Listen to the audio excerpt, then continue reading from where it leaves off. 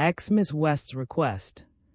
The surprising change in her held me speechless. All the animation of the breakfast table was gone. There was no hint of the response with which, before, she had met my nonsensical sallies. She stood there, white-lipped, unsmiling, staring down the dusty road. One hand was clenched tight over some small object. Her eyes dropped to it from the distant road, and then closed with a quick, indrawn breath. Her color came back slowly. Whatever had caused the change, she said nothing. She was anxious to leave at once, almost impatient over my deliberate masculine way of getting my things together. Afterward, I recalled that I had wanted to explore the barn for a horse and some sort of a vehicle to take us to the trolley, and that she had refused to allow me to look. I remembered many things later that might have helped me, and did not. At the time, I was only completely bewildered. Save the wreck, the responsibility for which lay between Providence and the engineer of the second section, all the events of that strange morning were logically connected. They came from one cause and tended unerringly to one end. But the cause was buried, the end not yet in view. Not until we had left the house well behind did the girl's face relax its tense lines. I was watching her more closely than I had realized, for when we had gone a little way along the road, she turned to me almost petulantly. "Please don't stare so at me," she said, to my sudden confusion. "I know the hat is dreadful. Green always makes me look ghastly." Perhaps it was the green. I was unaccountably relieved.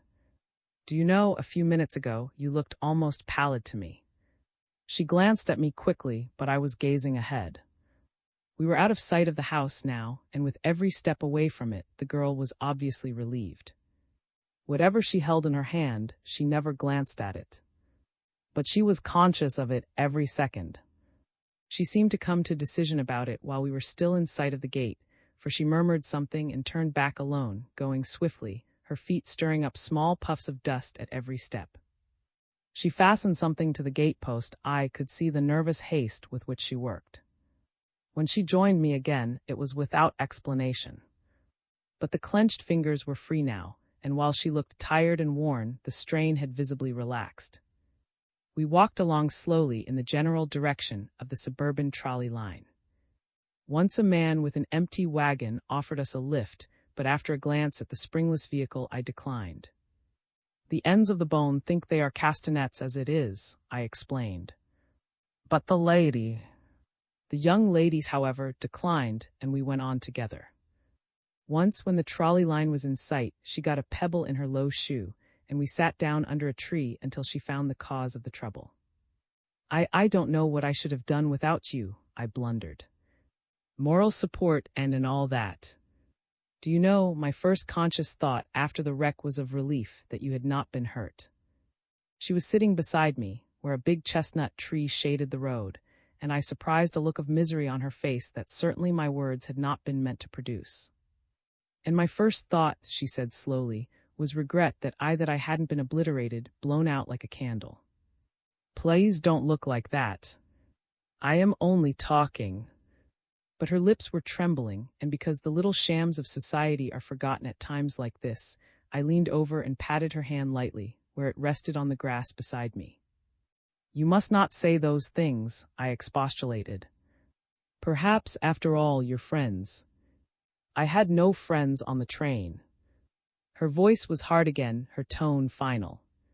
She drew her hand from under mine, not quickly, but decisively. A car was in sight, coming toward us. The steel finger of civilization, of propriety, of visiting cards and formal introductions, was beckoning us in. Miss West put on her shoe. We said little on the car. The few passengers stared at us frankly and discussed the wreck, emphasizing its horrors. The girl did not seem to hear. Once she turned to me with the quick, unexpected movement that was one of her charms. "I do not wish my mother to know I was in the accident," she said. "Will you please not tell about having met me?" I gave my promise, of course. Again, when we were almost into Baltimore, she asked to examine the gunmetal cigarette case and sat silent with it in her hands while I told of the early morning's events on the Ontario. So you see, I finished, this grip, everything I have on, belongs to a fellow named. He probably left the train before the wreck, perhaps just after the murder. And so you think he committed the crime? Her eyes were on the cigarette case. Naturally, I said. A man doesn't jump off a Pullman car in the middle of the night in another man's clothes, unless he's trying to get away from something. Besides the dirk, there were the stains that you saw. Why, I have the murdered man's pocketbook in this valise at my feet. What does that look like? I colored when I saw the ghost of a smile hovering around the corners of her mouth. That is, I finished, if you care to believe that I am innocent. The sustaining chain of her small gold bag gave way just then. She did not notice it. I picked it up and slid the trinket into my pocket for safekeeping, where I promptly forgot it. Afterwards, I wished I had let it lie unnoticed on the floor of that dirty little suburban car, and even now, when I see a woman carelessly dangling a similar feminine trinket, I shudder involuntarily. There comes back to me the memory of a girl's puzzled eyes under the brim of a flopping hat, the haunting suspicion of the sleepless nights that followed. Just then I was determined that my companion should not stray back to the wreck, and to that end I was determinedly facetious. Do you know that it is Sunday? She asked suddenly, and that we are actually ragged. Never mind that, I retorted. All Baltimore is divided on Sunday into 3 parts, those who rise up and go to church, those who rise up and read the newspapers, and those who don't rise up. The first are somewhere between the creed and the sermon, and we need not worry about the others. You treat me like a child, she said almost pettishly. Don't try so hard to be cheerful. It is almost ghastly. After that I subsided like a pricked balloon, and the remainder of the ride was made in silence. The information that she would go to friends in the city was a shock. It meant an earlier separation than I had planned for. But my arm was beginning again. In putting her into a cab, I struck it and gritted my teeth with the pain. It was probably for that reason that I forgot the gold bag. She leaned forward and held out her hand. I may not have another chance to thank you, she said, and I think I would better not try anyhow. I cannot tell you how grateful I am. I muttered something about the gratitude being mine. Owing to the knock, I was seeing 2 cabs, and 2 girls were holding out 2 hands. Remember, they were both saying, "You have never met me, mister. And if you ever hear anything about me that is not pleasant, I want you to think the best you can of me." Will you? The 2 girls were one now, with little flashes of white light playing all around. I am afraid that I shall think too well for my own good, I said unsteadily. And the cab drove on. XI. The name was. I had my arm done up temporarily in Baltimore and took the next train home. I was pretty far gone when I stumbled out of a cab almost into the scandalized arms of Mrs. In 15 minutes I was in bed, with that good woman piling on blankets and blistering me in unprotected places with hot water bottles. And in an hour I had a whiff of chloroform, and Dr. Williams had set the broken bone. I dropped asleep then, waking in the late twilight to a realization that I was at home again, without the papers that meant conviction for, with a charge of murder hanging over my head, and with something more than an impression of the girl my best friend was in love with, a girl, moreover, who is almost as great an enigma as the crime itself. And I'm no hand at guessing riddles, I groaned half aloud. Mrs. came over promptly and put a cold cloth on my forehead. She said to someone outside the door, "Telephone the doctor that he is still rambling, but that he has switched from green ribbons to riddles." There's nothing the matter with me, Mrs. I rebelled. I was only thinking out loud. Confound that cloth, it's trickling all over me. I gave it a fling and heard it land with a soggy thud on the floor. Thinking out loud is delirium, Mrs. Said imperturbably. A fresh cloth. This time she held it on with a firm pressure that I was too weak to resist. I expostulated feebly that I was drowning, which she also laid to my mental exaltation, and then I finally dropped into a damp sleep. It was probably midnight when I roused again.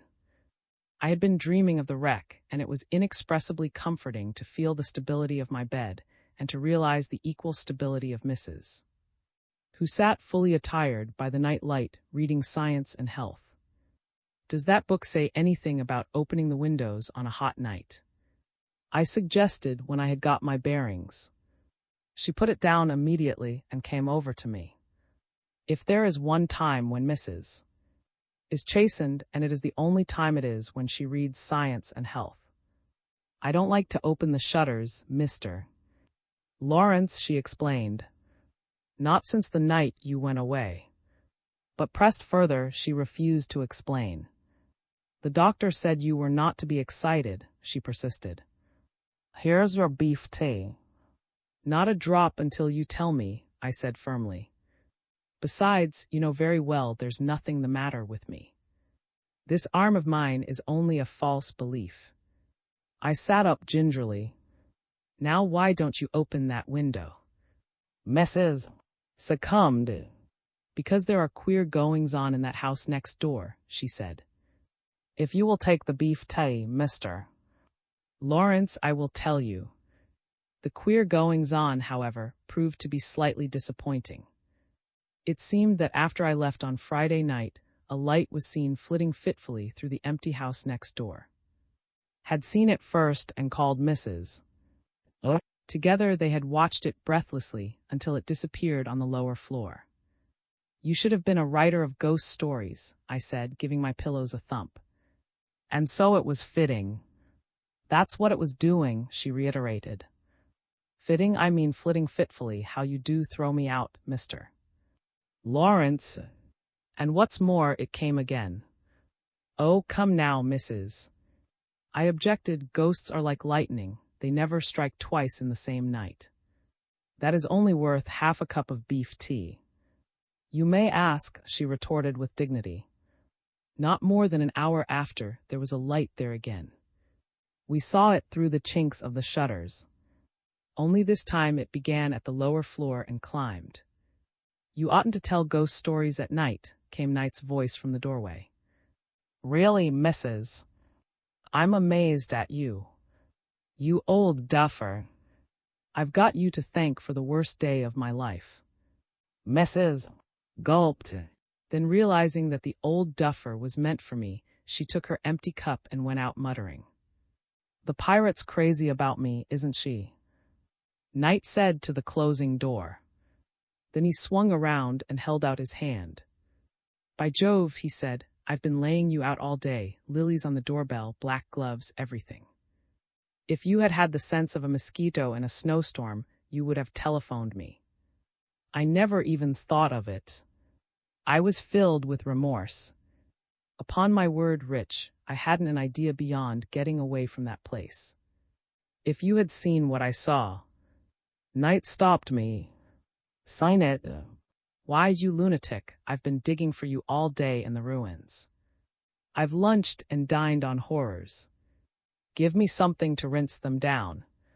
He had fished the key from its hiding place in my shoe bag and was mixing himself what he called a Bernard Shaw foundation of brandy and soda, with a little of everything else in sight to give it snap. Now that I saw him clearly, he looked weary and grimy. I hated to tell him what I knew he was waiting to hear, but there was no use wading in by inches. I ducked and got it over. "The notes are gone, Rich," I said as quietly as I could. In spite of himself, his face fell. Of course I expected it," he said. "But Mrs. said over the telephone that you had brought home a grip, and I hoped, well, Lord knows we ought not to complain. You're here damaged, but here." He lifted his glass. "Happy days, old man. If you will give me that black bottle and a teaspoon, I'll drink that in arnica, or whatever the stuff is." Rich, the notes were gone before the wreck. He wheeled and stared at me, the bottle in his hand. "Lost, strayed, or stolen?" He with forced lightness. "Stolen, although I believe the theft was incidental to something else." Mrs. came in at that moment with an eggnog in her hand. She glanced at the clock, and without addressing anyone in particular, she intimated that it was time for self-respecting folks to be at home in bed. Knight, who could never resist a fling at her back, spoke to me in a stage whisper. "Is she talking still? Or again?" he asked just before the door closed. There was a second's indecision with the knob, then, judging discretion the better part, Mrs. went away. "Now then," Knight said, settling himself in a chair beside the bed, spit it out. "Not the wreck, I know all I want about that. But the theft. I can tell you beforehand that it was a woman." I had crawled painfully out of bed and was in the act of pouring the eggnog down the pipe of the washstand. I paused with the glass in the air. "A woman," I repeated, startled. "What makes you think that?" "You don't know the first principles of a good detective yarn," he said scornfully. "Of course, it was the woman in the empty house next door. You said it was brass pipes, you will remember. Well, on with the dance, let joy be unconfined." So I told the story. I had told it so many times that day that I did it automatically. And I told about the girl with the bronze hair and my suspicions. But I did not mention West. Knight listened to the end without interruption. When I had finished, he drew a long breath. "Well," he said, "that's something of a mess, isn't it? If you can only prove your mild and childlike disposition, they couldn't hold you for the murder, which is a regular 10 crime, anyhow. But the notes, that's different. They are not burned, anyhow. Your man wasn't on the train, therefore he wasn't in the wreck. If he didn't know what he was taking, as you seem to think, he probably reads the papers, and unless he is a fathead, he's awake by this time to what he's got. He'll try to sell them too, probably. Or to us," I put in. We said nothing for a few minutes. Knight smoked a cigarette and stared at a photograph of Candida over the mantel. "Candida is the best pony for a heavy mount in 7 states. I didn't go to Richmond," he observed finally. The remark followed my own thoughts so closely that I started. "Miss West is not home yet from Seal Harbor." Receiving no response, he lapsed again into thoughtful silence. "Mrs. came in just as the clock struck 1, and made preparation for the night by putting a large, gaudy comfortable into an armchair in the dressing room, with a smaller, stiff-backed chair for her feet. She was wonderfully attired in a dressing gown that was reminiscent, in parts, of all the ones she had given me for a half-dozen Christmases, and she had a purple veil wrapped around her head, to hide heaven knows what deficiency. She examined the empty eggnog glass, inquired what the evening paper had said about the weather, and then stalked into the dressing room, and prepared with much ostentatious creaking to sit up all night. We fell silent again, while Knight traced a rough outline of the berths on the white table cover and puzzled it out slowly. "It was something like this. You think he changed the tags on 7 and 9, so that when you went back to bed you thought you were crawling into 9, when it was really 7, eh?" "Probably, yes. Then toward morning, when everybody was asleep, your theory is that he changed the numbers again and left the train." "I can't think of anything else," I replied wearily. Jove, what a game of bridge that fellow would play. It was like finessing an 8 spot and winning out. They would scarcely have doubted your story had the tags been reversed in the morning. He certainly left you in a bad way. Not a jury in the country would stand out against the stains, the stiletto, and the murdered man's pocketbook in your possession. "Then you think did it?" I asked. "Of course," said Knight confidently. "Unless you did it in your sleep. Look at the stains on his pillow and the dirk stuck into it. And didn't he have the man's pocketbook? But why did he go off without the money?" I persisted. "And where does the bronze-haired girl come in?" "Search me," Knight retorted flippantly. "Inflammation of the imagination on your part. Then there is the piece of telegram. It said lower 10, car 7. It's extremely likely that she had it. That telegram was about me." "I'm getting a headache," he said, putting out his cigarette against the sole of his shoe. "All I'm certain of just now is that if there hadn't been a wreck, by this time you'd be sitting in an 8 by 10 cell and feeling like the rhyme for it. But listen to this," I contended as he picked up his hat, This fellow is a fugitive, and he's a lot more likely to make advances to than to us. We could have the case continued, release on bail, and set a watch on him." "Not my watch," Knight protested. "It's a family heirloom." "You'd better go home," I said firmly. "Go home and go to bed. You're sleepy. You can have s red necktie to dream over if you think it will help any." "Mrs." His voice came drowsily from the next room, punctuated by a yawn. "Oh, I forgot to tell you," she called, with the suspicious lisp which characterizes her at night. "Somebody called up about noon, Mr. Lawrence." It was long distance, and he said he would call again. The name was, she yawned, XII. The gold bags. I have always smiled at those cases of spontaneous combustion, which, like fusing the component parts of a powder, unite two people in a bubbling and ephemeral ecstasy. But surely there is possible, with but a single meeting, an attraction so great, a community of mind and interest so strong, that between that first meeting and the next the bond may grow into something stronger. This is especially true, I fancy, of people with temperament, the modern substitute for imagination. It is a nice question whether lovers begin to love when they are together, or when they are apart. Not that I followed any such line of reasoning at the time. I would not even admit my folly to myself. But during the restless hours of that first night after the accident, when my back ached with lying on it, and any other position was torture, I found my thoughts constantly going back to West. I dropped into a doze, to dream of touching her fingers again to comfort her, and awoke to find I had patted a teaspoonful of medicine out of Mrs. 's indignant hand. What was it Knight had said about making an egregious ass of myself? And that brought me back to, and I fancy I groaned. There is no use expatiating on the friendship between two men who have gone together through college, have quarreled and made it up, fussed together over politics and debated creeds for years. Men don't need to be told, and women cannot understand. Nevertheless, I groaned. If it had been anyone but Rich. Some things were mine, however, and I would hold them. The halcyon breakfast, the queer hat, the pebble in her small shoe, the gold bag with the broken chain, the bag. Why, it was in my pocket at that moment. I got up painfully and found my coat. Yes, there was the purse, bulging with an opulent suggestion of wealth inside. I went back to bed again, somewhat dizzy, between effort and the touch of the trinket, so lately hers.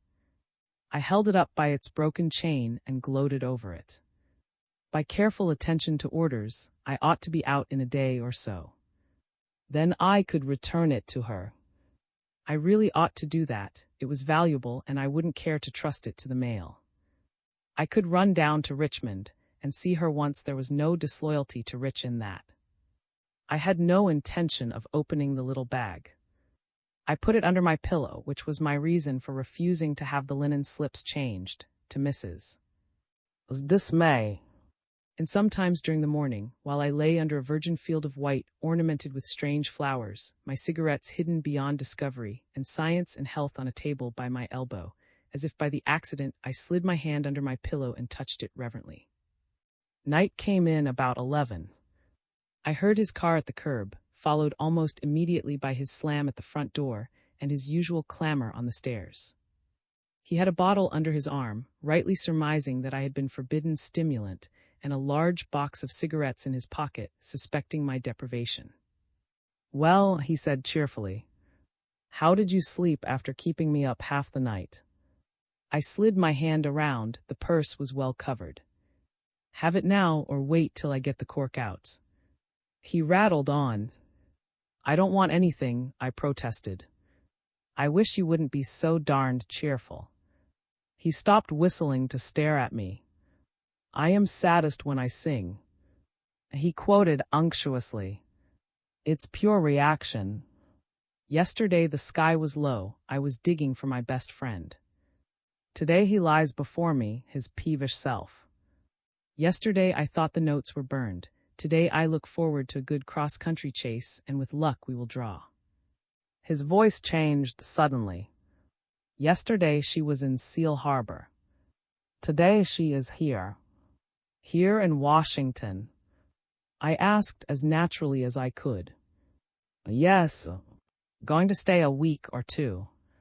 Oh, I had a little hen, and she had a wooden leg, and nearly every morning she used to lay an egg.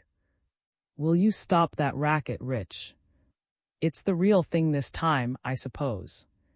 She's the best little chicken that we have on the farm, and another little drink won't do us any harm. He finished, twisting out the corkscrew. Then he came over and sat down on the bed. Well, he said judicially, since you drag it from me, I think perhaps it is. You're such a confirmed woman-hater that I hardly knew how you would take it. Nothing of the sort, I testily. Because a man reaches the age of 30 without making maudlin love to every. I've taken to long country rides, he went on reflectively, without listening to me, and yesterday I ran over a sheep, nearly went into the ditch. But there's a providence that watches over fools and lovers, and just now I know darned well that I'm one, and I have a sneaking idea I'm both. You are both, I said with disgust. If you can be rational for one moment, I wish you would tell me why that man called me over the telephone yesterday morning. Probably hadn't yet discovered the notes providing you hold to your theory that the theft was incidental to the murder. May have wanted his own clothes again, or to thank you for yours. Search me, I can't think of anything else. The doctor came in just then. As I said before, I think a lot of my doctor when I am ill. He is a young man with an air of breezy self-confidence and good humor. He looked directly past the bottle, which is a very valuable accomplishment, and shook hands with Knight until I could put the cigarettes under the bedclothes. He had interdicted tobacco. Then he sat down beside the bed and felt around the bandages with hands as gentle as a baby's. Pretty good shape, he said. How did you sleep? Oh, occasionally, I replied. I would like to sit up, doctor. Nonsense. Take a rest while you have an excuse for it. I wish to thunder I could stay in bed for a day or so. I was up all night. Have a drink, Knight said, pushing over the bottle. Twins. The doctor grinned. Have 2 drinks. But the medical man refused. I wouldn't even wear a champagne-colored necktie during business hours, he explained. By the way, I had another case from your accident, mister. Late yesterday afternoon. Under the tongue, please. He stuck a thermometer in my mouth. I had a sudden terrible vision of the amateur detective coming to light, notebook, cheerful impertinence, and incriminating data. A small man. I demanded gray hair. Keep your mouth closed, the doctor said peremptorily. No. A woman with a fractured skull. Beautiful case. Van Kirk was up to his eyes and sent for me. Hemorrhage, right-sided paralysis, irregular pupils, all the trimmings. Worked for 2 hours. Did she recover? Knight put in. He was examining the doctor with a new awe. She lifted her right arm before I left, the doctor finished cheerily, so the operation was a success even if she should die. Good heavens, Knight broke in, and I thought you were just an ordinary mortal like the rest of us. Let me touch you for luck. Was she pretty? Yes, and young. Had a wealth of bronze-colored hair. Upon my soul, I hated to cut it. Knight and I exchanged glances. Do you know her name, doctor? I asked. No. The nurses said her clothes came from a Pittsburgh tailor. She is not conscious, I suppose. No, she may be tomorrow or in a week. He looked at the thermometer, murmured something about liquid diet, avoiding my eye misses. Was broiling a chop at the time and took his departure, humming cheerfully as he went downstairs. Knight looked after him wistfully. Jove, I wish I had his constitution, he exclaimed. Neither nerves nor heart. What a chauffeur he would make. But I was serious. I have an idea, I said grimly, that this small matter of the murder is going to come up again, and that your uncle will be in the deuce of a fix if it does. If that woman is going to die, somebody ought to be around to take her deposition. She knows a lot if she didn't do it herself. I wish you would go down to the telephone and get the hospital. Find out her name and if she is conscious." Knight went under protest. "I haven't much time," he said, looking at his watch. "I'm to meet Mrs. West and at 1. I want you to know them. You would like the mother. Why not the daughters?" I inquired. I touched the little gold bag under the pillow. "Well," he said judicially, "you've always declared against the immaturity and romantic nonsense of very young women." "I never said anything of the sort," I retorted furiously. "There is more satisfaction to be had out of a good saddle horse." He quoted me. "More excitement out of a polo pony, and as for the eternal matrimonial chase, give me instead a good stubble, a fox, some decent hounds, and a hunter, and I'll show you the real joys of the chase." "For heaven's sake, go down to the telephone, you make my head ache," I said savagely. I hardly know what prompted me to take out the gold purse and look at it. It was an imbecile thing to do, call it impulse, sentimentality, what you wish. I brought it out, one eye on the door for Mrs. Has a ready eye and a noiseless shoe. But the house was quiet. Downstairs Knight was flirting with the telephone central, and there was an odor of bone-set tea in the air. I think Mrs. was fascinated out of her theories by the bone-set in connection with the fractured arm. Anyhow, I held up the bag and looked at it. It must have been unfastened, for the next instant there was an avalanche on the snowfield of the counterpane, some money, a wisp of a handkerchief, a tiny booklet with thin leaves covered with a powdery substance, and a necklace. I drew myself up slowly and stared at the necklace. It was one of the semi-barbaric affairs that women are wearing now, a heavy pendant of gold chains and carved cameos, swung from a thin neck chain of the same metal. The necklace was broken. In 3 places the links were pulled apart and the cameos swung loose and partly detached. But it was the supporting chain that held my eye and fascinated with its sinister suggestion. 3 inches of it had been snapped off, and as well as I knew anything on earth, I knew that the bit of chain that the amateur detective had found, bloodstain and all, belonged just there. And there was no one I could talk to about it, no one to tell me how hideously absurd it was, no one to give me a slap and tell me there are tons of fine gold chains made every year, or to point out the long arm of coincidence. With my one useful hand, I fumbled the things back into the bag and thrust it deep out of sight among the pillows. Then I lay back in a cold perspiration. What connection had West with this crime? Why had she stared so at the gunmetal cigarette case that morning on the train? What had alarmed her so at the farmhouse? What had she taken back to the gates? Why did she wish she had not escaped from the wreck? And last, in heaven's name, how did a part of her necklace become torn off and covered with blood? Downstairs Knight was still at the telephone and amusing himself with Mrs. In the interval of waiting.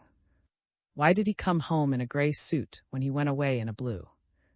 He repeated, "Well, wrecks are queer things, Mrs. The suit may have turned gray with fright. Or perhaps wrecks do as queer stunts as lightning. Friend of mine once was struck by lightning. He and the caddy had taken refuge under a tree.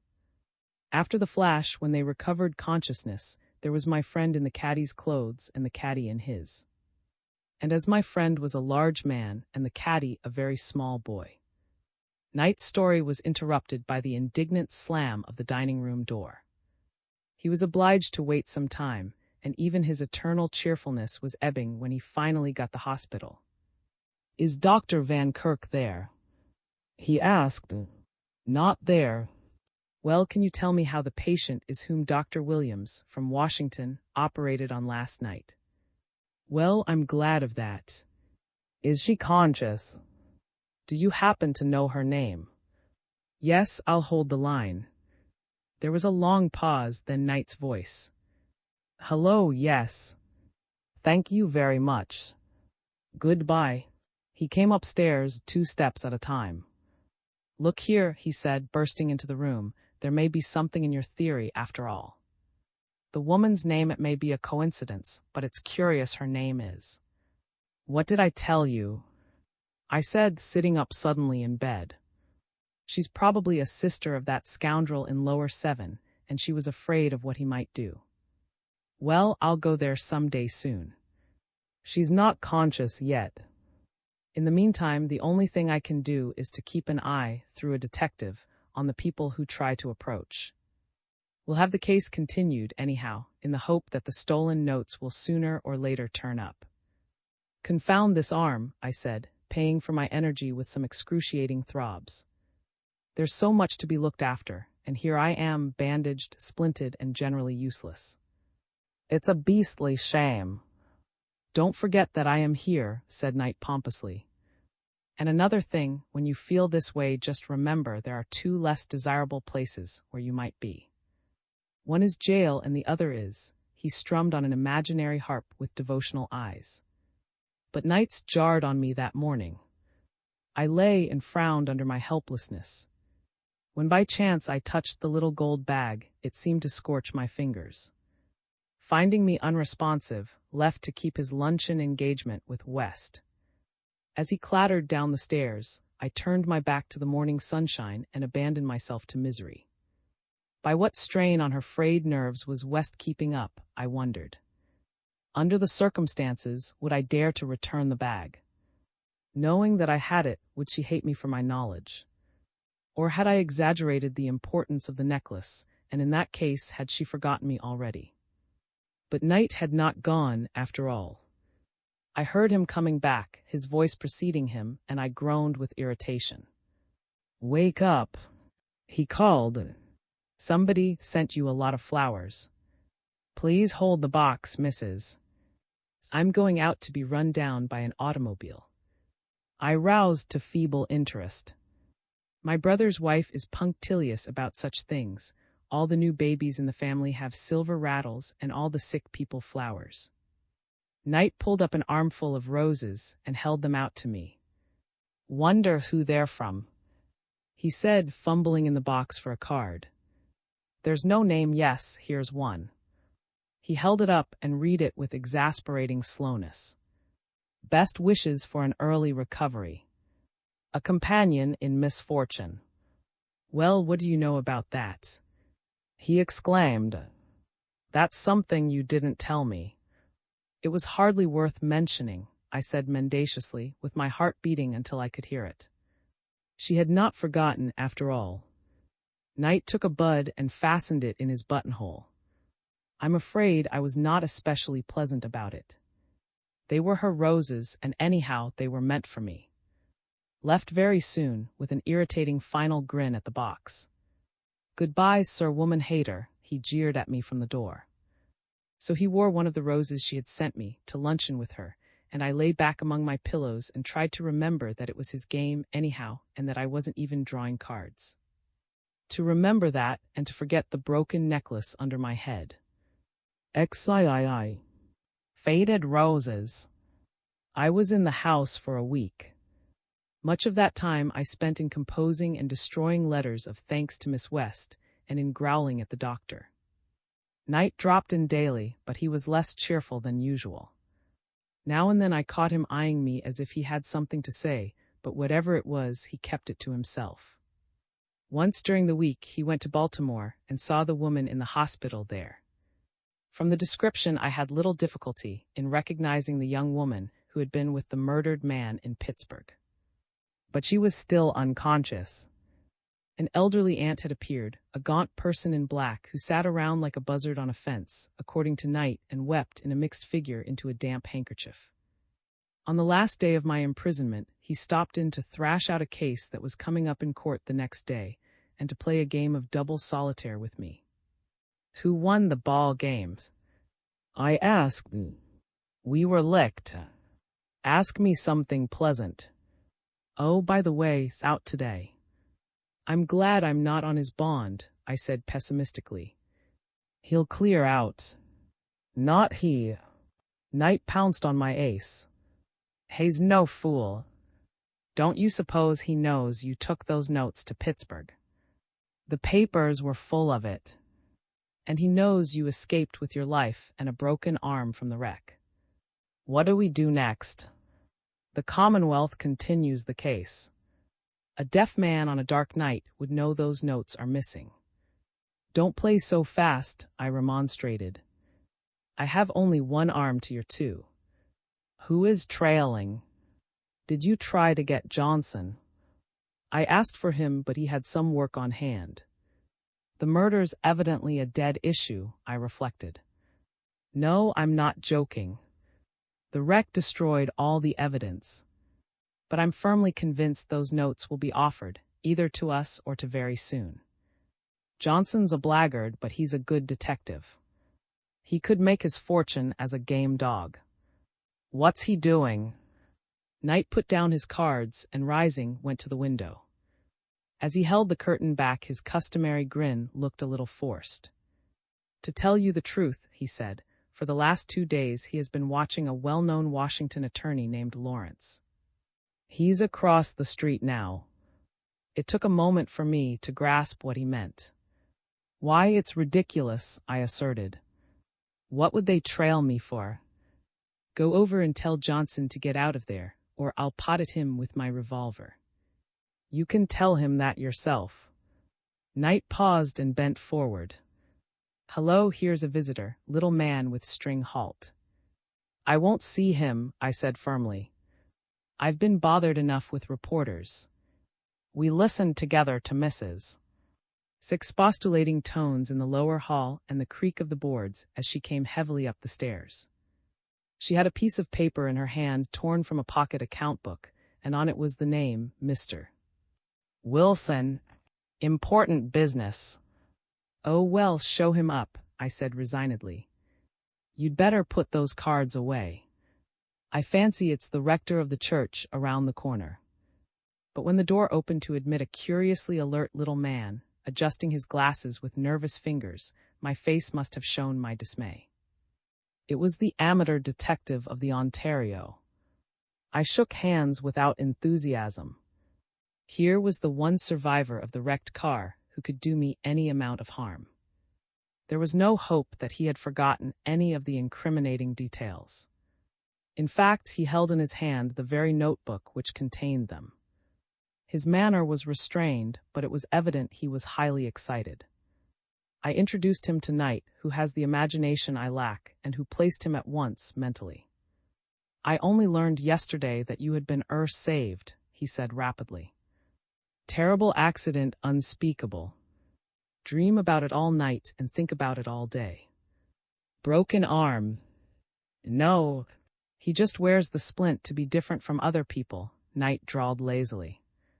I glared at him. There was nothing to be gained by antagonizing the little man. Yes, a fractured humerus, which isn't as funny as it sounds. Humorous. Pretty good, he cackled. I must say you keep up your spirits pretty well, considering everything. You seem to have escaped injury. He was fumbling for something in his pockets. Yes, I escaped, he replied abstractedly. Remarkable thing, too. I haven't a doubt I would have broken my neck, but I landed on you'll never guess what. I landed head first on the very pillow which was under inspection at the time of the wreck. You remember, don't you? Where did I put that package? He found it finally and opened it on a table, displaying with some theatricalism a rectangular piece of muslin and a similar patch of striped ticking. You recognize it, he said. The stains, you see, and the hole made by the dirk. I tried to bring away the entire pillow, but they thought I was stealing it and made me give it up. Touched the pieces gingerly. By George, he said, and you carry that around in your pocket. What if you should mistake it for your handkerchief? But Mr. was not listening. He stood bent somewhat forward, leaning over the table and fixed me with his ferret-like eyes. Have you seen the evening papers, mister?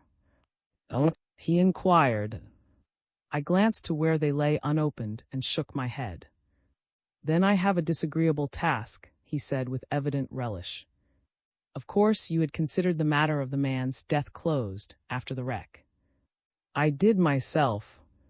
As far as I was concerned, I meant to let it remain so. There were no other survivors, at least none that I knew of, and in spite of circumstances, there were a number of points in your favor. Thank you, I put in with a sarcasm that was lost on him. Your identity, for instance, as soon as I recovered from the shock.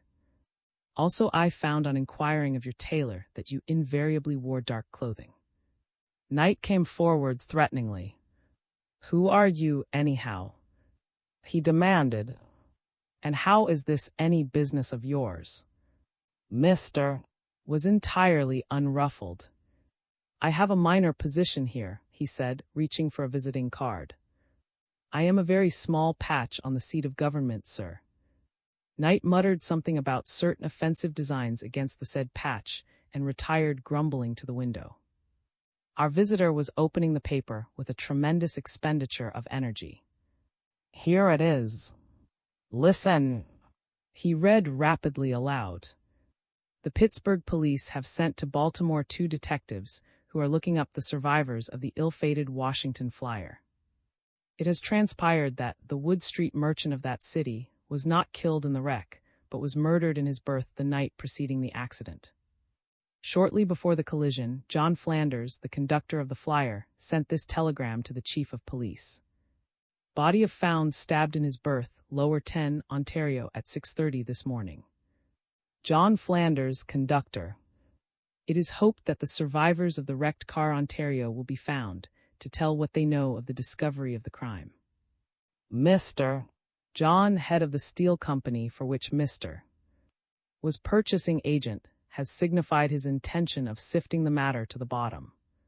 So you see, concluded, there's trouble brewing. You and I are the only survivors of that unfortunate car. I did not contradict him, but I knew of 2 others at least, West and the woman we had left beside the road that morning, babbling incoherently, her black hair tumbling over her white face. Unless we can find the man who occupied Lower 7, I suggested.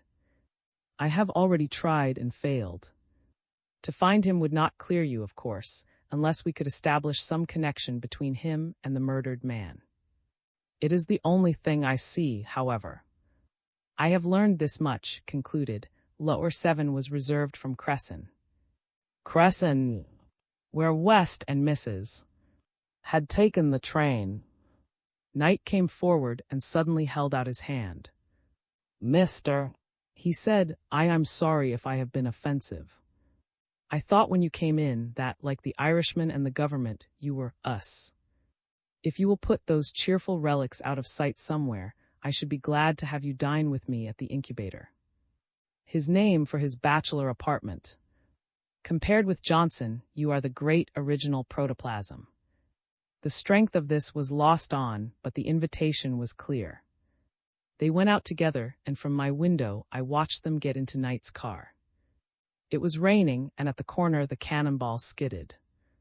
Across the street, my detective, Johnson, looked after them with his crooked smile. As he turned up his collar, he saw me and lifted his hat. I left the window and sat down in the growing dusk. So the occupant of Lower 7 had got on the car at Cresson, probably with West and her companion. There was someone she cared about enough to shield. I went irritably to the door and summoned Mrs. You may throw out those roses, I said without looking at her. They are quite dead. They have been quite dead for 3 days, she retorted spitefully.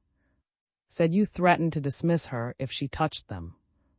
XIV. The trapdoor. By Sunday evening, a week after the wreck, my inaction had goaded me to frenzy. The very sight of Johnson across the street or lurking, always within sight of the house, kept me constantly exasperated. It was on that day that things began to come to a focus, a burning glass of events that seemed to center on me. I dined alone that evening in no cheerful frame of mind. There had been a polo game the day before, and I had lent a pony, which is always a bad thing to do. And she had wrenched her shoulder, besides helping to lose the game. There was no one in town. The temperature was 90 and climbing, and my left hand persistently cramped under its bandage. Mrs. herself saw me served, my bread buttered and cut in tidbits, my meat ready for my fork. She hovered around me maternally, obviously trying to cheer me. The paper says still warmer, she ventured.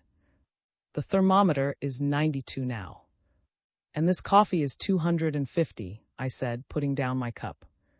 Where is? I haven't seen her around or heard a dish smash all day. Is in bed, Mrs. Said gravely. Is your meat cut small enough, Mr. Lawrence? Mrs. Can throw more mystery into an ordinary sentence than anyone I know. She can say, "Are your sheets damp, sir?" And I can tell from her tone that the house across the street has been robbed, or that my left-hand neighbor has appendicitis. So now I looked up and asked the question she was waiting for. What's the matter with? I inquired idly. Frightened into her bed, Mrs. Said in a stage whisper. She's had 3 hot water bottles, and she hasn't done a thing all day but moan. She oughtn't to take hot water bottles, I said in my tone. One would make me moan. You need not wait, I'll ring if I need anything. Mrs. Sailed to the door where she stopped and wheeled indignantly. I only hope you won't laugh on the wrong side of your face some morning, Mr. Lawrence, she declared with Christian fortitude. But I warn you, I am going to have the police watch that house next door. I was half inclined to tell her that both it and we were under police surveillance at that moment. But I like Mrs. In spite of the fact that I make her life a torment for her, so I refrained. Last night when the paper said it was going to storm, I sent to the roof to bring the rugs in. Had slipped out, although it was her evening in. Went up to the roof, it was 11 o'clock, and soon I heard her running downstairs crying. When she got to my room, she just folded up on the floor. She said there was a black figure sitting on the parapet of the house next door the empty house, and that when she appeared it rose and waved long black arms at her and spit like a cat. I had finished my dinner and was lighting a cigarette.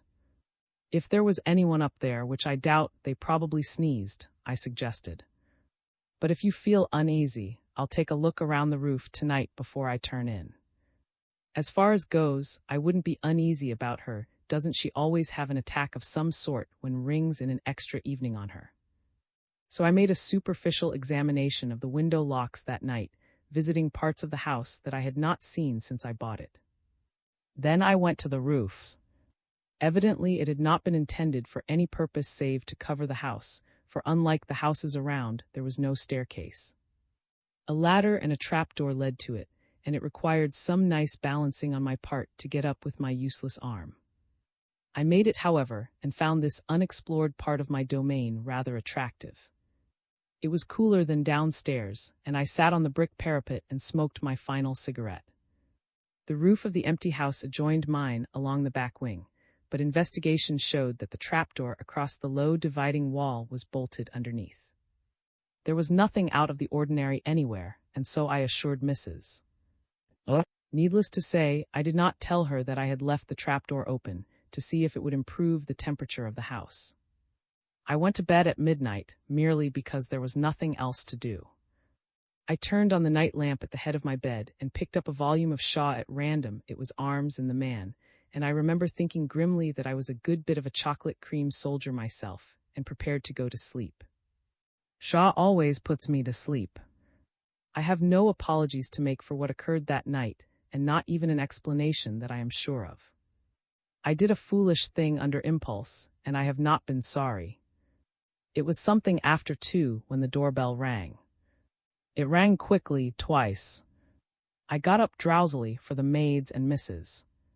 always lock themselves beyond reach of the bell at night, and put on a dressing gown. The bell rang again on my way downstairs. I lit the hall light and opened the door. I was wide awake now, and I saw that it was Johnson.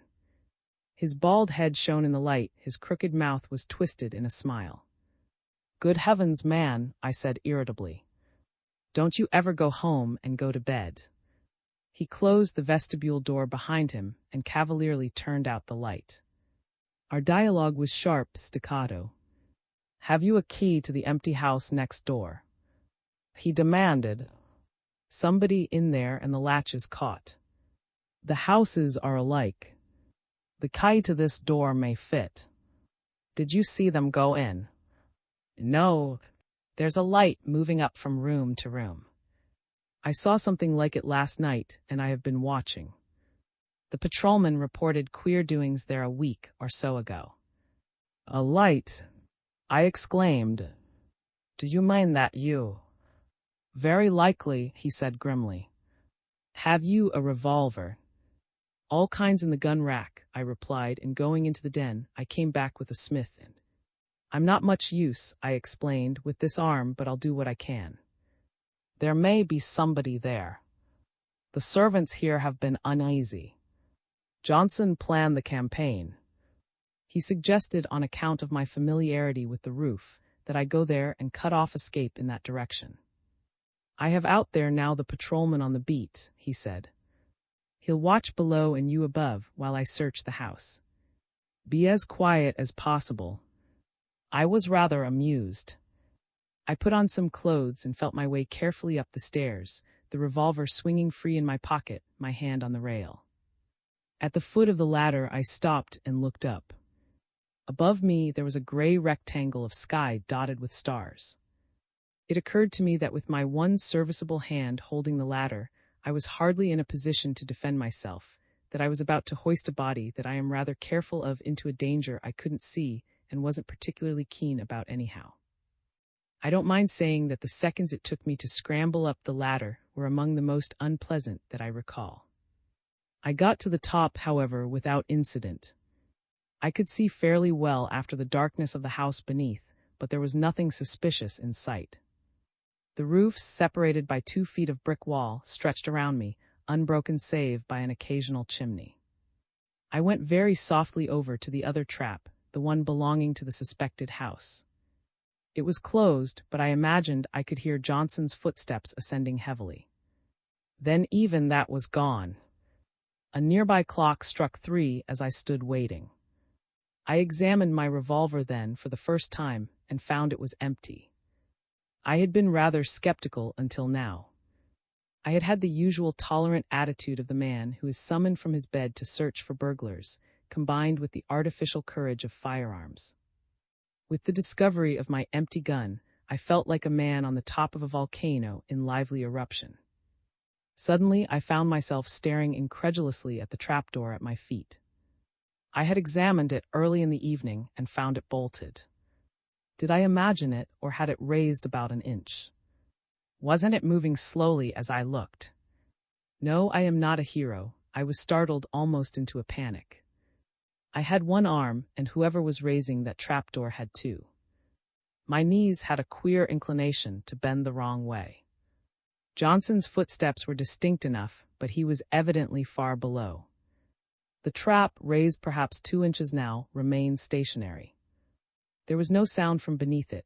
Once I thought I heard 2 or 3 gasping respirations. I am not sure they were not my own. I wanted desperately to stand on one leg at a time and hold the other up out of focus of a possible revolver. I did not see the hand appear. There was nothing there, and then it was there, clutching the frame of the trap. I did the only thing I could think of. I put my foot on it.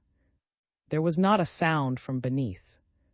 The next moment I was kneeling and had clutched the wrist just above the hand. After a second's struggle, the arm was still. With something real to face, I was myself again. Don't move or I'll stand on the trap and break your arm, I panted. What else could I threaten? I couldn't shoot, I couldn't even fight. Johnson, I called. And then I realized the thing that stayed with me for a month, the thing I cannot think of even now without a shudder. The hand lay ice cold, strangely quiescent. Under my fingers, an artery was beating feebly. The wrist was as slender as I held the hand to the light. Then I let it drop. Good Lord, I muttered and remained on my knees, staring at the spot where the hand had been. It was gone now. There was a faint rustle in the darkness below, and then silence. I held up my own hand in the starlight and stared at a long scratch in the palm. A woman, I said to myself stupidly. By all that's ridiculous, a woman. Johnson was striking matches below and swearing softly to himself. How the devil do you get to the roof? He called. I think I've broken my nose. He found the ladder after a short search and stood at the bottom, looking up at me. Well, I suppose you haven't seen him. He inquired. There are enough darned cubbyholes in this house to hide a patrol wagon load of thieves. He lighted a fresh match. Hello's here, another door. By the sound of his diminishing footsteps, I supposed it was a rear staircase. He came up again in 10 minutes or so, this time with the policeman. He's gone, all right, he said ruefully. If you'd been attending to your business, you'd have watched the back door. I'm not twins. Was surly. Well, I broke in as cheerfully as I could. If you are through with this jolly little affair and can get down my ladder without having my housekeeper ring the burglar alarm, I have some good whiskey. They came without a second invitation across the roof, and with them safely away from the house, I breathed more freely. Down in the den, I fulfilled my promise, which Johnson drank to the toast, coming through the rye. He examined my gun rack with the eye of a connoisseur, and even when he was about to go, he cast a loving eye back at the weapons. Ever been in the army? He inquired. No, I said with a bitterness that he noticed but failed to comprehend. I'm a chocolate cream soldier. You don't read Shaw, I suppose, Johnson. Never heard of him, the detective said indifferently. Well, good night, mister. Much obliged. At the door he hesitated and coughed. I suppose you understand, mister. He said awkwardly that this surveillance is all in the day's work. I don't like it, but it's duty. Every man to his duty, sir. Sometime when you are in an open mood, Johnson, I returned, you can explain why I am being watched at all. XV. The cinematograph. On Monday, I went out for the first time. I did not go to the office. I wanted to walk. I thought fresh air and exercise would drive away the blue devils that had me by the throat. Knight insisted on a long day in his car, but I refused. I don't know why not, he said sulkily. I can't walk. I haven't walked 2 consecutive blocks in 3 years. Automobiles have made legs mere ornaments, and some not even that. We could have Johnson out there chasing us over the country at $5 an hour. He can chase us just as well at 5 miles an hour, I said. But what gets me, Knight, is why I am under surveillance at all. How do the police know I was accused of that thing? The young lady who sent the flowers, she isn't likely to talk, is she? No, that is, I didn't say it was a lady. I groaned as I tried to get my splinted arm into a coat. Anyhow, she didn't tell, I finished with conviction, and Knight laughed. It had rained in the early morning, and Mrs. predicted more showers. In fact, so firm was her belief, and so determined her eye, that I took the umbrella she proffered me. Never mind, I said.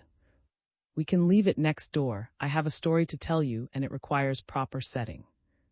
Knight was puzzled, but he followed me obediently round to the kitchen entrance of the empty house. It was unlocked, as I had expected. While we climbed to the upper floor, I retailed the events of the previous night. It's the finest thing I ever heard of, Knight said, staring up at the ladder and the trap. What a vaudeville skit it would make. Only you ought not to have put your foot on her hand. They don't do it in the best circles. I wheeled on him impatiently. You don't understand the situation at all. I exclaimed. What would you say if I tell you it was the hand of a lady? It was covered with rings. A lady, he repeated. Why, I'd say it was a darned compromising situation, and that the less you say of it, the better. Look here, Lawrence, I think you dreamed it. You've been in the house too much. I take it all back, you do need exercise. She escaped through this door, I suppose, I said as patiently as I could. Evidently down the back staircase. We might as well go down that way. According to the best precedents in these affairs, we should find a glove about here, he said as we started down. But he was more impressed than he cared to own. He examined the dusty steps carefully, and once, when a bit of loose plaster fell just behind him, he started like a nervous woman. "What I don't understand is why you let her go," he said, stopping once, puzzled. "You're not usually quixotic." "When we get out into the country," I replied gravely, "I am going to tell you another story, and if you don't tell me I'm a fool and a craven on the strength of it, you are no friend of mine." We stumbled through the twilight of the staircase into the blackness of the shuttered kitchen. The house had the moldy smell of closed buildings. Even on that warm September morning, it was damp and chilly. As we stepped into the sunshine, Knight gave a shiver. "Now that we are out," he said, "I don't mind telling you that I have been there before. Do you remember the night you left and the face at the window?" "When you speak of it, yes." "Well, I was curious about that thing," he went on as we started up the street, and I went back. The street door was unlocked, and I examined every room. I was Mrs. 's ghost that carried a light, and "Did you find anything?" "Only a clean place rubbed on the window opposite your dressing room. Splendid view of an untidy interior. If that house is ever occupied, you'd better put stained glass in that window of yours." As we turned the corner, I glanced back. Half a block behind us, Johnson was moving our way slowly. When he saw me, he stopped and proceeded with great deliberation to light a cigar. By hurrying, however, he caught the car that we took and stood unobtrusively on the rear platform. He looked fagged and absent-mindedly paid our fares, to Knight's delight. "We will give him a run for his money," he declared as the car moved. "Conductor, let us off at the muddiest lane you can find." At 1 o'clock, after a 6-mile ramble, we entered a small country hotel. We had seen nothing of Johnson for a half hour. At that time he was a quarter of a mile behind us and losing rapidly. Before we had finished our luncheon, he staggered into the inn. One of his boots was under his arm, and his whole appearance was deplorable. He was coated with mud, streaked with perspiration, and he limped as he walked. He chose a table not far from us and ordered scotch. Beyond touching his hat, he paid no attention to us. "I'm just getting my second wind," Knight declared. "How do you feel, Mr. Johnson?" 6 or 8 miles more, and we'll all enjoy our dinners." Johnson put down the glass he had raised to his lips without replying. The fact was, however, that I was like Johnson. I was soft from my week's inaction, and I was pretty well done up. Knight, who was a wellspring of vitality and high spirits, ordered a strange concoction made of nearly everything in the bar and sent it over to the detective, but Johnson refused it. "I hate that kind of person," Knight said pettishly. "Kind of a fellow that thinks you're going to poison his dog if you offer him a bone." When we got back to the car line, with Johnson a draggled and drooping tail to the kite, I was in better spirits. I had told Knight the story of the 3 hours just after the wreck. I had not named the girl, of course. She had my promise of secrecy. But I told him everything else. It was a relief to have a fresh mind on it. I had puzzled so much over the incident at the farmhouse and the necklace in the gold bag that I had lost perspective. He had been interested but inclined to be amused until I came to the broken chain. Then he had whistled softly. "But there are tons of fine gold chains made every year," he said.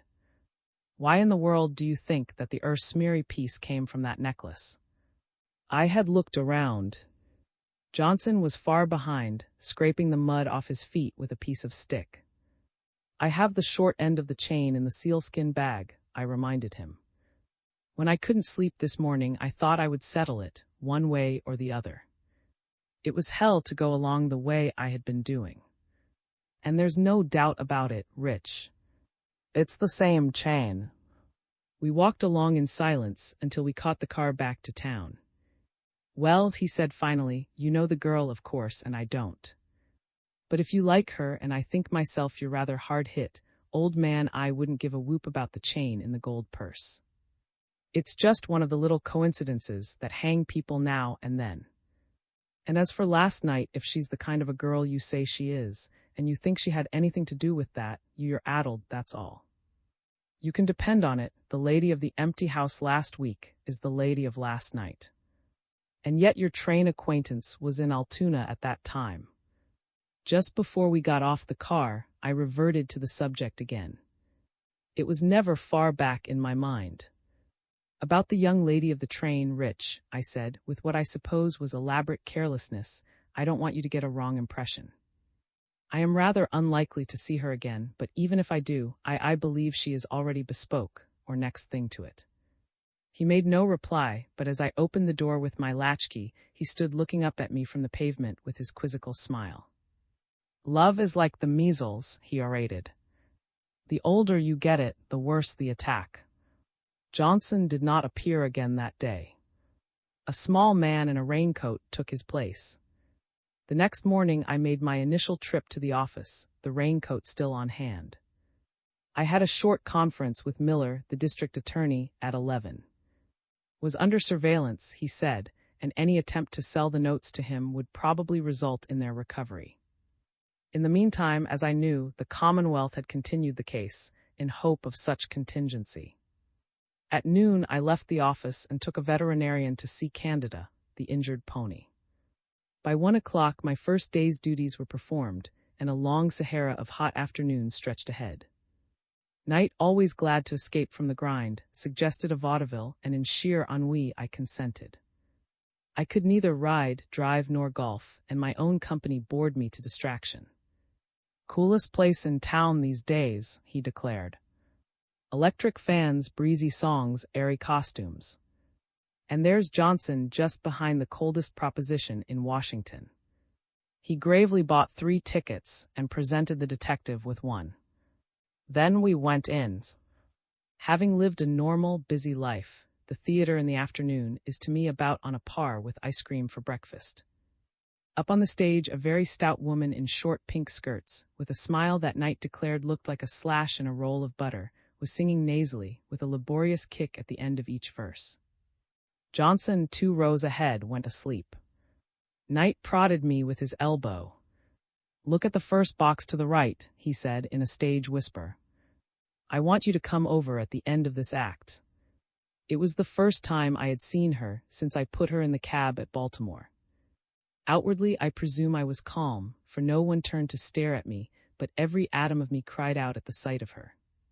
She was leaning, bent forward, lips slightly parted, gazing raptly at the Japanese, who had replaced what Knight disrespectfully called the columns of Hercules. Compared with the draggled lady of the farmhouse, she was radiant. For that first moment there was nothing but joy at the sight of her. Knight's touch on my arm brought me back to reality. Come over and meet them, he said. That's the cousin Miss West is visiting, Mrs. Dallas. But I would not go. After you, when I sat there alone, painfully conscious that I was being pointed out and stared at from the box. The abominable Japanese gave way to yet more atrocious performing dogs. How many offers of marriage will the young lady in the box have? The dog stopped sagely at none, and then pulled out a card that said 8. Wild shouts of glee by the audience. The fools, I muttered. After a little I glanced over. Mrs. Dallas was talking to Knight, but she was looking straight at me. She was flushed but more calm than I, and she did not bow. I fumbled for my hat, but the next moment I saw that they were going, and I sat still. When Knight came back, he was triumphant. I've made an engagement for you, he said. Mrs. Dallas asked me to bring you to dinner tonight, and I said I knew you would fall all over yourself to go. You are requested to bring along the broken arm and any other souvenirs of the wreck that you may possess. I'll do nothing of the sort, I declared, struggling against my inclination. I can't even tie my necktie, and I have to have my food cut for me. Oh, that's all right, he said easily. I'll send Stogie over to fix you up, and Mrs. Dahl knows all about the arm. I told her. Stogie is his Japanese factotum, so called because he is lane, a yellowish-brown in color, and because he claims to have been shipped into this country in a box. The cinematograph was finishing the program. The house was dark and the music had stopped, as it does in the circus just before somebody risks his neck at so much a neck in the dip of death, or the 100-foot dive. Then, with a sort of shock, I saw on the white curtain the announcement. The next picture is the doomed Washington flyer, taken a short distance from the scene of the wreck on the fatal morning of September 10th. 2 miles farther on it met with almost complete annihilation. I confess to a return of some of the sickening sensations of the wreck. People around me were leaning forward with tense faces. Then the letters were gone, and I saw a long level stretch of track, even the broken stone between the ties standing out distinctly. Far off under a cloud of smoke, a small object was rushing toward us and growing larger as it came. Now it was on us, a mammoth in size, with huge drivers and a colossal tender. The engine leaped aside, as if just in time to save us from destruction, with a glimpse of a stooping fireman and a grimy engineer.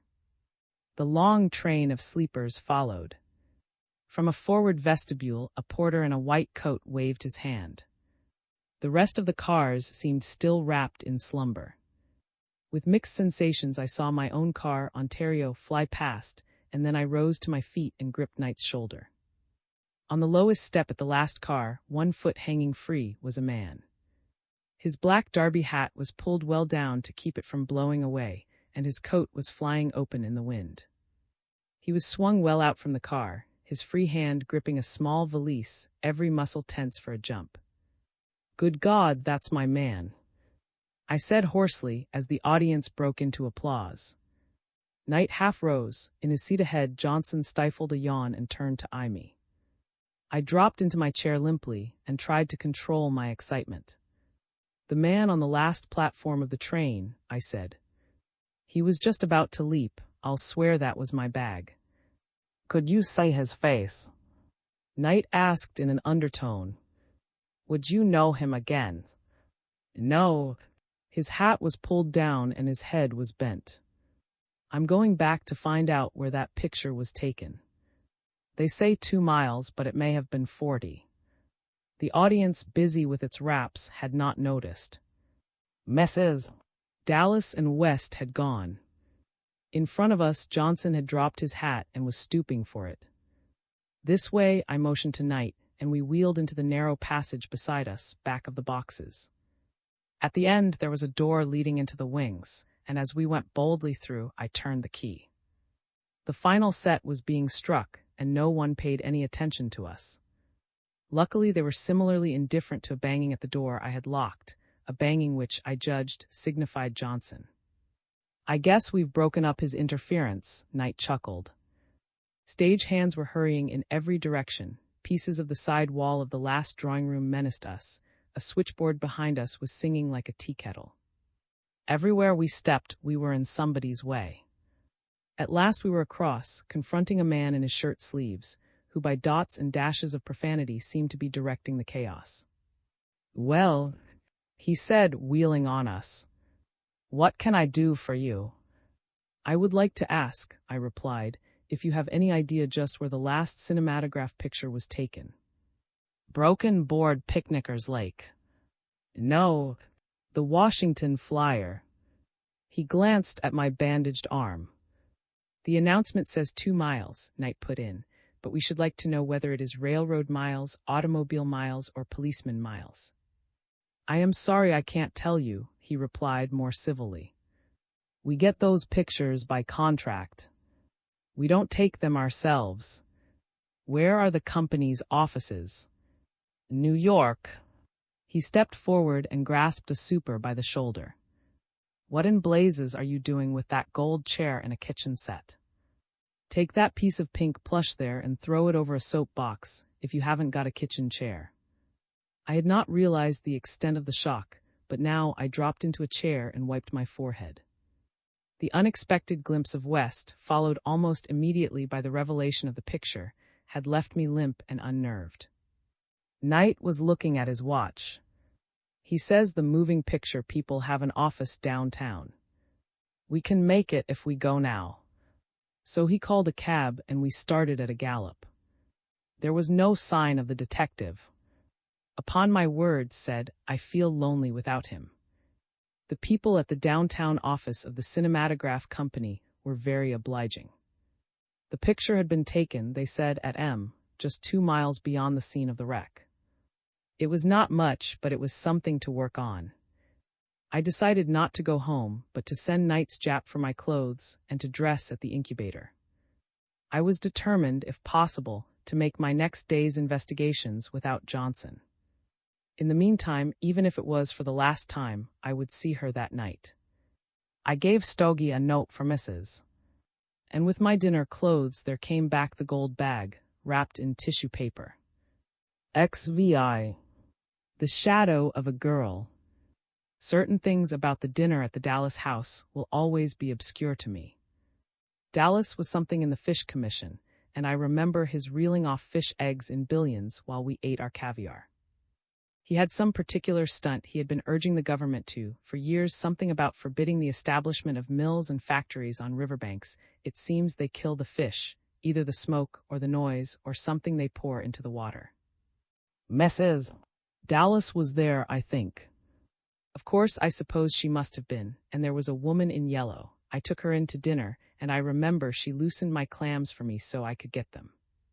But the only real person at the table was a girl across in white, a sublimated young woman who was as brilliant as I was stupid, who never by any chance looked directly at me, and who appeared and disappeared across the candles and orchids in a sort of halo of radiance. When the dinner had progressed from salmon to roast, and the conversation had done the same thing from fish to scandal, the yellow gown turned to me. "We have been awfully good, haven't we, mister?" "Oh?" she asked. Although I am crazy to hear, I have not said wreck once. I'm sure you must feel like the survivor of Waterloo or something of the sort. "If you want me to tell you about the wreck," I said, glancing across the table, "I'm sorry to be disappointing, but I don't remember anything." "You are fortunate to be able to forget it." It was the first word Miss West had spoken directly to me, and it went to my head. "There are some things I have not forgotten," I said over the candles. I recall coming to myself some time after, and that a beautiful girl. "Ah," said the lady in yellow, leaning forward breathlessly. Miss West was staring at me coldly, but once started I had to stumble on. That a girl was trying to rouse me, and that she told me I had been on fire twice already. A shudder went around the table. "But surely that isn't the end of the story, Mrs. Dallas put in aggrievedly. "Why, that's the most tantalizing thing I ever heard." "I'm afraid that's all," I said. She went her way and I went mine. If she recalls me at all, she probably thinks of me as a weak-kneed individual who faints like a woman when everything is over. "What did I tell you, Mrs. Dallas asserted triumphantly. "He fainted, did you hear? When everything was over. He hasn't begun to tell it." I would have given a lot by that time if I had not mentioned the girl. But Knight took it up there and carried it on. "Is a regular geyser," he said. "He never spouts until he reaches the boiling point. And by that same token, although he hasn't said much about the lady of the wreck, I think he is crazy about her. In fact, I am sure of it. He thinks he has locked his secret in the caves of his soul, but I call you to witness that he has it nailed to his face. Look at him." I squirmed miserably and tried to avoid the startled eyes of the girl across the table. I wanted to choke Knight and murder the rest of the party. "It isn't fair," I said as coolly as I could. "I have my fingers crossed you are 5 against 1. And to think that there was a murder on that very train," broke in the lady in yellow. "It was a perfect crescendo of horrors, wasn't it? And what became of the murdered man, Mr. Knight had the sense to jump into the conversation and save my reply. "They say good go to Atlantic City when they die," he said. "So we are reasonably certain the gentleman did not go to the seashore." The meal was over at last, and once in the drawing room it was clear we hung heavy on the hostess' hands. "It is so hard to get people for bridge in September," she wailed. "There is absolutely nobody in town." 6 is a dreadful number. "It's a good poker number," her husband suggested. The matter settled itself, however. I was hopeless save as a dummy. Miss West said it was too hot for cards and went out on a balcony that overlooked the mall. With obvious relief, Mrs. Dallas had the card table brought, and I was face to face with the minute I had dreaded and hoped for a week. Now it had come. It was more difficult than I had anticipated. I do not know if there was a moon, but there was the urban substitute for it, the arc light. It threw the shadow of the balcony railing in long black bars against her white gown, and as it swung sometimes her face was in the light. I drew a chair close so that I could watch her. "Do you know," I said when she made no effort at speech, "that you are a much more formidable person tonight in that gown than you were the last time I saw you?" The light swung on her face. She was smiling faintly.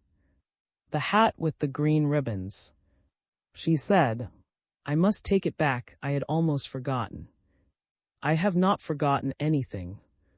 I pulled myself up short. This was hardly loyalty, too. His voice came through the window just then, and perhaps I was wrong, but I thought she raised her head to listen. "Look at this hand," he was saying. "Regular pianola, you could play it with your feet." "He's a dear, isn't he?" said unexpectedly. No matter how depressed and downhearted I am, I always cheer up when I see. "He's more than that," I returned warmly. "He is the most honorable fellow I know. If he wasn't so much that way, he would have a career before him." He wanted to put on the doors of our offices, and Knight, PBH, which is poor but honest. From my comparative poverty to the wealth of the girl beside me was a single mental leap. From that wealth to the grandfather who was responsible for it was another. "I wonder if you know that I had been to Pittsburgh to see your grandfather when I met you?" I said. "You?"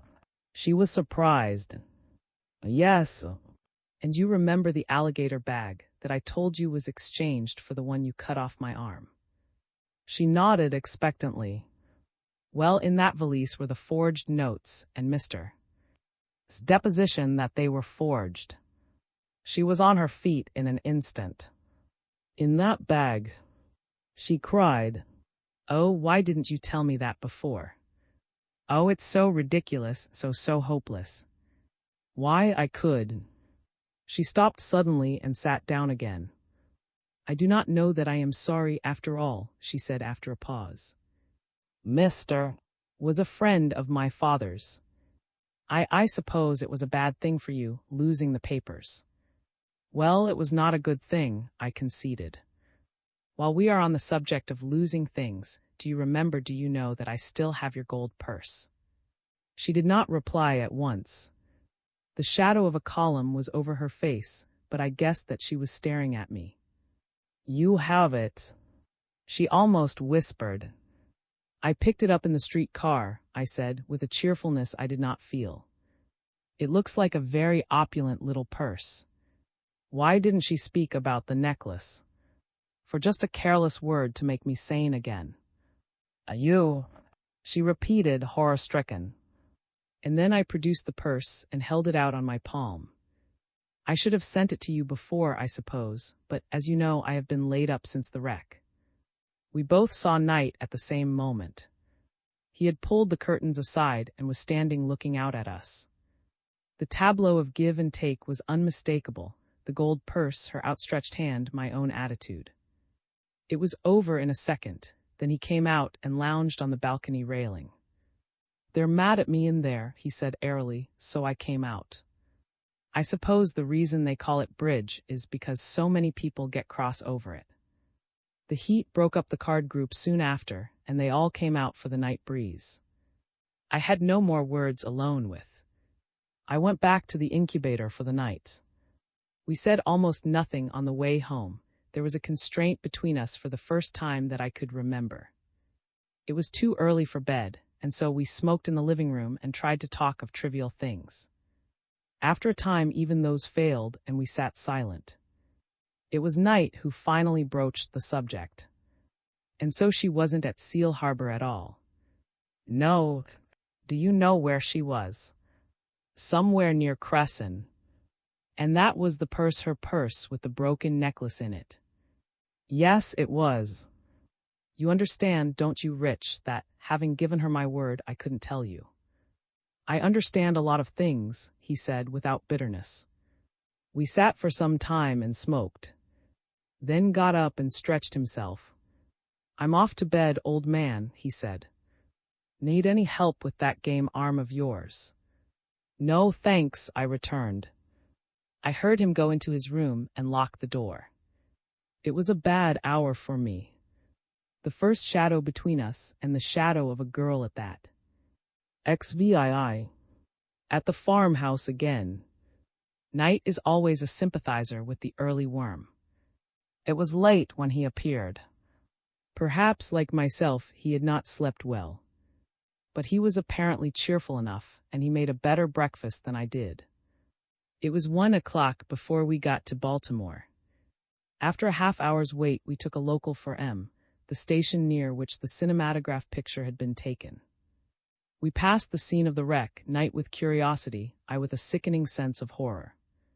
Back in the fields was the little farmhouse where West and I had intended getting coffee, and winding away from the track, maple trees shading it on each side, was the lane where we had stopped to rest, and where I had it seemed presumption beyond belief now, where I had tried to comfort her by patting her hand. We got out at M, a small place with 2 or 3 houses and a general store.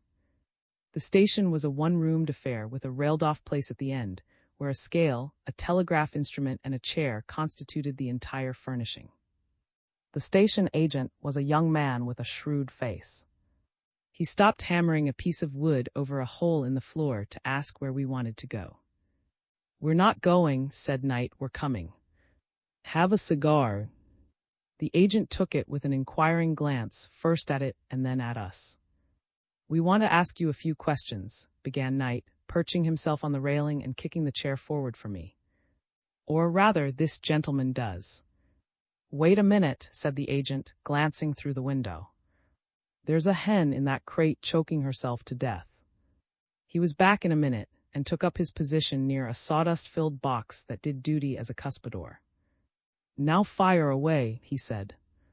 "In the first place," I began, "do you remember the day the Washington Flyer was wrecked below here?" "Do I?" he said. "Did Jonah remember the whale? Were you on the platform here when the first section passed?" "I was." "Do you recall seeing a man hanging to the platform of the last car?" "There was no one hanging there when she passed here," he said with conviction. "I watched her out of sight." "Did you see anything that morning of a man about my size, carrying a small grip and wearing dark clothes and a derby hat?" I asked eagerly. Knight was trying to look unconcerned, but I was frankly anxious. It was clear that the man had jumped somewhere in the mile of track just beyond. "Well, yes, I did." The agent cleared his throat. When the smash came, the operator at MX sent word along the wire, both ways. I got it here and I was pretty near crazy, though I knew it wasn't any fault of mine. I was standing on the track looking down, for I couldn't leave the office, when a young fellow with light hair limped up to me and asked me what that smoke was over there. "That's what's left of the Washington Flyer," I said, "and I guess there's souls going up in that smoke." "Do you mean the first section?" he said, getting kind of greenish-yellow. "That's what I mean," I said, split to kindling wood because on the second section didn't want to be late. He put his hand out in front of him, and the satchel fell with a bang. "My God," he said, and dropped right on the track in a heap. I got him into the station and he came around, but he kept on groaning something awful.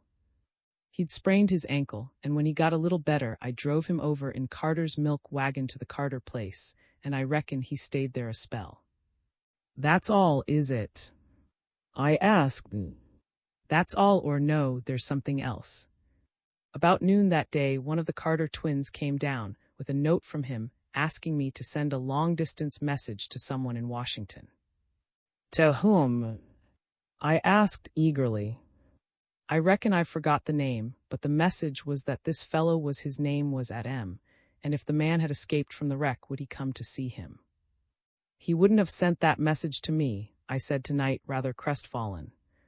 "He'd have every object in keeping out of my way." "There might be reasons," Knight observed judicially. "He might not have found the papers then." "Was the name?" I asked. "It might have been, I can't say." But the man wasn't there, and there was a lot of noise. I couldn't hear well. Then in half an hour down came the other twin to say the gentleman was taking on awful and didn't want the message sent. He's gone, of course. Yes. Limped down here in about 3 days and took the noon train for the city. It seemed a certainty now that our man, having hurt himself somewhat in his jump, had stayed quietly in the farmhouse until he was able to travel. But to be positive, we decided to visit the Carter place. I gave the station agent a $5 bill, which he rolled up with a couple of others and stuck in his pocket. I turned as we got to a bend in the road, and he was looking curiously after us.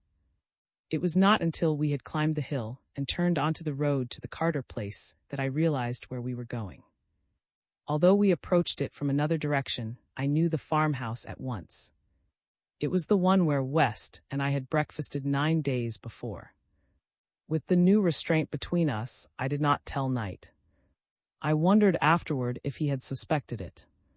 I saw him looking hard at the gatepost which had figured in one of our mysteries, but he asked no questions. Afterward he grew almost taciturn for him and let me do most of the talking. We opened the front gate of the Carter place and went slowly up the walk. 2 ragged youngsters, alike even to Freckles and Squints, were playing in the yard. "Is your mother around?" I asked. "In the front room."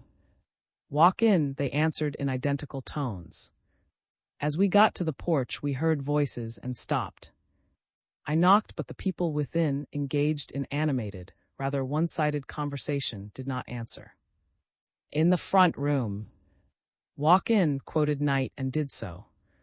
In the stuffy farm parlor, 2 people were sitting. One, a pleasant-faced woman with a checked apron, rose, somewhat embarrassed, to meet us. She did not know me, and I was thankful. But our attention was riveted on a little man who was sitting before a table, writing busily. He got up when he saw us and had the grace to look uncomfortable. "Such an interesting case," he said nervously. "I took the liberty." "Look here," said Knight suddenly, "did you make any inquiries at the station?" "A few," he confessed. "I went to the theater last night. I felt the need of a little relaxation, and the sight of a picture there, a cinematograph affair, started a new line of thought." "Probably the same clue brought you." "I learned a good bit from the station agent." "The son of a gun," said Knight. "And you paid him, I suppose?" "I gave him $5, was the apologetic answer. "Mrs. Carter, hearing sounds of strife in the yard, went out and folded up his papers. "I think the identity of the man is established," he said. "What number of hat do you wear, mister?" 7 1/4, I replied. "Well, it's only piling up evidence," he said cheerfully. "On the night of the murder, you wore light gray silk underclothing, with the second button of the shirt missing. Your hat had LB in gilt letters inside, and there was a very minute hole in the toe of one black sock." "Hush," Knight protested. "If word gets to Mrs. that Mr. was wrecked or robbed or whatever it was, with a button missing and a hole in one sock, she'll retire to the old lady's home. I've heard her threaten it." Mr. was without a sense of humor. He regarded Knight gravely and went on. "I've been up in the room where the man lay while he was unable to get away, and there is nothing there. But I found what may be a possible clue in the dust heap. Mrs. Carter tells me that in unpacking his grip the other day, she took out of the coat of the pajamas some pieces of a telegram. As I figure it, the pajamas were his own. He probably had them on when he effected the exchange." I nodded assent. All I had retained of my own clothing was the suit of pajamas I was wearing and my bathrobe. Therefore the telegram was his, not yours. I have pieces here, but some are missing. I am not discouraged, however. He spread out some bits of yellow paper, and we bent over them curiously. It was something like this. "Man with P, get," we spelled it out slowly. "Now," announced, "I make it something like this. The P is one of 2 things. Pistol, you remember the little pearl-handled affair belonging to the murdered man, or it is pocketbook. I am inclined to the latter view, as the pocketbook had been disturbed and the pistol had not. I took the piece of paper from the table and scrawled 4 words on it. Now, I said, rearranging them, it happens, mister, that I found one of these pieces of the telegram on the train. I thought it had been dropped by someone else, you see, but that's immaterial. Arranged this way, it almost makes sense. Fill out that P with the rest of the word as I imagine it, and it makes papers, and add this scrap and you have. Man with papers in lower 10, car 7. Get them. Knight slapped on the back. You're a trump, he said. Is, of course. It's almost too easy. You say, mister. Here engaged lower 10, but found it occupied by the man who was later murdered there. The man who did the thing was a friend of, evidently, and in trying to get the papers we have the motive for the crime. There are still some things to be explained. Mister wiped his glasses and put them on. For one thing, mister, I am puzzled by that bit of chain. I did not glance at Knight. I felt that the hand, with which I was gathering up the bits of torn paper, were shaking.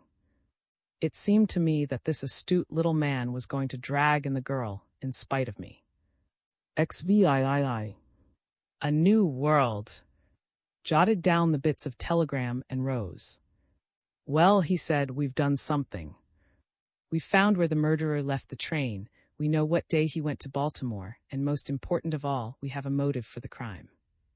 It seems the irony of fate, said Knight, getting up, that a man should kill another man for certain papers he's supposed to be carrying, find he hasn't got them after all, decide to throw suspicion on another man by changing berths and getting out bag and baggage, and then by the fluke of chance take with him in the valise he changed for his own, the very notes he was after. It was a bit of luck for him. Then why, put in doubtfully, why did he collapse when he heard of the wreck? And what about the telephone message the station agent sent? You remember they tried to countermand it, and with some excitement. We will ask him those questions when we get him, Knight said. We were on the unrailed front porch by that time, and had put away his notebook. The mother of the twins followed us to the steps. Dear me, she exclaimed volubly, and to think I was forgetting to tell you. I put the young man to bed with a spice poultice on his ankle. My mother always was a firm believer in spice poultices. It's wonderful what they will do in croup. And then I took the children and went down to see the wreck. It was Sunday, and the mister had gone to church, hasn't missed a day since he took the pledge 9 years ago. And on the way I met 2 people, a man and a woman. They looked half dead, so I sent them right here for breakfast and some soap and water. I always say soap is better than liquor after a shock.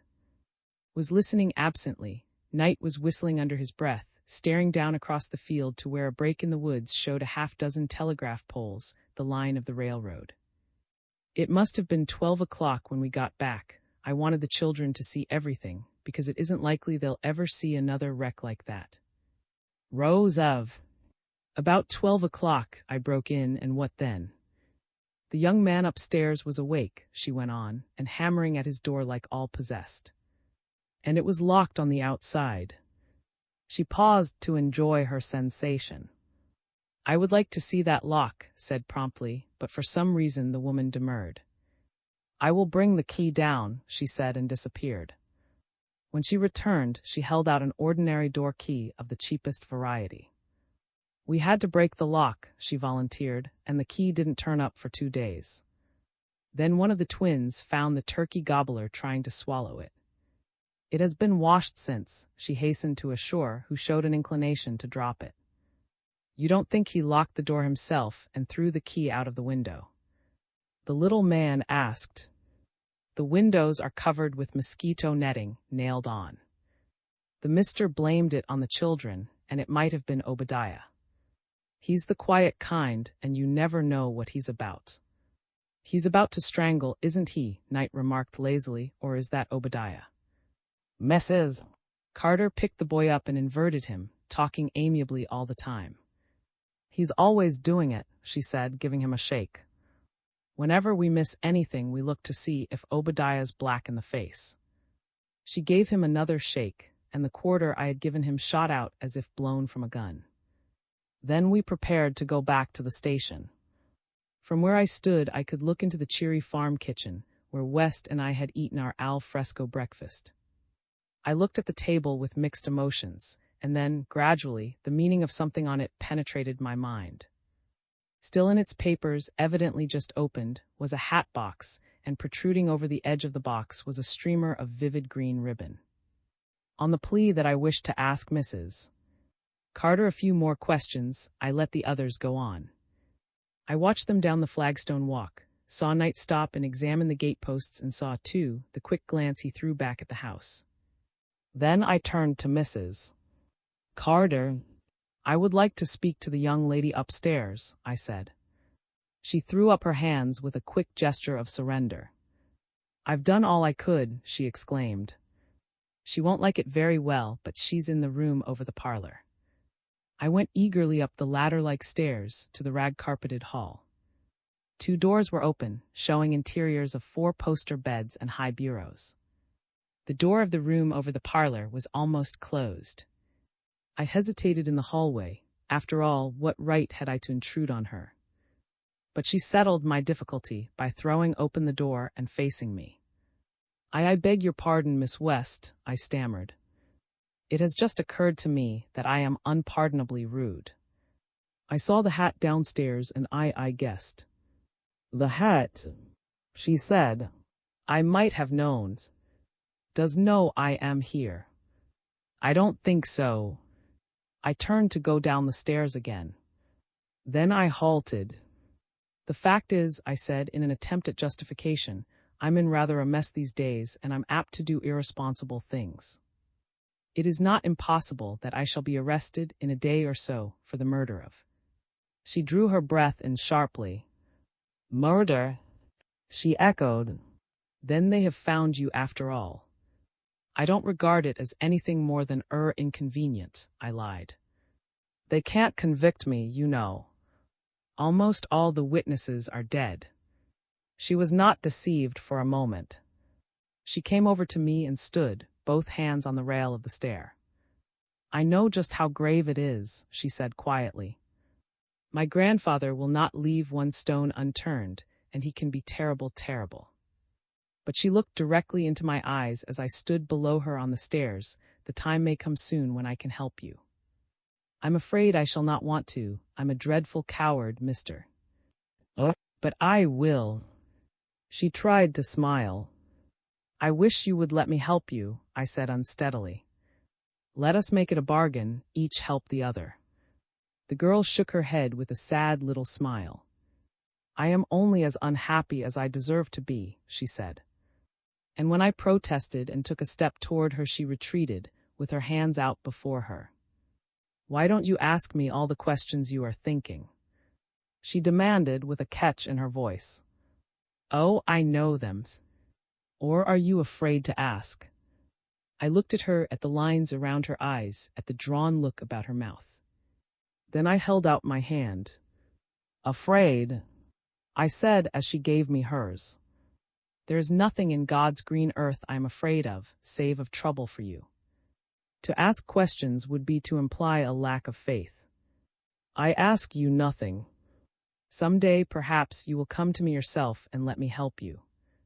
The next moment I was out in the golden sunshine. The birds were singing carols of joy. I walked dizzily through rainbow-colored clouds past the twins, cherubs now swinging on the gate.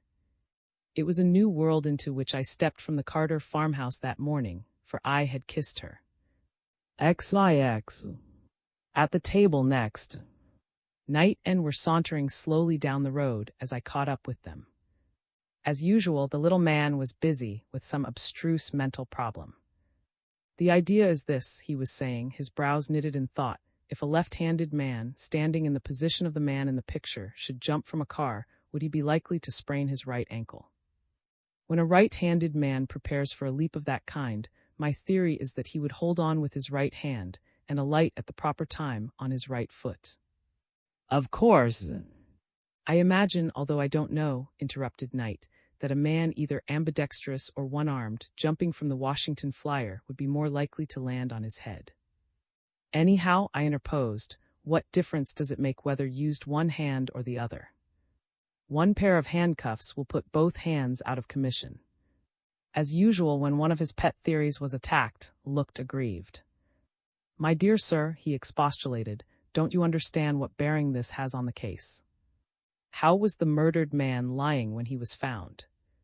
On his back, I said promptly, head toward the engine.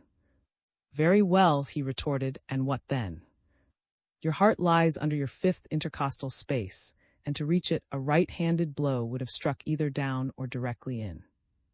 But gentlemen, the point of entrance for the stiletto was below the heart, striking up. As lay with his head toward the engine, a person in the aisle must have used the left hand. Knight's eyes sought mine, and he winked at me solemnly as I unostentatiously transferred the hat I was carrying to my right hand. Long training has largely counterbalanced heredity in my case, but I still pitch ball, play tennis, and carve with my left hand. But was too busy with his theories to notice me. We were only just in time for our train back to Baltimore, but Knight took advantage of a second's delay to shake the station agent warmly by the hand. I want to express my admiration for you, he said beamingly. Ability of your order is thrown away here. You should have been a city policeman, my friend. The agent looked a trifle uncertain. The young lady was the one who told me to keep still, he said. Knight glanced at me, gave the agent's hand a final shake, and climbed on board. But I knew perfectly that he had guessed the reason for my delay. He was very silent on the way home. Two had little to say. He was reading over his notes intently, stopping now and then to make a penciled addition. Just before we left, the train turned to me. I suppose it was the key to the door that she tied to the gate. Probably. I did not ask her. Curious, her locking that fellow in, he reflected. You may depend on it, there was a good reason for it all. And I wish you wouldn't be so suspicious of motives, Rich, I said warmly. Only yesterday you were the suspicious one, he retorted, and we lapsed into strained silence. It was late when we got to Washington. One of Mrs. Small Tyranny's was exacting punctuality at meals, and like several other things, I respected it. There are always some concessions that should be made in return for faithful service.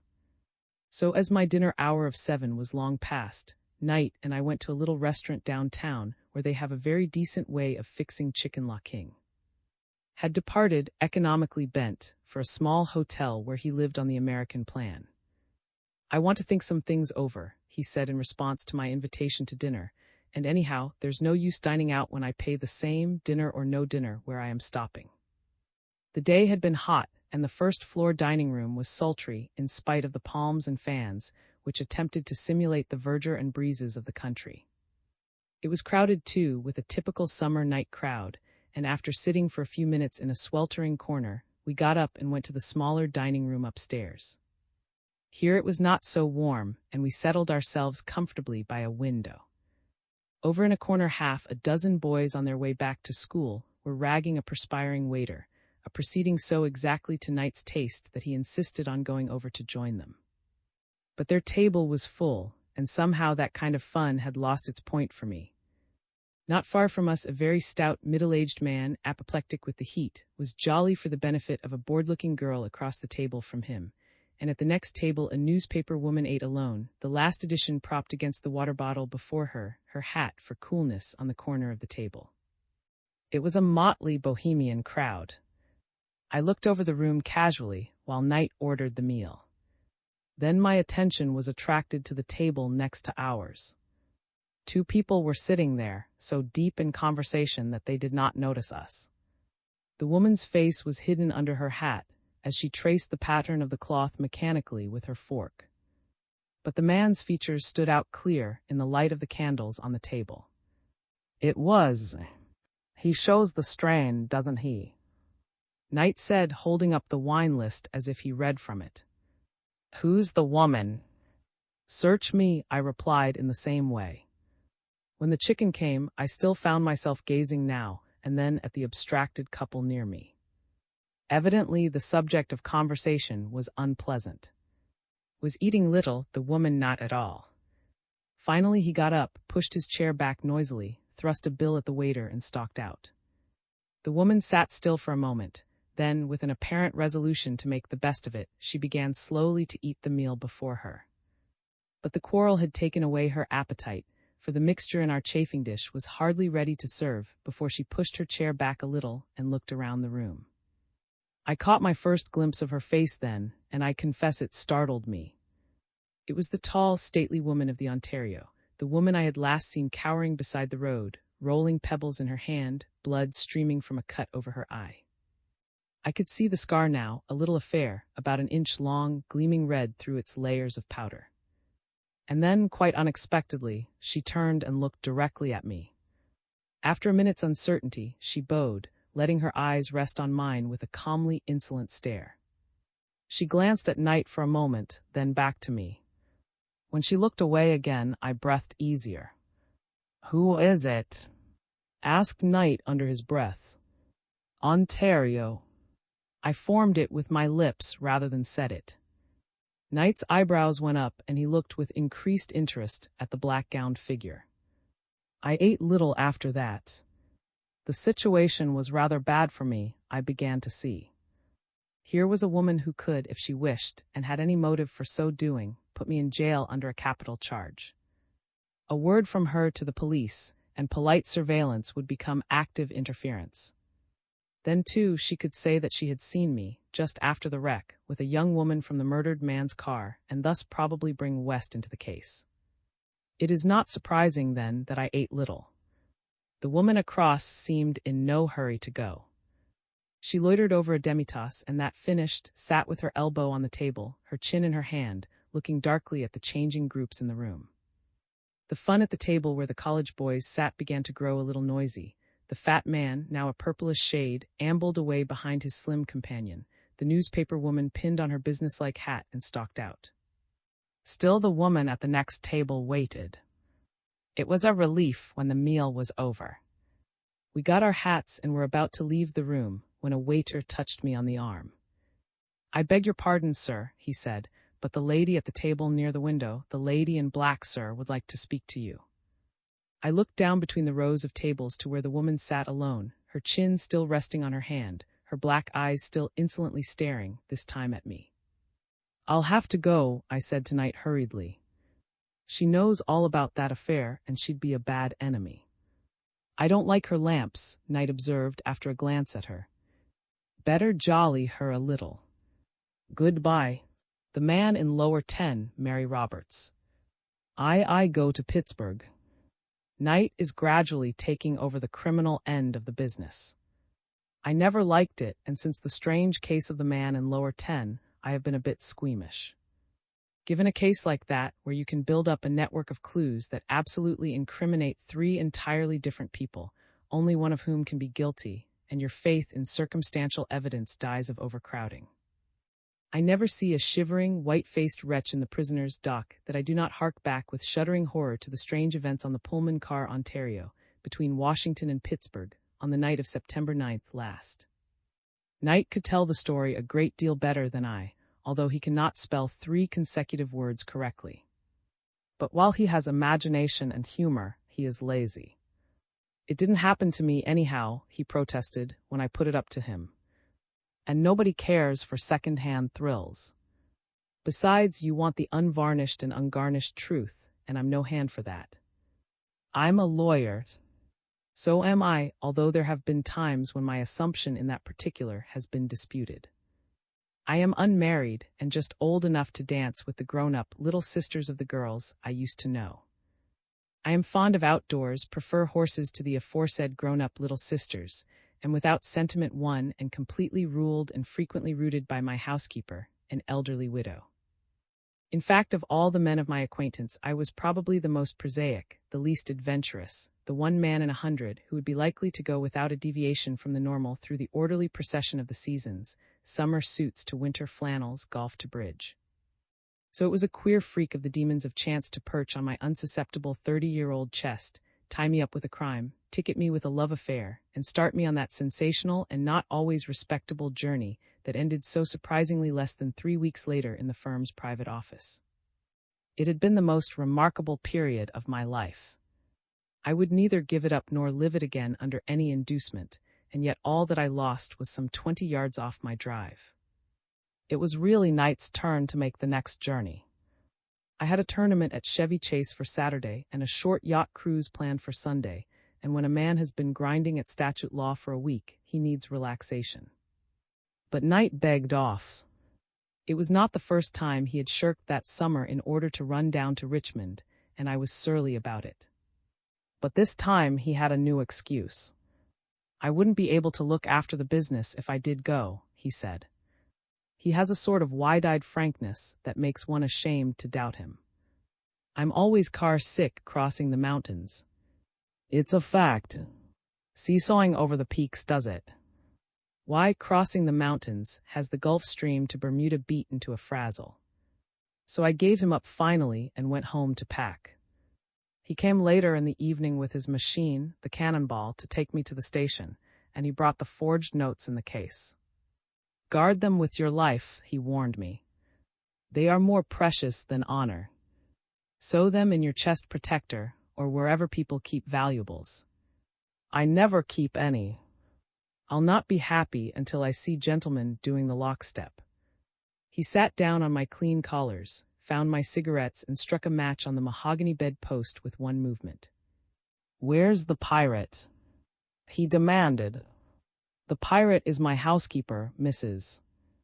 A very worthy woman, so labeled and libeled because of a ferocious pair of eyes and what Knight called a nose. I quietly closed the door into the hall. Keep your voice down, I said. She is looking for the evening paper to see if it is going to rain. She has my raincoat and an umbrella waiting in the hall. The collars being damaged beyond repair, he left them and went to the window. He stood there for some time, staring at the blackness that represented the wall of the house next door. It's raining now, he said over his shoulder, and closed the window and the shutters. Something in his voice made me glance up, but he was watching me, his hands idly in his pockets. Who lives next door? He inquired in a perfunctory tone after a pause. I was packing my razor. House is empty, I returned absently. If the landlord would put it in some sort of shape. Did you put those notes in your pocket? He broke in. Yes. I was impatient. Along with my certificates of registration, baptism, and vaccination. Whoever wants them will have to steal my coat to get them. Well, I would move them if I were you. Somebody in the next house was confoundedly anxious to see where you put them. Somebody right at that window opposite. I scoffed at the idea, but nevertheless I moved the papers, putting them in my traveling bag well down at the bottom. Knight watched me uneasily. I have a hunch that you are going to have trouble, he said, as I locked the alligator bag. Darned if I like starting anything important on Friday. You have a congenital dislike to start anything on any old day, I retorted, still sore from my lost Saturday. And if you knew the owner of that house, as I do, you would know that if there was anyone at that window, he is paying rent for the privilege. Mrs. rapped at the door and spoke discreetly from the hall. Did Mr. Knight bring the evening paper? She inquired. Sorry, but I didn't, Mrs. Knight called. The Cubs won 3-0. He listened, grinning, as she moved away with little irritated rustles of her black silk gown. I finished my packing, changed my collar, and was ready to go. Then very cautiously we put out the light and opened the shutters. The window across was merely a deeper black in the darkness. It was closed and dirty. And yet, probably owing to suggestion, I had an uneasy sensation of eyes staring across at me. The next moment we were at the door, poised for flight. We'll have to run for it, I said in a whisper. She's down there with a package of some sort, sandwiches probably. And she's threatened me with overshoes for a month. Ready now. I had a kaleidoscopic view of Mrs. In the lower hall, holding out an armful of such traveling impedimenta as she deemed essential, while beside her, the colored housemaid grinned over a white-wrapped box. "Awfully sorry no time back Sunday," I panted over my shoulder. Then the door closed and the car was moving away. Knight bent forward and stared at the empty house next door as we passed. It was black, staring mysterious, as empty buildings are apt to be. "I'd like to hold a post-mortem on that corpse of a house," he said thoughtfully. "By George, I've a notion to get out and take a look." "Somebody after the brass pipes," I scoffed. "House has been empty for a year." With one hand on the steering wheel, Knight held out the other for my cigarette case. "Perhaps," he said, "but I don't see what she would want with brass pipe." "A woman!" I laughed outright. "You have been looking too hard at the picture in the back of your watch, that's all. There's an experiment like that, if you stare long enough." But Knight was growing sulky. He sat looking rigidly ahead, and he did not speak again until he brought the cannonball to a stop at the station. Even then, it was only a perfunctory remark. He went through the gate with me, and with 5 minutes to spare, we lounged and smoked in the train shed. My mind had slid away from my surroundings and had wandered to a polo pony that I couldn't afford and intended to buy anyhow. Then Knight shook off his taciturnity. "For heaven's sake, don't look so martyred," he burst out. "I know you've done all the traveling this summer. I know you're missing a game tomorrow. But don't be a patient mother. Confound it, I have to go to Richmond on Sunday. I want to see a girl." "Oh, don't mind me," I observed politely. "Personally, I wouldn't change places with you." "What's her name, north? South? West?" he snapped. "Don't try to be funny. And all I have to say is that if you ever fall in love, I hope you make an egregious ass of yourself." In view of what followed, this came rather close to prophecy. The trip west was without incident. I played bridge with a furniture dealer from Grand Rapids, a sales agent for a Pittsburgh iron firm, and a young professor from an Eastern college. I won 3 rubbers out of 4, finished what cigarettes Knight had left me, and went to bed at 1 o'clock. It was growing cooler, and the rain had ceased. Once toward morning, I wakened with a start, for no apparent reason, and sat bolt upright. I had an uneasy feeling that someone had been looking at me, the same sensation I had experienced earlier in the evening at the window. But I could feel the bag with the notes between me and the window, and with my arm thrown over it for security, I lapsed again into slumber. Later, when I tried to piece together the fragments of that journey, I remembered that my coat, which had been folded and placed beyond my restless tossing, had been rescued in the morning from a heterogeneous jumble of blankets, evening papers, and cravat, had been shaken out with profanity and donned with wrath. At the time, nothing occurred to me but the necessity of writing to the Pullman Company and asking them if they ever traveled in their own cars. I even formulated some of the letter. If they are built to scale, why not take a man of ordinary stature as your unit? I wrote mentally, "I cannot fold together like the traveling cup with which I drink your abominable water." I was more cheerful after I had had a cup of coffee in the Union Station. It was too early to attend to business, and I lounged in the restaurant and hid behind the morning papers. As I had expected, they had got hold of my visit and its object. On the first page was a staring announcement that the forged papers in the case had been brought to Pittsburgh. Underneath, a telegram from Washington stated that Lawrence of and Knight had left for Pittsburgh the night before, and that, owing to the approaching trial of the case and the illness of John, the Pittsburgh millionaire, who was the chief witness for the prosecution, it was supposed that the visit was intimately concerned with the trial. I looked around apprehensively. There were no reporters yet in sight, and thankful to have escaped notice, I paid for my breakfast and left. At the cab stand, I chose the least dilapidated hansom I could find, and giving the driver the address of the residence in the East End, I got in. I was just in time. As the cab turned and rolled off, a slim young man in a straw hat separated himself from a little group of men and hurried toward us. "Hey, wait a minute there," he called, breaking into a trot. But the cabbie did not hear, or perhaps did not care to. We jogged comfortably along, to my relief, leaving the young man far behind. I avoid reporters on principle, having learned long ago that I am an easy mark for a clever interviewer. It was perhaps 9 o'clock when I left the station. Our way was along the boulevard, which hugged the side of one of the city's great hills. Far below to the left lay the railroad tracks and the 70x7 looming stacks of the mills. The white mist of the river, the grays and blacks of the smoke blended into a half-revealing haze, dotted here and there with fire. It was unlovely, tremendous. Whistler might have painted it with its pathos, its majesty, but he would have missed what made it infinitely suggestive: the rattle and roar of iron on iron, the rumble of wheels, the throbbing beat against the ears of fire and heat and brawn welding prosperity. Something of this I voiced to the grim old millionaire who was responsible for at least part of it. He was propped up in bed in his East End home, listening to the market reports read by a nurse, and he smiled a little at my enthusiasm. "I can't see much beauty in it myself," he said, "but it's our badge of prosperity. The full dinner pail here means a nose that looks like a flue.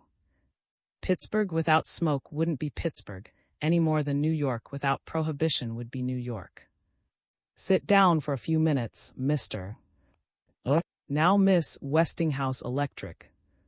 The nurse resumed her reading in a monotonous voice. She read literally and without understanding, using initials and abbreviations as they came. But the shrewd old man followed her easily. Once, however, he stopped her. "Do is ditto," he said gently, "not do." As the nurse droned along, I found myself looking curiously at a photograph in a silver frame on the bedside table. It was the picture of a girl in white, with her hands clasped loosely before her. Against the dark background, her figure stood out slim and young. Perhaps it was the rather grim environment, possibly it was my mood, but although as a general thing photographs of young girls make no appeal to me, this one did. I found my eyes straying back to it. By a little finesse, I even made out the name written across the corner. Mr. lay back among his pillows and listened to the nurse's listless voice. But he was watching me from under his heavy eyebrows, for when the reading was over and we were alone, he indicated the picture with a gesture. "I keep it there to remind myself that I am an old man," he said. "That is my granddaughter, West." I expressed the customary polite surprise, at which, finding me responsive, he told me his age with a chuckle of pride. More surprise, this time genuine. From that we went to what he ate for breakfast and did not eat for luncheon, and then to his reserve power, which at 65 becomes a matter for thought. And so, in a wide circle, back to where we started, the picture. "Father was a rascal," John said, picking up the frame. "The happiest day of my life was when I knew he was safely dead in bed and not hanged. If the child had looked like him, she doesn't. She's up every inch. Supposed to look like me." "Very noticeably," I agreed soberly. I had produced the notes by that time, and replacing the picture, Mr. gathered his spectacles from beside it. He went over the 4 notes methodically, examining each carefully and putting it down before he picked up the next. Then he leaned back and took off his glasses. "They're not so bad," he said thoughtfully. "Not so bad. But I never saw them before. That's my unofficial signature. I am inclined to think," he was speaking partly to himself, "to think that he has got hold of a letter of mine, probably too. Was a friend of her rapscallion of a father. I took Mr. deposition and put it into my traveling bag with the forged notes. When I saw them again, almost 3 weeks later, they were unrecognizable, a mass of charred paper on a copper ashtray. In the interval, other and bigger things had happened. The forgery case had shrunk beside the greater and more imminent mystery of the man in lower 10. And West had come into the story and into my life. XX. The notes and a bargain. I went back slowly to where the woman sat alone. She smiled rather oddly as I drew near and pointed to the chair had vacated. "Sit down, Mr. she said, "I am going to take a few minutes of your valuable time." "Certainly." I sat down opposite her and glanced at a cuckoo clock on the wall. I am sorry, but I have only a few minutes. She laughed a little, not very pleasantly, and opening a small black fan covered with spangles, waved it slowly. The fact is, she said, I think we are about to make a bargain. A bargain? I asked incredulously. You have a second advantage of me. You know my name. I paused suggestively, and she took the cue. I am Mrs. Conway, she said, and flicked a crumb off the table with an over-manicured finger. The name was scarcely a surprise. I had already surmised that this might be the woman whom rumor credited as being's common-law wife. Rumor, I remembered, had said other things even less pleasant, things which had been brought out at arrest for forgery. We met last under less fortunate circumstances, she was saying. I have been fit for nothing since that terrible day. And you had a broken arm, I think. I still have it, I said, with a lame attempt at jocularity, but to have escaped it all was a miracle. We have much, indeed, to be thankful for. I suppose we have, she said carelessly, although sometimes I doubt it. She was looking somberly toward the door through which her late companion had made his exit. You sent for me, I said. Yes, I sent for you. She roused herself and sat erect. Now, mister, have you found those papers? The papers? What papers? I needed time to think. Mister, she said quietly, I think we can lay aside all subterfuge. In the first place, let me refresh your mind about a few things. The Pittsburgh police are looking for the survivors of the car Ontario. There are 3 that I know of: yourself, the young woman with whom you left the scene of the wreck, and myself. The wreck, you will admit, was a fortunate one for you. I nodded without speaking. At the time of the collision you were in rather a hole, she went on, looking at me with a disagreeable smile. You were, if I remember, accused of a rather atrocious crime. There was a lot of corroborative evidence, was there not? I seem to remember a dirk and the murdered man's pocketbook in your possession, and a few other things that were, well, rather unpleasant. I was thrown a bit off my guard. You remember also, I said quickly, that a man disappeared from the car, taking my clothes, papers, and everything. I remember that you said so. Her tone was quietly insulting, and I bit my lip at having been caught. It was no time to make a defense. You have missed one calculation, I said coldly, and that is the discovery of the man who left the train. You have found him. She bent forward, and again I regretted my hasty speech. I knew it, I said so. We are going to find him, I asserted, with a confidence I did not feel. We can produce at any time proof that a man left the flyer a few miles beyond the wreck. And we can find him, I am positive. But you have not found him yet. She was clearly disappointed. Well, so be it. Now for our bargains. You will admit that I am no fool. I made no such admission, and she smiled mockingly. How flattering you are, she said. Very well. Now for the premises. You take to Pittsburgh 4 notes held by the Mechanics' National Bank to have Mr. who is ill declare his endorsement of them forged. On the journey back to Pittsburgh, 2 things happen to you. You lose your clothing, your valise, and your papers, including the notes, and you are accused of murder. In fact, Mr. The circumstances were most singular, and the evidence, well, almost conclusive. I was completely at her mercy, but I gnawed my lip with irritation. Now for the bargain. She leaned over and lowered her voice. A fair exchange, you know. The minute you put those 4 notes in my hand, that minute the blow to my head has caused complete forgetfulness as to the events of that awful morning. I am the only witness, and I will be silent. Do you understand? They will call off their dogs. My head was buzzing with the strangeness of the idea. But I said, striving to gain time, I haven't the notes. I can't give you what I haven't got. You have had the case continued, she said sharply. You expect to find them. Another thing, she added slowly, watching my face, If you don't get them soon, we'll have them. They have been offered to him already, but at a prohibitive price. But, I said, bewildered, what is your object in coming to me? If we'll get them anyhow. She shut her fan with a click, and her face was not particularly pleasant to look at.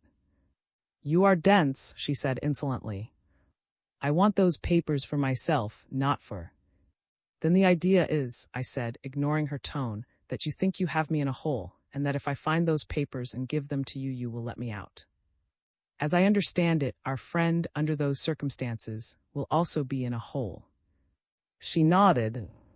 The notes would be of no use to you for a limited length of time, I went on, watching her narrowly. If they are not turned over to the state's attorney within a reasonable time, there will have to be a prose, that is, the case will simply be dropped for lack of evidence. A week would answer, I think, she said slowly. You will do it, then. I laughed, although I was not especially cheerful. No, I'll not do it. I expect to come across the notes any time now, and I expect just as certainly to turn them over to the state's attorney when I get them. She got up suddenly, pushing her chair back with a noisy grating sound that turned many eyes toward us. You're more of a fool than I thought you, she sneered and left me at the table. XXI. Knight's theory. I confess I was staggered. The people at the surrounding tables, after glancing curiously in my direction, looked away again. I got my hat and went out in a very uncomfortable frame of mind. That she would inform the police at once of what she knew, I never doubted, unless possibly she would give a day or two's grace in the hope that I would change my mind. I reviewed the situation as I waited for a car. Two passed me going in the opposite direction, and on the first one I saw, his hat over his eyes, his arms folded, looking moodily ahead. Was it imagination? Or was the small man huddled in the corner of the rear seat? As the car rolled on, I found myself smiling. The alert little man was for all the world like a terrier, ever on the scent, and scouring about in every direction. I found Knight at the incubator with his coat off, working with enthusiasm, and a manicure file over the horn of his auto. It's the worst horn I ever ran across, he groaned, without looking up as I came in. The blankety-blank thing won't blow. He punched it savagely, finally eliciting a faint, throaty croak. Sounds like croup, I suggested. My sister-in-law uses camphor and goose for it, or how about a spice poultice? But Knight never sees any jokes but his own. He flung the horn clattering into a corner and collapsed sulkily into a chair. Now, I said, if you're through manicuring that horn, I'll tell you about my talk with the lady in black. What's wrong? Asked Knight languidly. Police watching her, too. Not exactly. The fact is, Rich, there's the mischief to pay. Stogie came in, bringing a few additions to our comfort. When he went out, I told my story.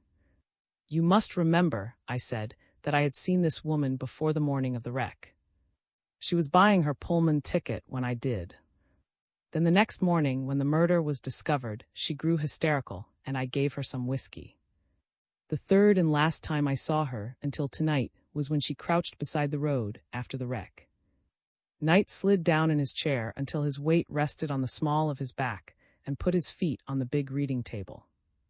It is rather a facer, he said. It's really too good a situation for a commonplace lawyer. It ought to be dramatized. You can't agree, of course, and by refusing you run the chance of jail at least, and of having brought into publicity, which is out of the question. You say she was at the Pullman window when you were. Yes, I bought her ticket for her. Gave her lower 11. And you took 10.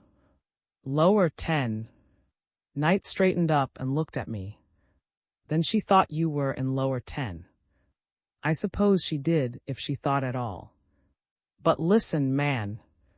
Knight was growing excited. What do you figure out of this? The Conway woman knows you have taken the notes to Pittsburgh. The probabilities are that she follows you there on the chance of an opportunity to get them, either for or herself. Nothing doing during the trip over or during the day in Pittsburgh, but she learns the number of your birth as you buy it at the Pullman ticket office in Pittsburgh, and she thinks she sees her chance.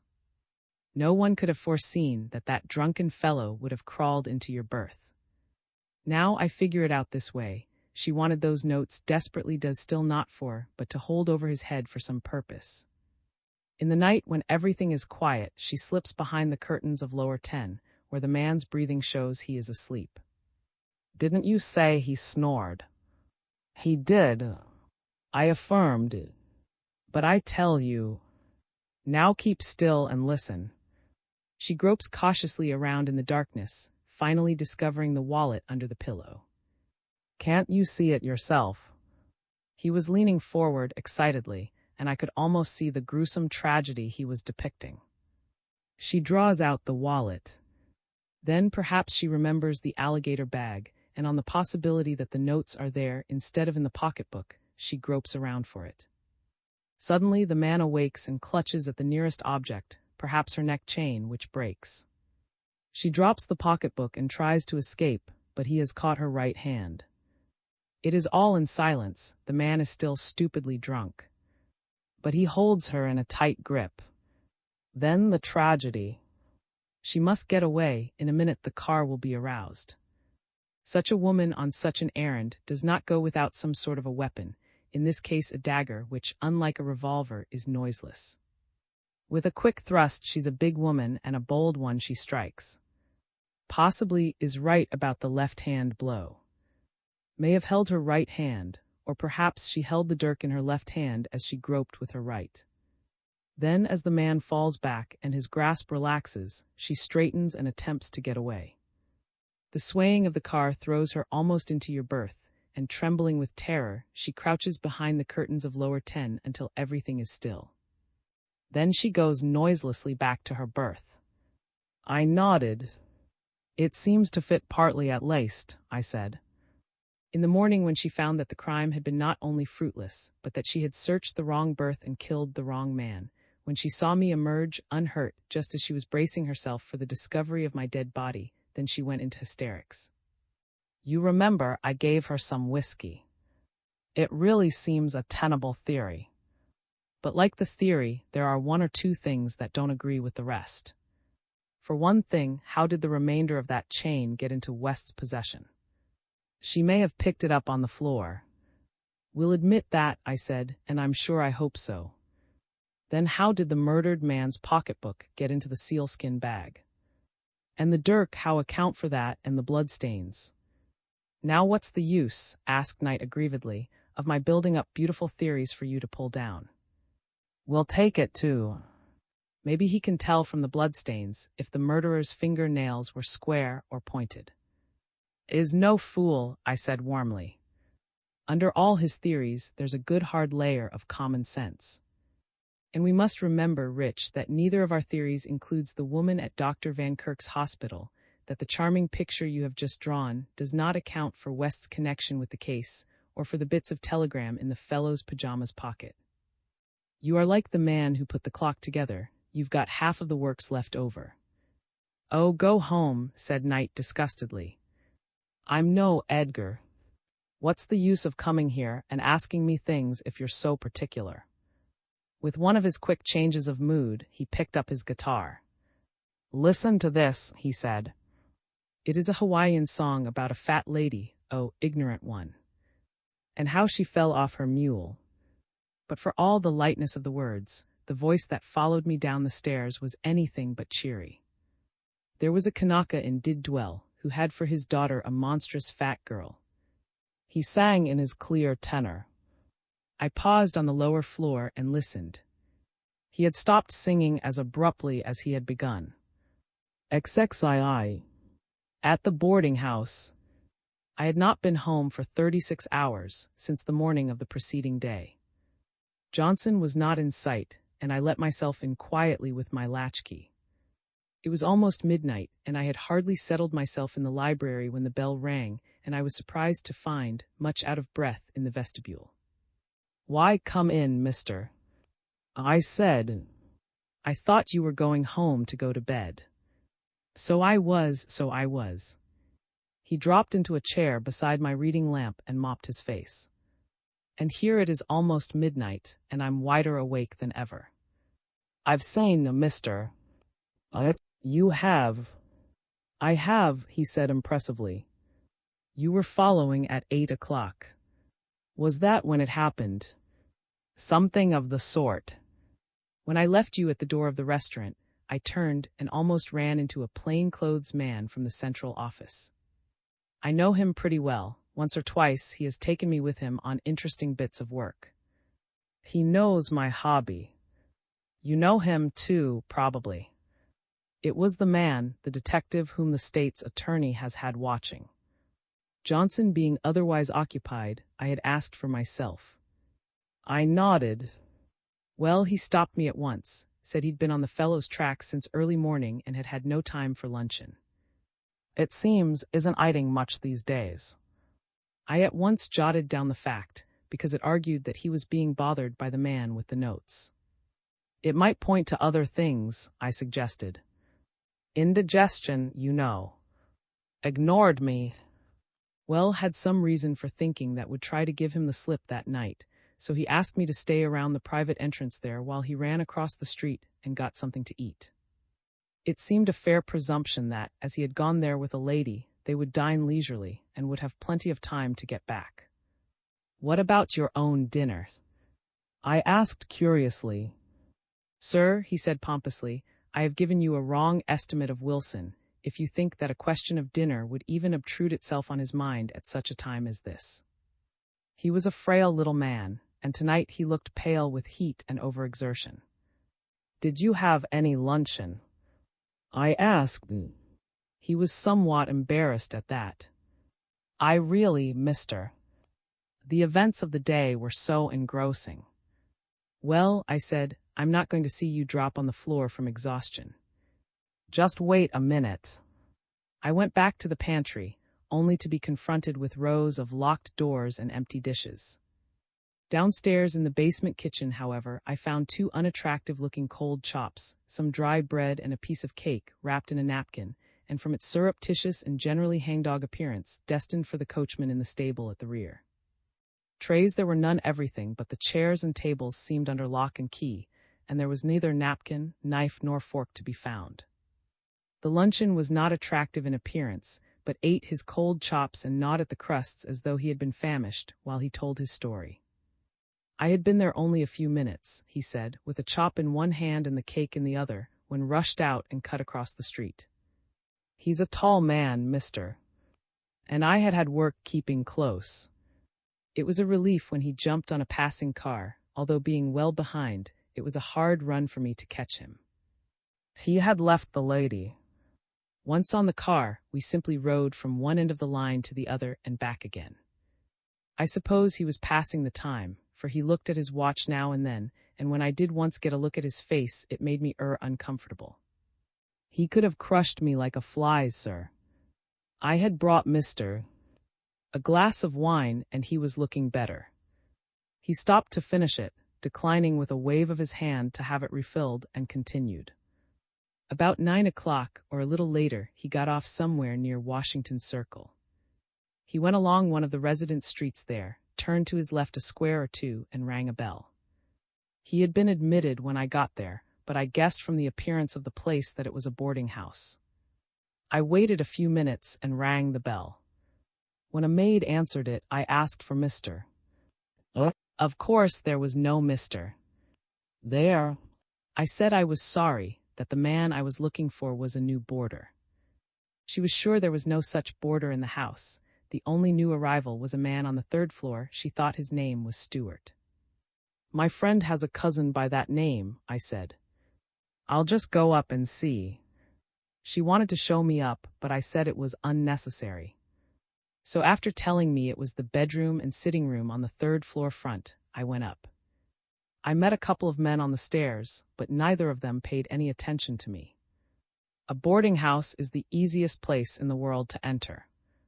They're not always so easy to leave, I put in, to his evident irritation. When I got to the 3rd story, I took out a bunch of keys and posted myself by a door near the ones the girl had indicated.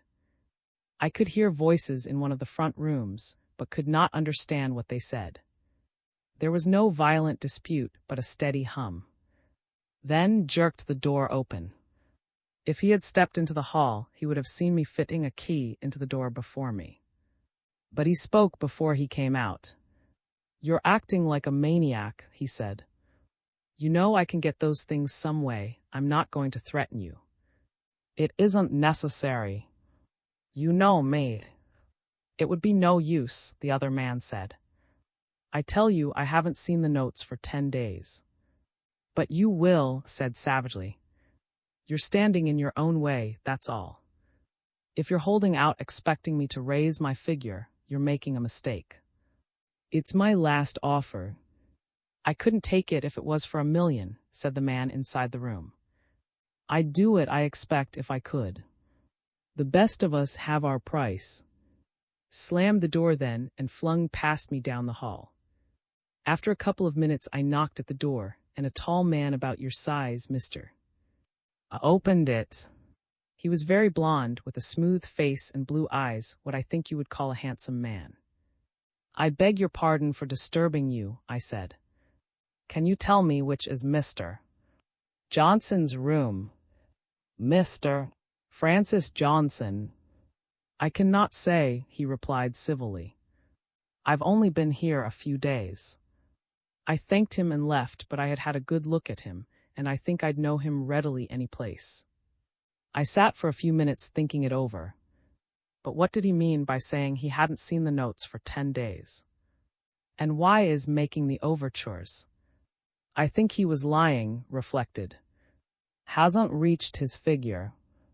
It's a big advance, mister. And I appreciate what you have done more than I can tell you, I said. And now, if you can locate any of my property in this fellow's room, we'll send him up for larceny, and at least have him where we can get at him. I'm going to Crescent tomorrow to try to trace him a little from there. But I'll be back in a couple of days, and we'll begin to gather in these scattered threads. Rubbed his hands together delightedly. That's it, he said. That's what we want to do, mister. We'll gather up the threads ourselves. If we let the police in too soon, they'll tangle it up again. I'm not vindictive by nature, but when a fellow like not only commits a murder, but goes to all sorts of trouble to put the burden of guilt on an innocent man, I say hunt him down, sir. You are convinced, of course, that did it. Who else? He looked over his glasses at me with the air of a man whose mental attitude is unassailable. Well, listen to this, I said. Then I told him at length of my encounter within the restaurant, of the bargain proposed by Mrs. Conway, and finally of Knight's new theory. But although he was impressed, he was far from convinced. It's a very vivid piece of imagination, he said, but while it fits the evidence as far as it goes, it doesn't go far enough. How about the stains in lower 7, the dirk and the wallet? Haven't we even got motive in that telegram from... Yes, I admitted, but that bit of chain. Pooh, he said shortly. Perhaps, like yourself, wore glasses with a chain. Our not finding them does not prove they did not exist. And there I made an error. Half-confidences are always mistakes. I could not tell of the broken chain in West's gold purse. It was 1 o'clock when finally left. We had by that time arranged a definite course of action to search rooms, and if possible find evidence to have him held for larceny, while I went to Crescent. Strangely enough, however, when I entered the train the following morning, was already there. He had bought a new notebook and was sharpening a fresh pencil. I changed my plans, you see, he said, bustling his newspaper aside for me. It is no discredit to your intelligence, mister. But you lack the professional eye, the analytical mind. You legal call a spade, although it may be a shovel. A primrose by the river's brim, a yellow primrose was to him, and nothing more. I quoted as the train pulled out. XXIII. A night at the Laurels. I slept most of the way to Crescent, to the disgust of the little detective. Finally he struck up an acquaintance with a kindly-faced old priest on his way home to his convent school, armed with a roll of dance music and surreptitious bundles that looked like boxes of candy. From scraps of conversation, I gleaned that there had been mysterious occurrences at the convent ending in the theft of what the Reverend Father called vaguely a quantity of. I dropped asleep at that point, and when I roused a few moments later, the conversation had progressed. Had a diagram on an envelope. With this window bolted and that one inaccessible, and if, as you say, the garments were in a tub here at X, then, as you hold the key to the other door, I think you said the convent dog did not raise any disturbance. Pardon a personal question, but do you ever walk in your sleep? The priest looked bewildered. I'll tell you what to do, said cheerfully, leaning forward. Look around a little yourself before you call in the police. Somnambulism is a queer thing. It's a question whether we are most ourselves sleeping or waking. Ever think of that? Live a saintly life all day, prayers and matins and all that, and the subconscious mind hikes you out of bed at night to steal. Subliminal theft, so to speak. Better examine the roof. I dozed again. When I wakened, sat alone, and the priest from a corner was staring at him dazedly over his breviary. It was raining when we reached Cresson, a wind-driven rain that had forced the agent at the to close himself in, and that beat back from the rails in parallel lines of white spray. As he went up the main street, was cheerfully oblivious of the weather, of the threatening dusk, of our generally draggled condition. My draggled condition, I should say, for he improved every moment, his eyes brighter, his ruddy face ruddier, his collar newer and glossier. Some time, when it does not encircle the little man's neck, I shall test that collar with a match. I was growing steadily more depressed. I loathed my errand and its necessity. I had always held that a man who played the spy on a woman was beneath contempt. Then, I admit, I was afraid of what I might learn. For a time, however, this promised to be a negligible quantity. The streets of the straggling little mountain town had been clean-washed of humanity by the downpour. Windows and doors were inhospitably shut, and from around an occasional drawn shade came narrow strips of light that merely emphasized our gloom. When an umbrella turned inside out, I stopped. I don't know where you are going, I snarled, I don't care. But I'm going to get under cover inside of 10 seconds. I'm not amphibious. I ducked into the next shelter, which happened to be the yawning entrance to a livery stable, and shook myself dog fashion. Wiped his collar with his handkerchief. It emerged gleaming and, "This will do as well as any place," he said, raising his voice above the rattle of the rain. "Got to make a beginning." I sat down on the usual chair without a back, just inside the door, and stared out at the darkening street. The whole affair had an air of unreality. Now that I was there, I doubted the necessity or the value of the journey. I was wet and uncomfortable. Around me, with Cresson as a center, stretched an irregular circumference of mountain, with possibly a 10-mile radius, and in it I was to find the residence of a woman whose first name I did not know, and a man who, so far, had been a purely person. Had penetrated the steaming interior of the cave, and now his voice, punctuated by the occasional thud of horses' hoofs, came to me. "Something light will do," he was saying. "A runabout, perhaps." He came forward rubbing his hands, followed by a thin man in overalls. "Mr. Peck says," he began, "this is Mr. Peck of Peck and Peck says that the place we are looking for is about 7 miles from the town. It's clearing, isn't it?" "It is not," I returned savagely.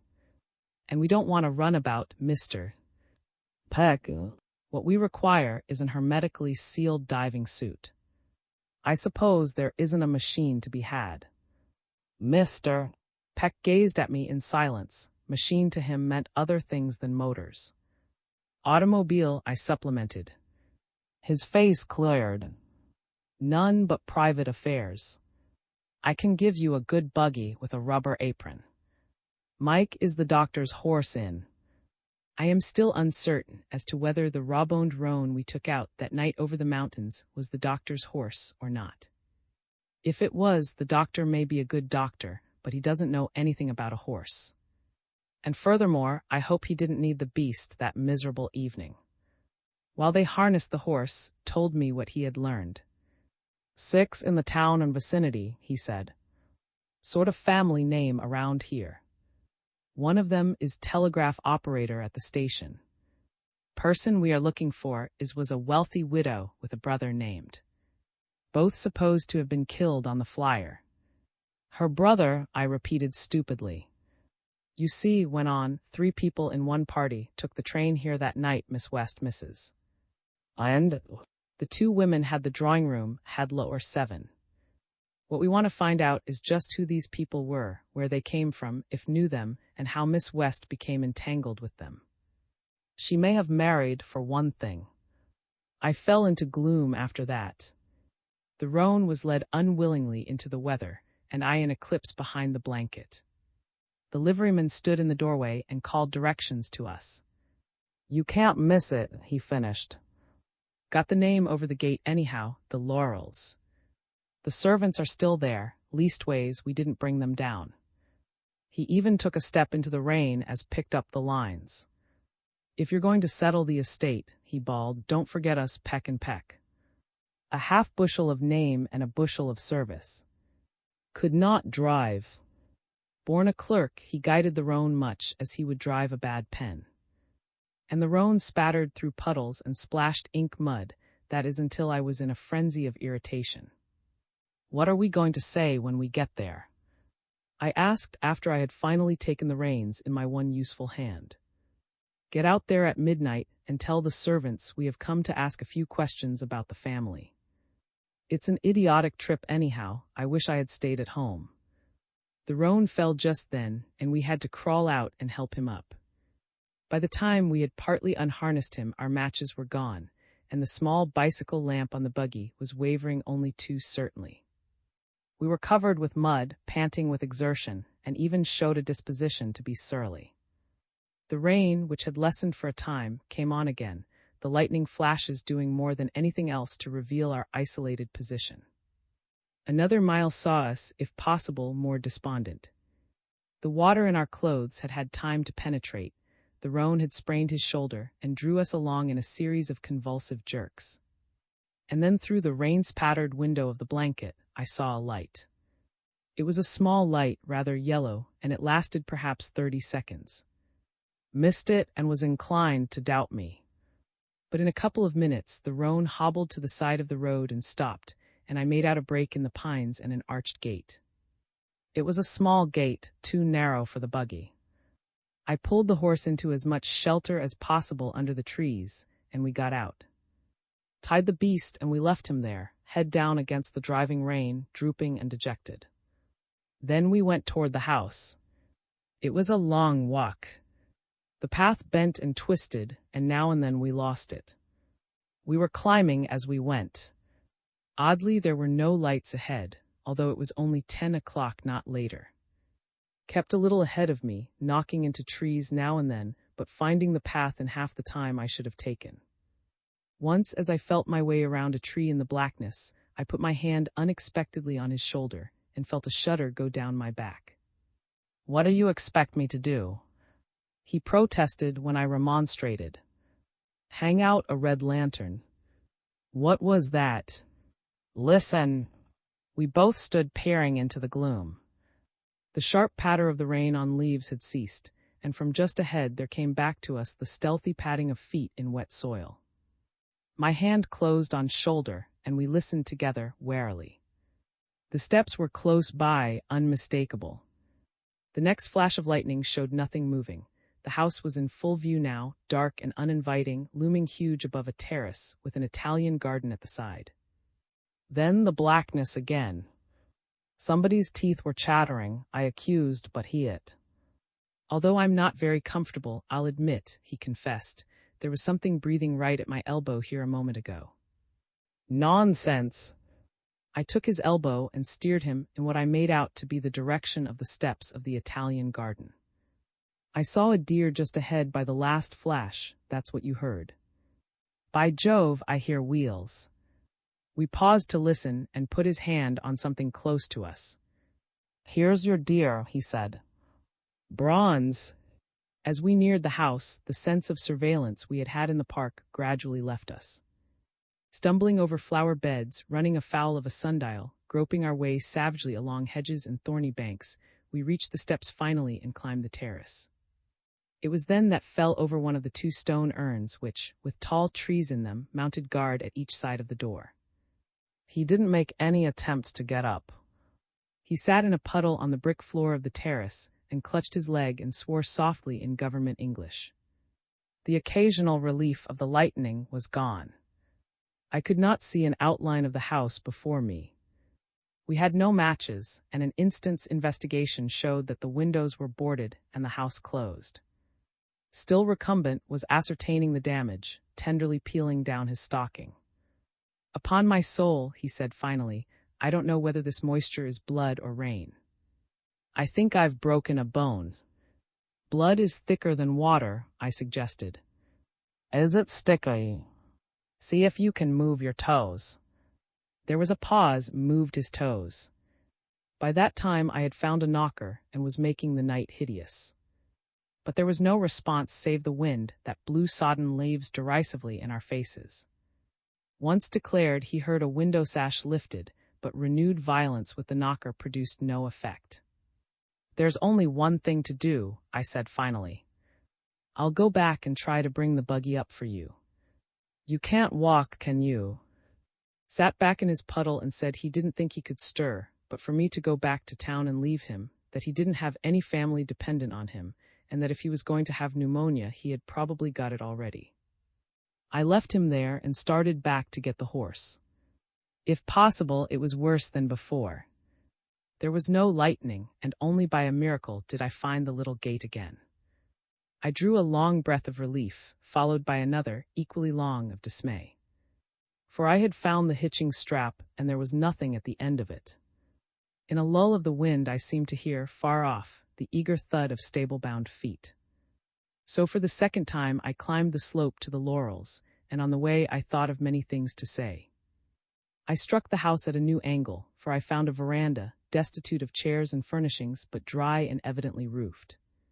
It was better than the terrace, and so, by groping along the wall, I tried to make my way to. That was how I found the open window.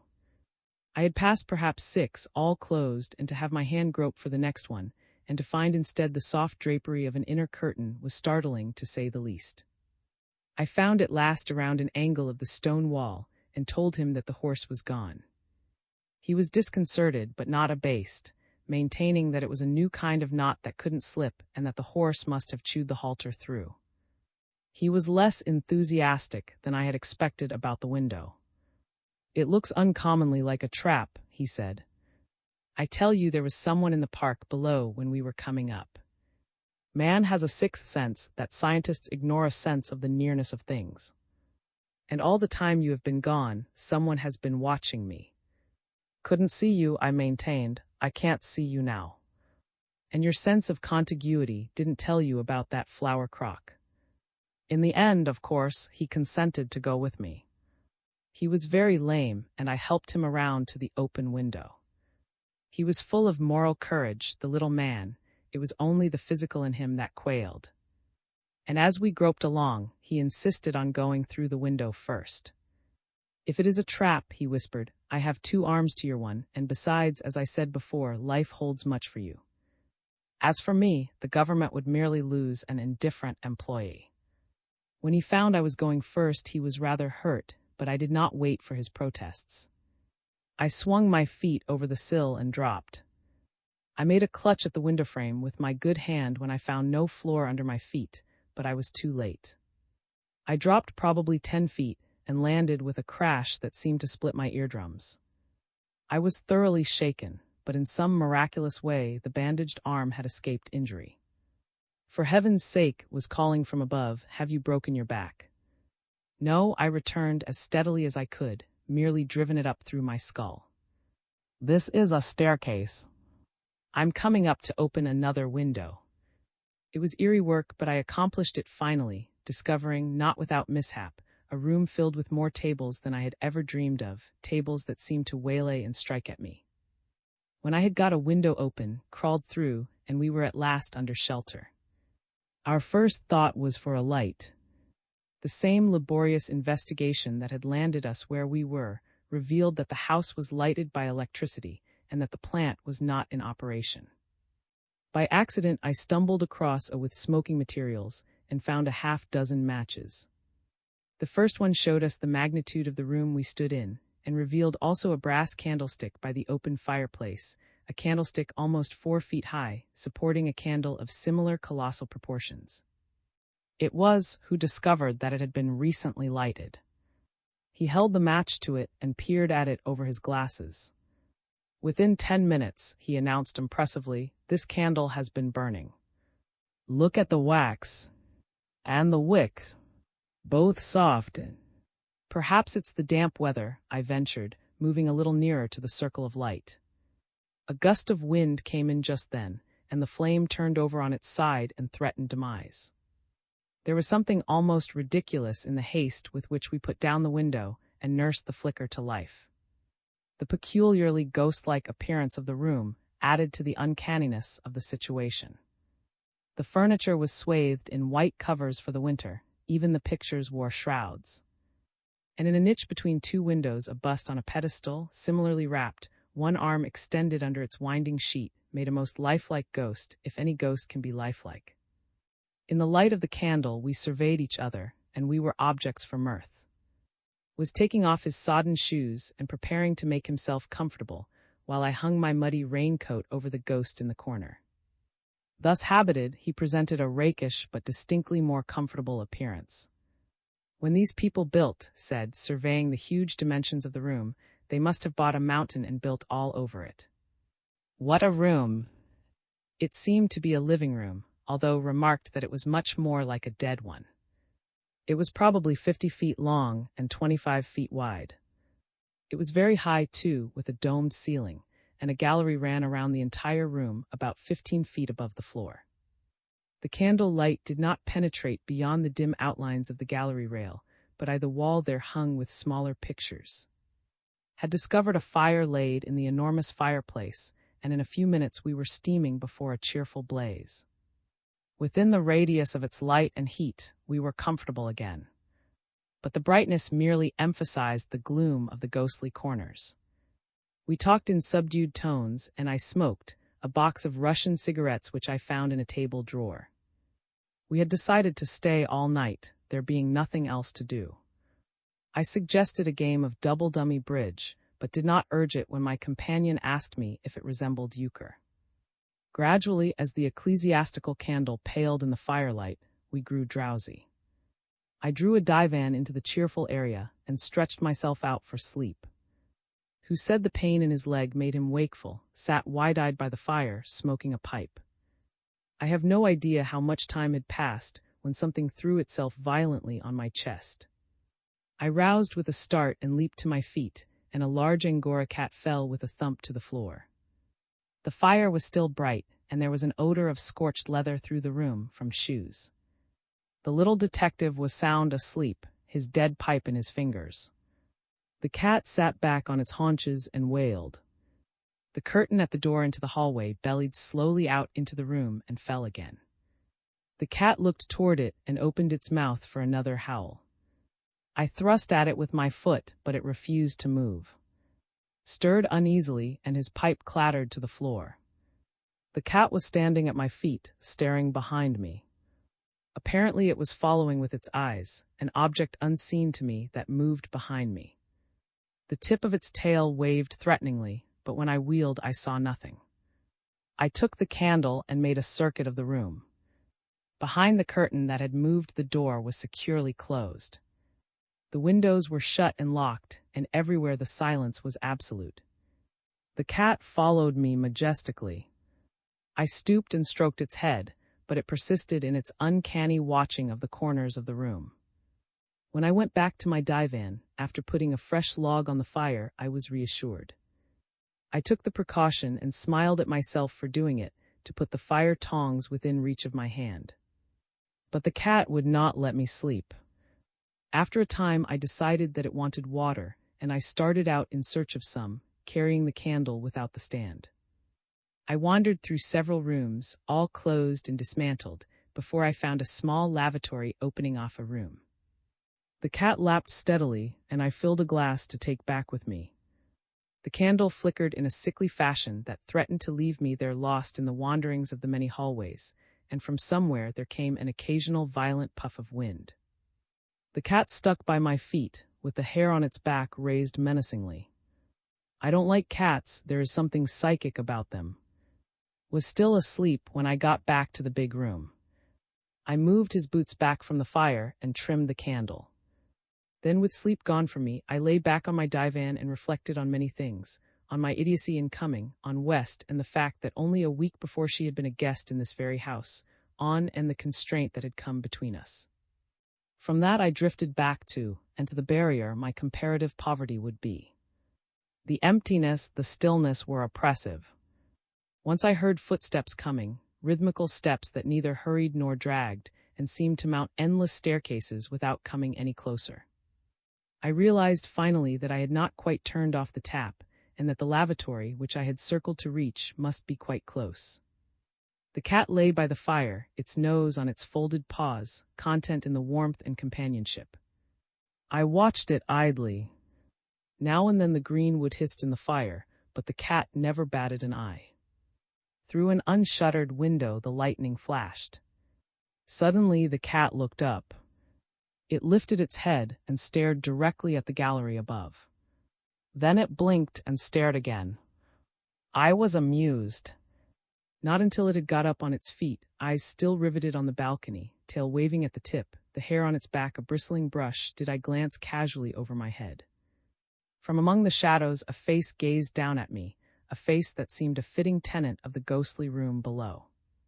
I saw it as plainly as I might see my own face in a mirror. While I stared at it with horrified eyes, the apparition faded. The rail was there, the rug still swung from it, but the gallery was empty. The cat threw back its head and wailed. XXIV. His wife's father. I jumped up and seized the fire tongs. The cat's wail had roused, who was wide awake at once.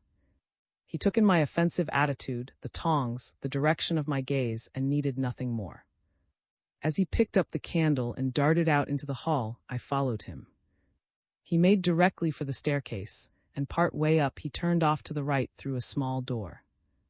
We were on the gallery itself. Below us the fire gleamed cheerfully, the cat was not in sight. There was no sign of my ghostly visitant, but as we stood there the rug, without warning, slid over the railing and fell to the floor below. "Man or woman?" inquired in his most professional tone. "Neither that is, I don't know. I didn't notice anything but the eyes," I muttered. "They were looking a hole in me. If you'd seen that cat you would realize my state of mind." That was a traditional graveyard yowl. "I don't think you saw anything at all," he lied cheerfully. "You dozed off, and the rest is the natural result of a meal on a buffet car." Nevertheless, he examined the carefully when we went down, and when I finally went to sleep, he was reading the only book in sight on bridge. The first rays of daylight were coming mistily into the room when he roused me. He had his finger on his lips, and he whispered, while I tried to draw on my distorted boots. "I think we have him," he said triumphantly. "I've been looking around some, and I can tell you this much. Just before we came in through the window last night, another man came. Only he did not drop as you did. He swung over to the stair railing and then down. The rail is scratched. He was long enough ahead of us to go into the dining room and get a decanter out of the sideboard. He poured out the liquor into a glass, left the decanter there, and took the whiskey into the library across the hall. Then he broke into a desk, using a paper knife for a jimmy. "Good Lord," I exclaimed, "why, it may have been himself. Confound your theories, he's getting farther away every minute." "It was," returned imperturbably. "And he has not gone. His boots are by the library fire. He probably had a dozen pairs where he could get them," I scoffed. "And while you and I sat and slept, the very man we want to get our hands on leered at us over that railing." "Softly, softly, my friend," said as I stamped into my other shoe. "I did not say he was gone. Don't jump at conclusions. It is fatal to reasoning. As a matter of fact, he didn't relish a night on the mountains any more than we did. After he had unintentionally frightened you almost into paralysis, what would my gentleman naturally do? Go out in the storm again. Not if I know the Alice sit-by-the-fire type. He went upstairs, well up near the roof, locked himself in and went to bed. And he is there now. He is there now. We had no weapons. I am aware that the traditional hero is always armed, and that as the low comedian should have had a revolver that missed fire. As a fact, we had nothing of the sort. Carried the fire tongs, but my sense of humor was too strong for me. I declined the poker. All we want is a little peaceable conversation with him, I demurred. We can't brain him first and converse with him afterward. And anyhow, while I can't put my finger on the place, I think your theory is weak. If he wouldn't run 100 miles through fire and water to get away from us, then he is not the man we want. However, was certain. He had found the room and listened outside the door to the sleeper's heavy breathing, and so we climbed past luxurious suites, revealed in the deepening daylight, past long vistas of hall and boudoir. And we were both badly winded when we got there. It was a tower room, reached by narrow stairs and well above the roof level. Was glowing. It is partly good luck, but not all, he panted in a whisper. If we had persisted in the search last night, he would have taken alarm and fled. Now we have him. Are you ready? He gave a mighty rap at the door with the fire tongs and stood expectant. Certainly he was right, someone moved within. Hello. Hello there. Bald. You might as well come out. We won't hurt you if you'll come peaceably. Tell him we represent the law, I prompted. That's the customary thing, you know. But at that moment a bullet came squarely through the door and flattened itself with a sharp against the wall of the tower staircase. We ducked unanimously, dropped back out of range, and retaliated with a spirited bang at the door with the tongs. This brought another bullet. It was a ridiculous situation. Under the circumstances, no doubt we should have retired, at least until we had armed ourselves, but had no end of fighting spirit, and as for me, my blood was up. Break the lock, I suggested, and standing at the side out of range, retaliated for every bullet by a smashing blow with the tongs. The shots ceased after a half-dozen, and the door was giving slowly. One of us on each side of the door, we were ready for almost any kind of desperate resistance. As it swung open, poised the tongs, I stood, bent forward, my arm drawn back for a blow. Nothing happened. There was not a sound. Finally, at the risk of losing an eye which I justly value, I peered around and into the room. There was no desperado there, only a fresh-faced, trembling-lipped servant, sitting on the edge of her bed, with a quilt around her shoulders and the empty revolver at her feet. We were victorious, but no conquered army ever beat such a retreat as ours down the tower stairs and into the refuge of the living room. There, with the door closed, sprawled on the divan, I went from one spasm of mirth into another, becoming sane at intervals, and suffering relapse again every time I saw a disgruntled countenance. He was pacing the room, the tongs still in his hand, his mouth pursed with irritation. Finally, he stopped in front of me and compelled my attention. When you have finished cackling, he said with dignity, I wish to justify my position. Do you think the young woman upstairs put a pair of number 8 boots to dry in the library last night? Do you think she poured the whiskey out of that decanter? They have been known to do it, I put in, but his eye silenced me. Moreover, if she had been the person who peered at you over the gallery railing last night, don't you suppose, with her belligerent disposition, she could have filled you as full of lead as a window weight? I do, I assented. It was Alice sit by the fire. I grant you that. Then who was it? Felt certain that it had been, but I was not so sure. Why would he have crawled like a thief into his own house? If he had crossed the park, as seemed probable when we did, he had not made any attempt to use the knocker. I gave it up finally, and made an effort to conciliate the young woman in the tower.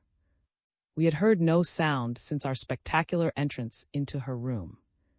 I was distinctly uncomfortable as, alone this time, I climbed to the tower staircase. Reasoning from before, she would probably throw a chair at me. I stopped at the foot of the staircase and called. "Hello up there," I said, in as debonair a manner as I could summon. "Good mornings." No reply. "Bon, mademoiselle," I tried again. This time there was a movement of some sort from above, but nothing fell on me. We want to apologize for rousing you so unexpectedly this morning," I went on. "The fact is, we wanted to talk to you, and you were hard to waken. We are travelers lost in your mountains, and we crave a breakfast and an audience." She came to the door then. I could feel that she was investigating the top of my head from above. "Is Mr. with you?" she asked. It was the first word from her, and she was not sure of her voice. "No, we are alone.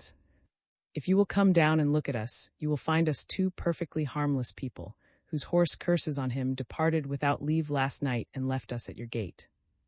She relaxed somewhat then and came down a step or two. "I was afraid I had killed somebody," she said. "The housekeeper left yesterday, and the other maids went with her." When she saw that I was comparatively young and lacked the earmarks of the highwayman, she was greatly relieved. She was inclined to fight shy of, however, for some reason. She gave us a breakfast of a sort, for there was little in the house, and afterward we telephoned to the town for a vehicle. While examined scratches and replaced the rug, I engaged in conversation. "Can you tell me," I asked, "who is managing the estate since Mrs. was killed?" "No one," she returned shortly. "Has any member of the family been here since the accident?" "No, sir. There was only the two, and some think Mr. was killed as well as his sister." "You do?" "No," with conviction. "Why?" She wheeled on me with quick suspicion. "Are you a detective?" she demanded. "No. You told him to say you represented the law." "I am a lawyer. Some of them misrepresent the law, but I..." She broke in impatiently. "A sheriff's officer." "No. Look here, I am all that I should be. You'll have to believe that. And I'm in a bad position through no fault of my own. I want you to answer some questions. If you will help me, I will do what I can for you. Do you live near here?" Her chin quivered. It was the first sign of weakness she had shown. "My home is in Pittsburgh," she said, "and I haven't enough money to get there." They hadn't paid any wages for 2 months. They didn't pay anybody. "Very well," I returned. "I'll send you back to Pittsburgh, Pullman included, if you will tell me some things I want to know." She agreed eagerly. Outside, the window was bending over, examining footprints in the drive. "Now," I began, "there has been a Miss West staying here." "Yes, Mr. was attentive to her." "Yes." She was the granddaughter of a wealthy man in Pittsburgh. My aunt has been in his family for 20 years. Mrs. wanted her brother to marry Miss West. Do you think he did marry her?" I could not keep the excitement out of my voice. "No." There were reasons. She stopped abruptly. "Do you know anything of the family? Were they New Yorkers? They came from somewhere in the South. I have heard Mrs. say her mother was a Cuban. I don't know much about them, but Mr. had a wicked temper, though he didn't look it. Folks say big, light-haired people are easygoing, but I don't believe it, sir." "How long was Miss West here?" 2 weeks. I hesitated about further questioning. Critical as my position was, I could not pry deeper into West's affairs. If she had got into the hands of adventurers, as and his sister appeared to have been, she was safely away from them again. But something of the situation in the car Ontario was forming itself in my mind. The incident at the farmhouse lacked only motive to be complete. Was, after all, a rascal or a criminal? Was the murderer or Mrs. Conway, the lady or the tiger again, was speaking. I hope Miss West was not hurt, she asked. We liked her, all of us. She was not like Mrs. I wanted to say that she was not like anybody in the world. Instead, she escaped with some bruises, I said. She glanced at my arm. You were on the train. Yes. She waited for more questions, but none coming, she went to the door. Then she closed it softly and came back. Mrs. is dead. You are sure of it? She asked. She was killed instantly, I believe. The body was not recovered. But I have reasons for believing that Mr. is living.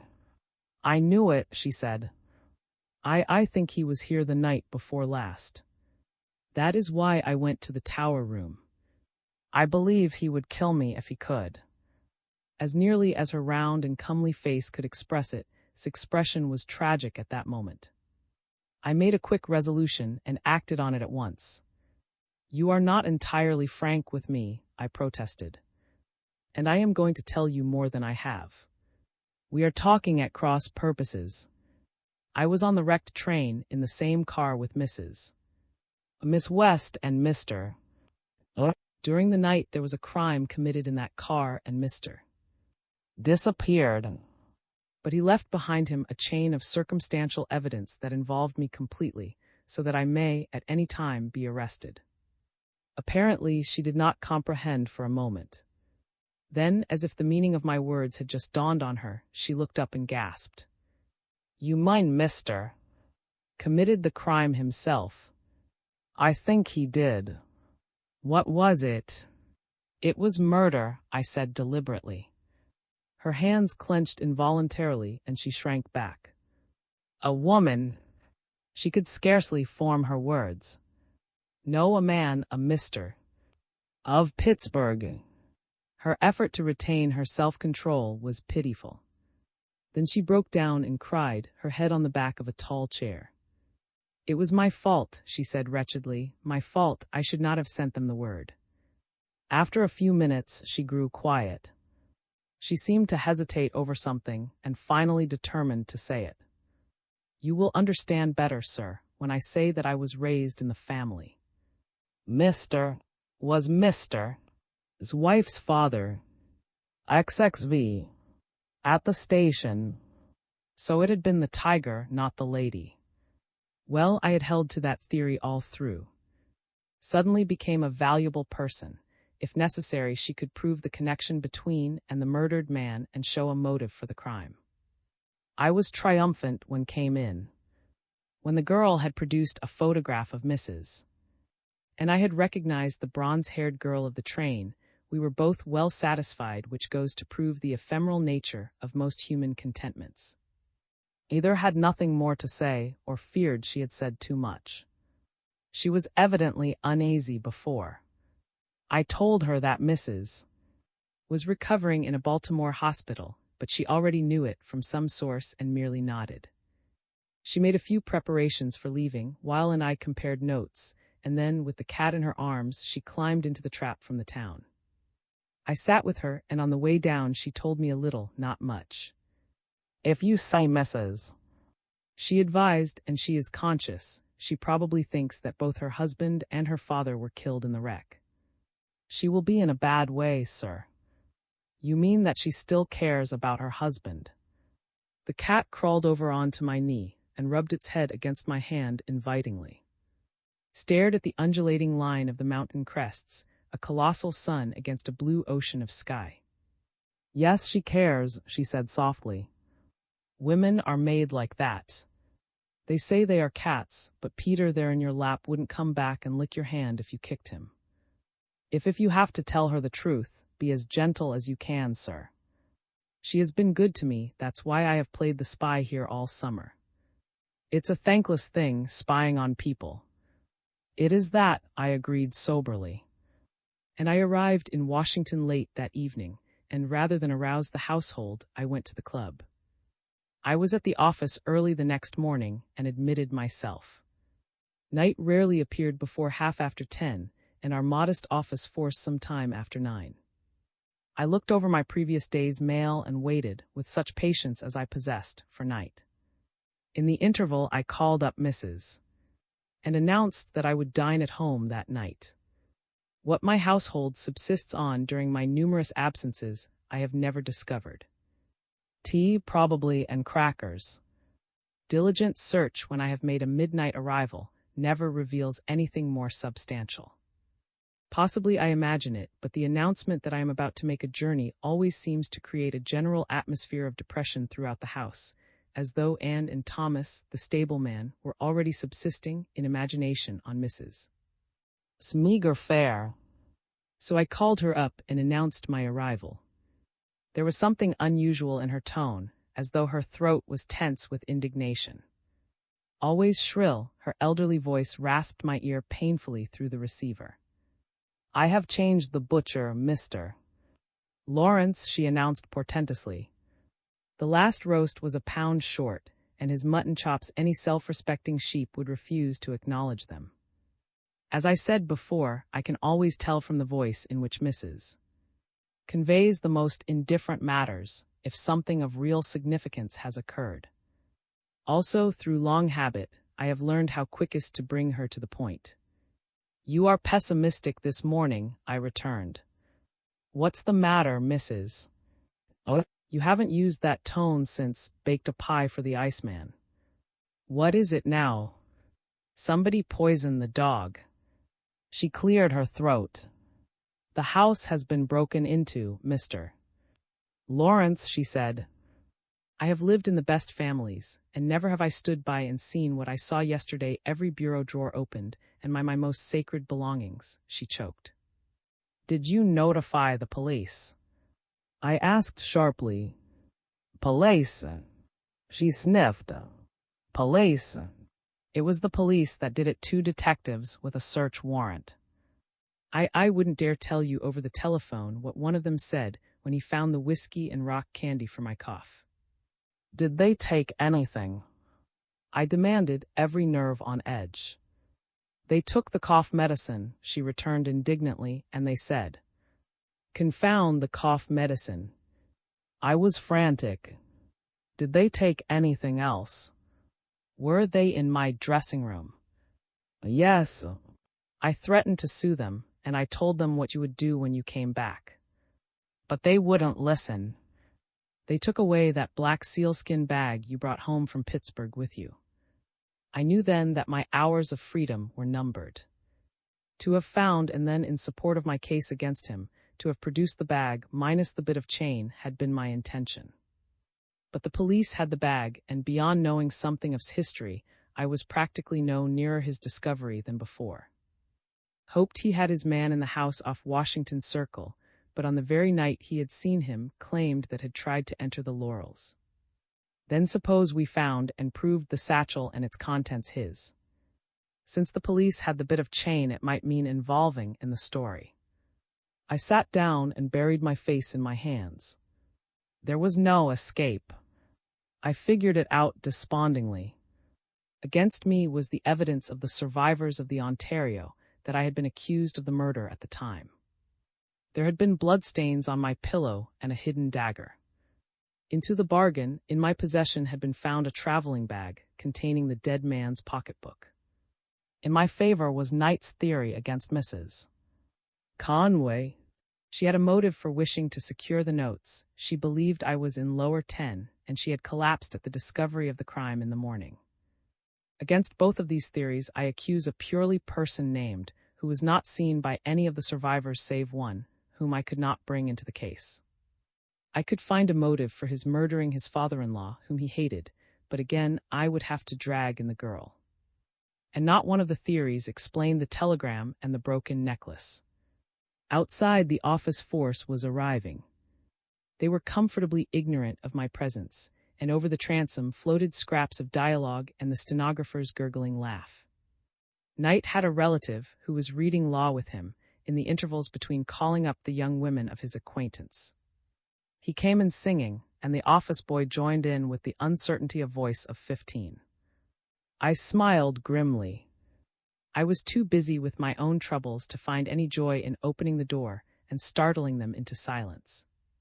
I even heard, without resentment, blobs of the uncertain voice inquire when Blake would be back. I hoped night would arrive before the arrest occurred.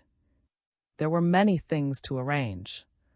But when at last, impatient of his delay, I telephoned, I found he had been gone for more than an hour. Clearly he was not coming directly to the office, and with such resignation as I could muster, I paced the floor and waited. I felt more alone than I have ever felt in my life.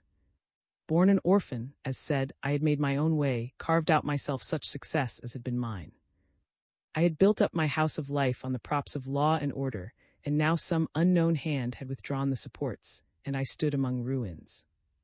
I suppose it is the maternal in a woman that makes a man turn to her when everything else fails. The eternal boy in him goes to have his wounded pride bandaged, his tattered self-respect repaired. If he loves the woman, he wants her to kiss the hurt. The longing to see, always with me, was stronger than I was that morning. It might be that I would not see her again. I had nothing to say to her save one thing, and that, under the cloud that hung over me, I did not dare to say.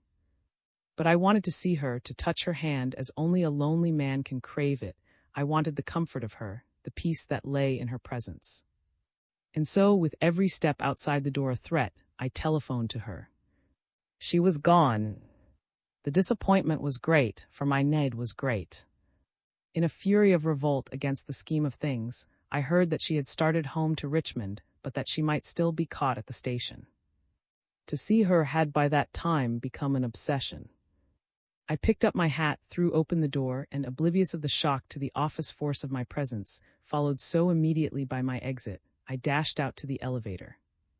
As I went down in one cage, I caught a glimpse of Johnson and two other men going up in the next. I hardly gave them a thought.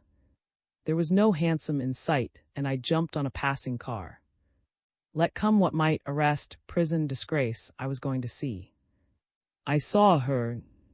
I flung into the station, saw that it was empty, for she was not there. Then I hurried back to the gates. She was there, a familiar figure in blue, the very gown in which I always thought of her, the one she had worn when, heaven help me, I had kissed her at the Carter farm. And she was not alone. Bending over her, talking earnestly, with all his boyish heart in his face, was. They did not see me, and I was glad of it. After all, it had been night's game first. I turned on my heel and made my way blindly out of the station. Before I lost them, I turned once and looked toward them, standing apart from the crowd, absorbed in each other. They were the only two people on earth that I cared about, and I left them there together. Then I went back miserably to the office and awaited arrest. XXVI. On to Richmond. Strangely enough, I was not disturbed that day. Night did not appear at all. I sat at my desk and transacted routine business all afternoon, working with feverish energy. Like a man on the verge of a critical illness or a hazardous journey, I cleared up my correspondence, paid bills until I had writer's cramp from signing checks, read over my will, and paid up my life insurance, made to the benefit of an elderly sister of my mother. I no longer dreaded arrest. After that morning in the station, I felt that anything would be a relief from the tension. I went home with perfect openness, courting the warrant that I knew was waiting, but I was not molested. The delay puzzled me. The early part of the evening was uneventful. I read until late with occasional lapses when my book lay at my elbow and I smoked and thought. Mrs. Closed the house with ostentatious caution, about 11, and hung around waiting to enlarge on the outrageousness of the police search. I did not encourage her. One would think, she concluded pompously, 1 foot in the hall, that you were something you oughtn't to be, Mr. Lawrence. They acted as though you had committed a crime. I'm not sure that I didn't, Mrs. I said wearily. Somebody did, the general verdict seems to point my way. She stared at me in speechless indignation. Then she flounced out. She came back once to say that the paper predicted cooler weather and that she had put a blanket on my bed, but to her disappointment, I refused to reopen the subject. at 11:30 night and came in. Has a habit of stopping his car in front of the house and honking until someone comes out. He has a code of signals with the horn, which I never remember. Too long and a short blast mean, I believe, send out a box of cigarettes, and 6 short blasts, which sound like a police call, mean can you lend me some money. Tonight I knew something was up, for he got out and rang the doorbell like a Christian. They came into the library and wiped his collar until it gleamed. Knight was aggressively cheerful.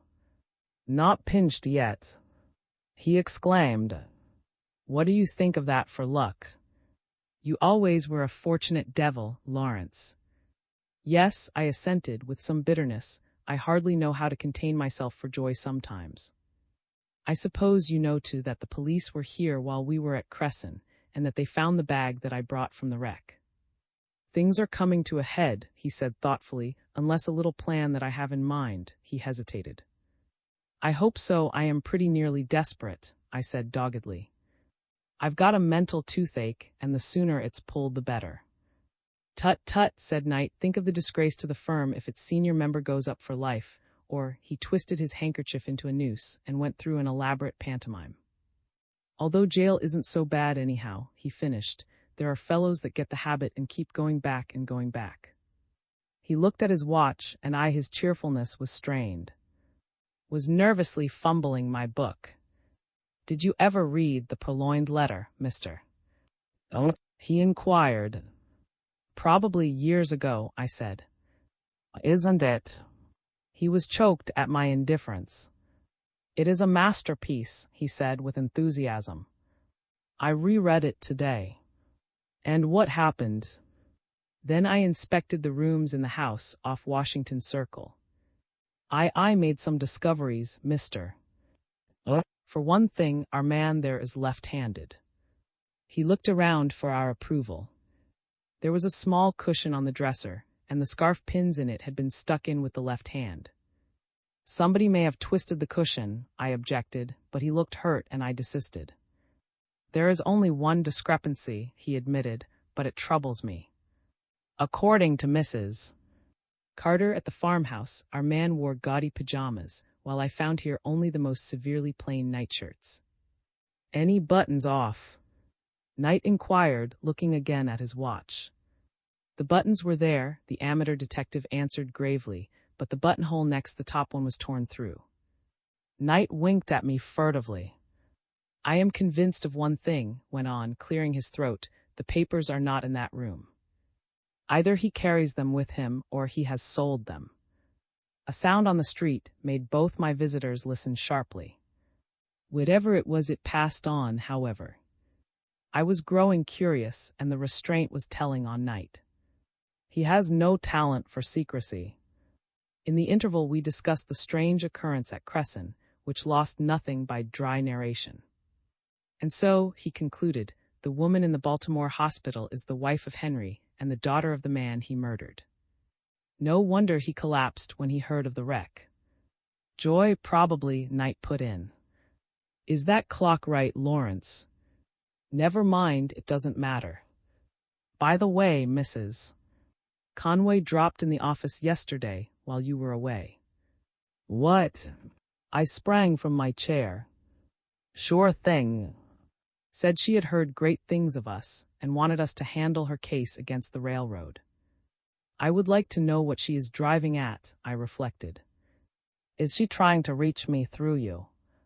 Flippancy is often a cloak for deeper feeling. He dropped it now.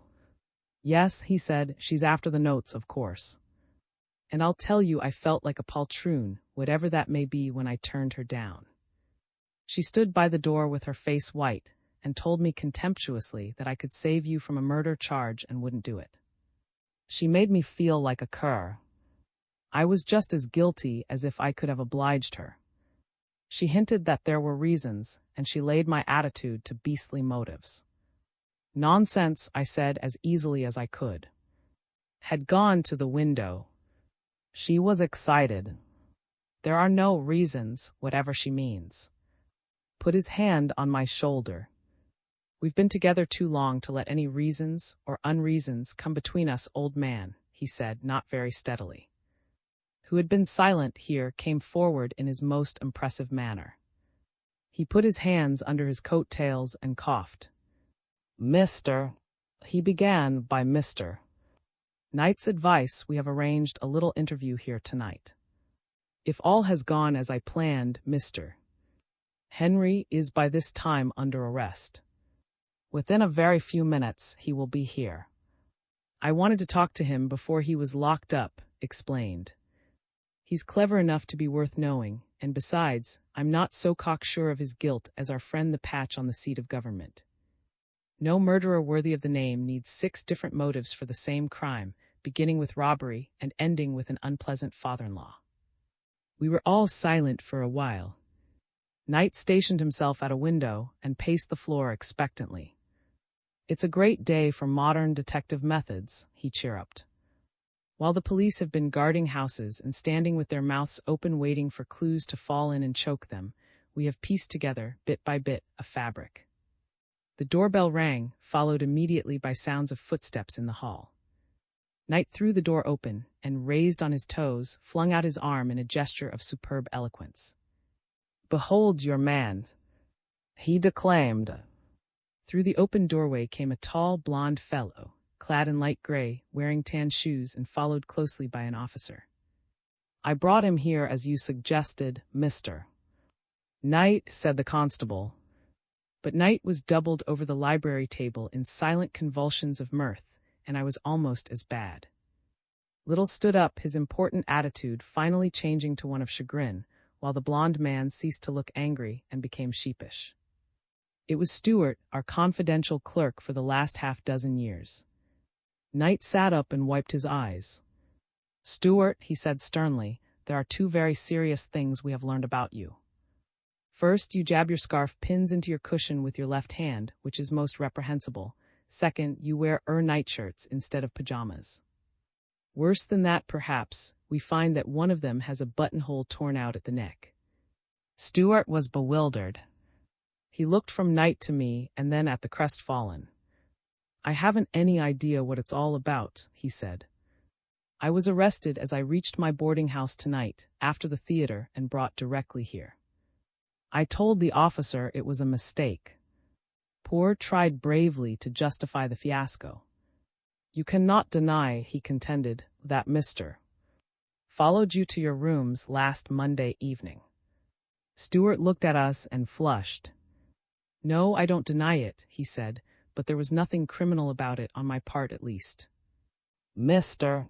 has been trying to induce me to secure the forged notes for him. But I did not even know where they were. And you were not on the wrecked Washington flyer." Persisted, but Knight interfered. "There is no use trying to put the other man's identity on Stewart, Mr. He protested. "He has been our confidential clerk for 6 years and has not been away from the office a day for a year. I am afraid that the beautiful fabric we have pieced out of all these scraps is going to be a crazy quilt." His tone was facetious, but I could detect the undercurrent of real disappointment. I paid the constable for his trouble, and he departed. Stewart, still indignant, left to go back to Washington Circle. He shook hands with Knight and myself magnanimously, but he hurled a look of utter hatred at, sunk crestfallen in his chair. "As far as I can see," said Knight dryly, "we're exactly as far along as we were the day we met at the Carter place. We're not a step nearer to finding our man." "We have one thing that may be of value," I suggested. "He is the husband of a bronze-haired woman at Van Kirk's hospital, and it is just possible we may trace him through her. I hope we are not going to lose your valuable cooperation, Mr. I asked. He roused at that to feeble interest. "Oh, of course not, if you still care to have me. I was wondering about the man who just went out, Stewart, you say." "I told his landlady tonight that he wouldn't need the room again.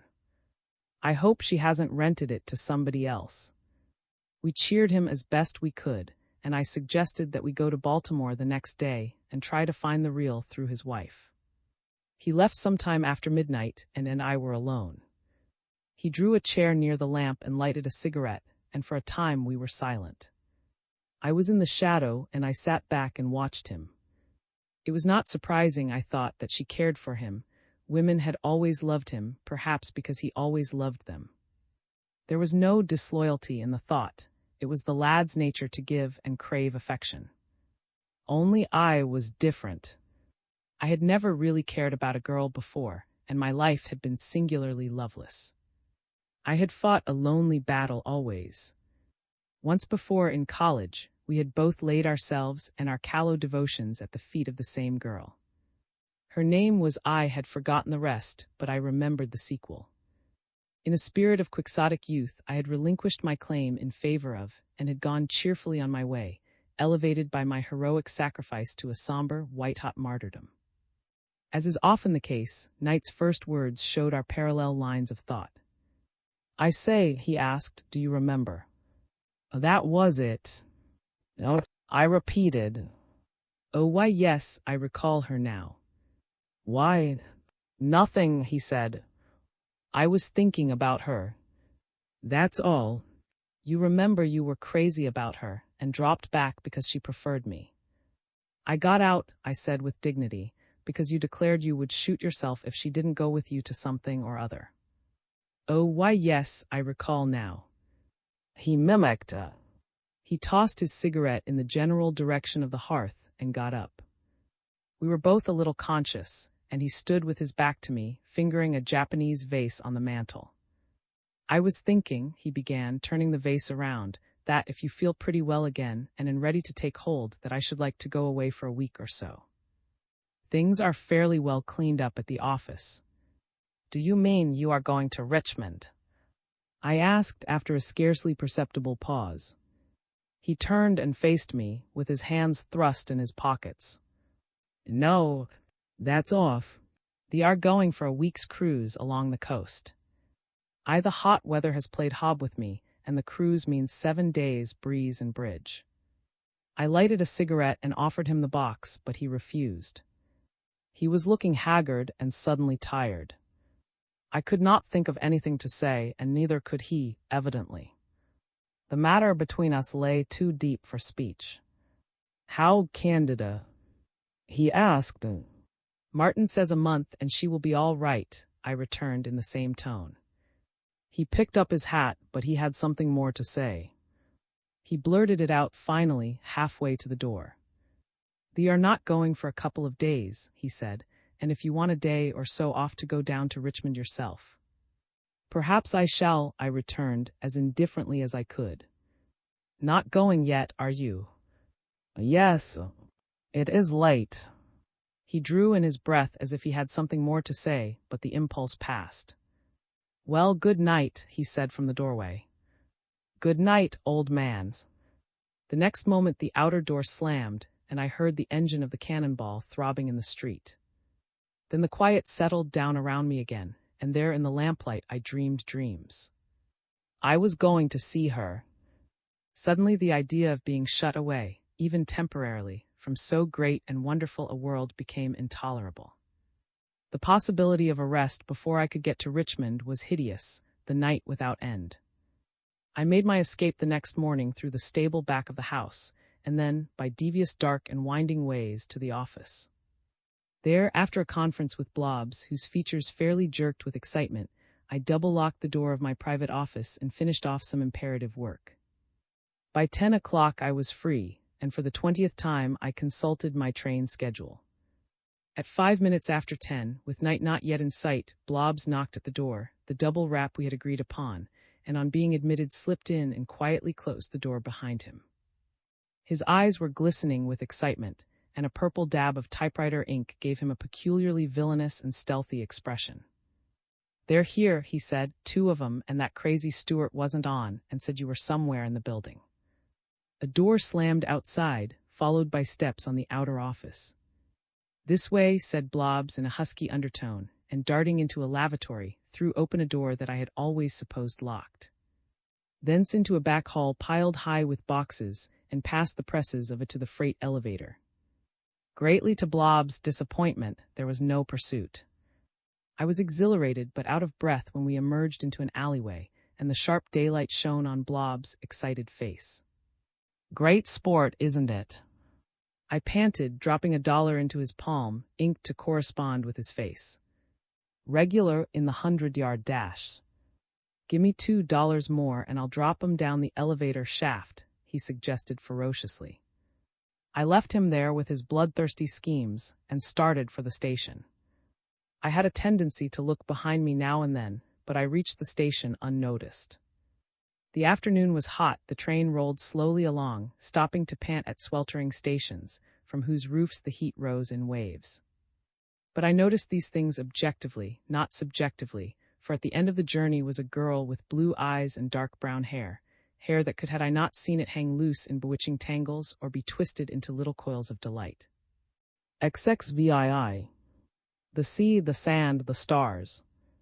I telephoned as soon as I reached my hotel, and I had not known how much I had hoped from seeing her until I learned that she was out of town. I hung up the receiver, almost dizzy with disappointment, and it was fully 5 minutes before I thought of calling up again and asking if she was within telephone reach. It seemed she was down on the bay staying with the Samuel. Sammy Forbes. It was a name to conjure with just then. In the old days at college I had rather flouted him, but now I was ready to take him to my heart. I remembered that he had always meant well anyhow, and that he was explosively generous. I called him up. By the fumes of gasoline, he said when I told him who I was. The fount of wisdom against woman. The great unkissed. Welcome to our city. Whereupon he proceeded to urge me to come down to the shack, and to say that I was an agreeable surprise, because 4 times in 2 hours youths had called up to ask if West was stopping with him, and to suggest that they had a vacant day or two. "Oh, Miss West," I shouted politely. There was a buzzing on the line. "Is she there?" Sam had no suspicions. Was not I in his mind always the great unkissed, which sounds like the great unwashed and is even more of a reproach? He asked me down promptly, as I had hoped, and thrust aside my objections. "Nonsense," he said. "Bring yourself. The lady that keeps my boarding house is calling to me to insist. You remember, don't you? She says unless you have lost your figure, you can wear my clothes all right. All you need here is a bathing suit for daytime and a dinner coat for evening." "It sounds cool," I temporized. "If you are sure I won't put you out very well, Sam, since you and your wife are good enough. I have a couple of days free. Give my love too until I can do it myself." Sam met me himself and drove me out to the shack, which proved to be a substantial house overlooking the water. On the way he confided to me that lots of married men thought they were contented when they were merely resigned, but that it was the only life, and that Sam, Jr., could swim like a duck. Incidentally, he said that was his wife's cousin, their respective grandmothers having, at proper intervals, married the same man, and that would lose her good looks if she was not careful. "I say she's worried and I stick to it," he said, as he threw the lines to a groom and prepared to get out. "You know her, and she's the kind of girl you think you can read like a book. But you can't, don't fool yourself. Take a good look at her at dinner, Blake. You won't lose your head like the other fellows and then tell me what's wrong with her. We're mighty fond of." He went ponderously up the steps, for Sam had put on weight since I knew him. At the door he turned around. "Do you happen to know the McClures at Seal Harbor?" he asked irrelevantly, but Mrs. Sam came into the hall just then, both hands out to greet me, and whatever Forbes had meant to say, he did not pick up the subject again. "We are having tea in here," said gaily, indicating the door behind her. "Tea by courtesy, because I think tea is the only beverage that isn't represented. And then we must dress, for this is hop night at the club." "Which is as great a misnomer as the tea," Sam put in, ponderously struggling out of his linen driving coat. "It's bridge night and the only hops are in the beer." He was still gurgling over this as he took me upstairs. He showed me my room himself, and then began the fruitless search for evening raiment that kept me home that night from the club. For I couldn't wear Sam's clothes. That was clear after a perspiring of a half hour. I won't do it, Sam, I said, when I had draped his dress coat on me toga fashion. Who am I to have clothing to spare, like this, when many a poor chap hasn't even a cellar door to cover him? I won't do it, I'm selfish, but not that selfish. Lord, he said, wiping his face, how you've kept your figure. I can't wear a belt anymore, got to have suspenders. He reflected over his grievance for some time, sitting on the side of the bed. You could go as you are, he said finally. We do it all the time, only tonight happens to be the annual something or other, and he trailed off into silence, trying to buckle my belt around him. A good 6 inches, he sighed. I never get into a hansom cab anymore that I don't expect to see the horse fly up into the air. Well, isn't going either. She turned down Granger this afternoon, the Annapolis fellow you met on the stairs, pigeon-breasted chap, and she always gets a headache on those occasions. He got up heavily and went to the door. Granger is leaving, he said. I may be able to get his dinner coat for you. How well do you know her? He asked with his hand on the knob. If you mean Dolly. Fairly well, I said cautiously. Not as well as I would like to. I dined with her last week in Washington. Knew her before that. Forbes touched the bell instead of going out, and told the servant who answered to see if Mr. Granger's suitcase had gone. If not, to bring it across the hall. Then he came back to his former position on the bed. You see, we feel responsible for near relation and all that, he began pompously. And we can't talk to the people here at the house. All the men are in love with her, and all the women are jealous. Then there's a lot of money, too, or will be. Confound the money. I muttered. That is nothing. Razor slipped. I can tell you, he went on, because you don't lose your head over every pretty face, although is more than that, of course. But about a month ago she went away to Seal Harbor to visit McClure. Know her. She came home to Richmond yesterday, and then came down here, I mean. And yesterday afternoon Dolly had a letter from something about a second man, and saying she was disappointed not to have had there, that she had promised them a 2 weeks visit. What do you make of that? And that isn't the worst. Herself wasn't in the room, but there were 8 other women, and because Dolly had put belladonna in her eyes the night before to see how she would look, and as a result couldn't see anything nearer than across the room, someone read the letter aloud to her, and the whole story is out. One of the cats told Granger, and the boy proposed to today, to show her he didn't care a tinker's damn where she had been.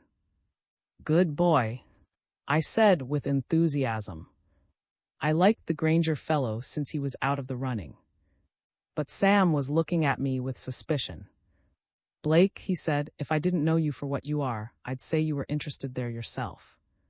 Being so near her, under the same roof, with even the tie of a dubious secret between us, was making me heady. I pushed Forbes toward the door. I interested, I retorted, holding him by the shoulders. There isn't a word in your vocabulary to fit my condition.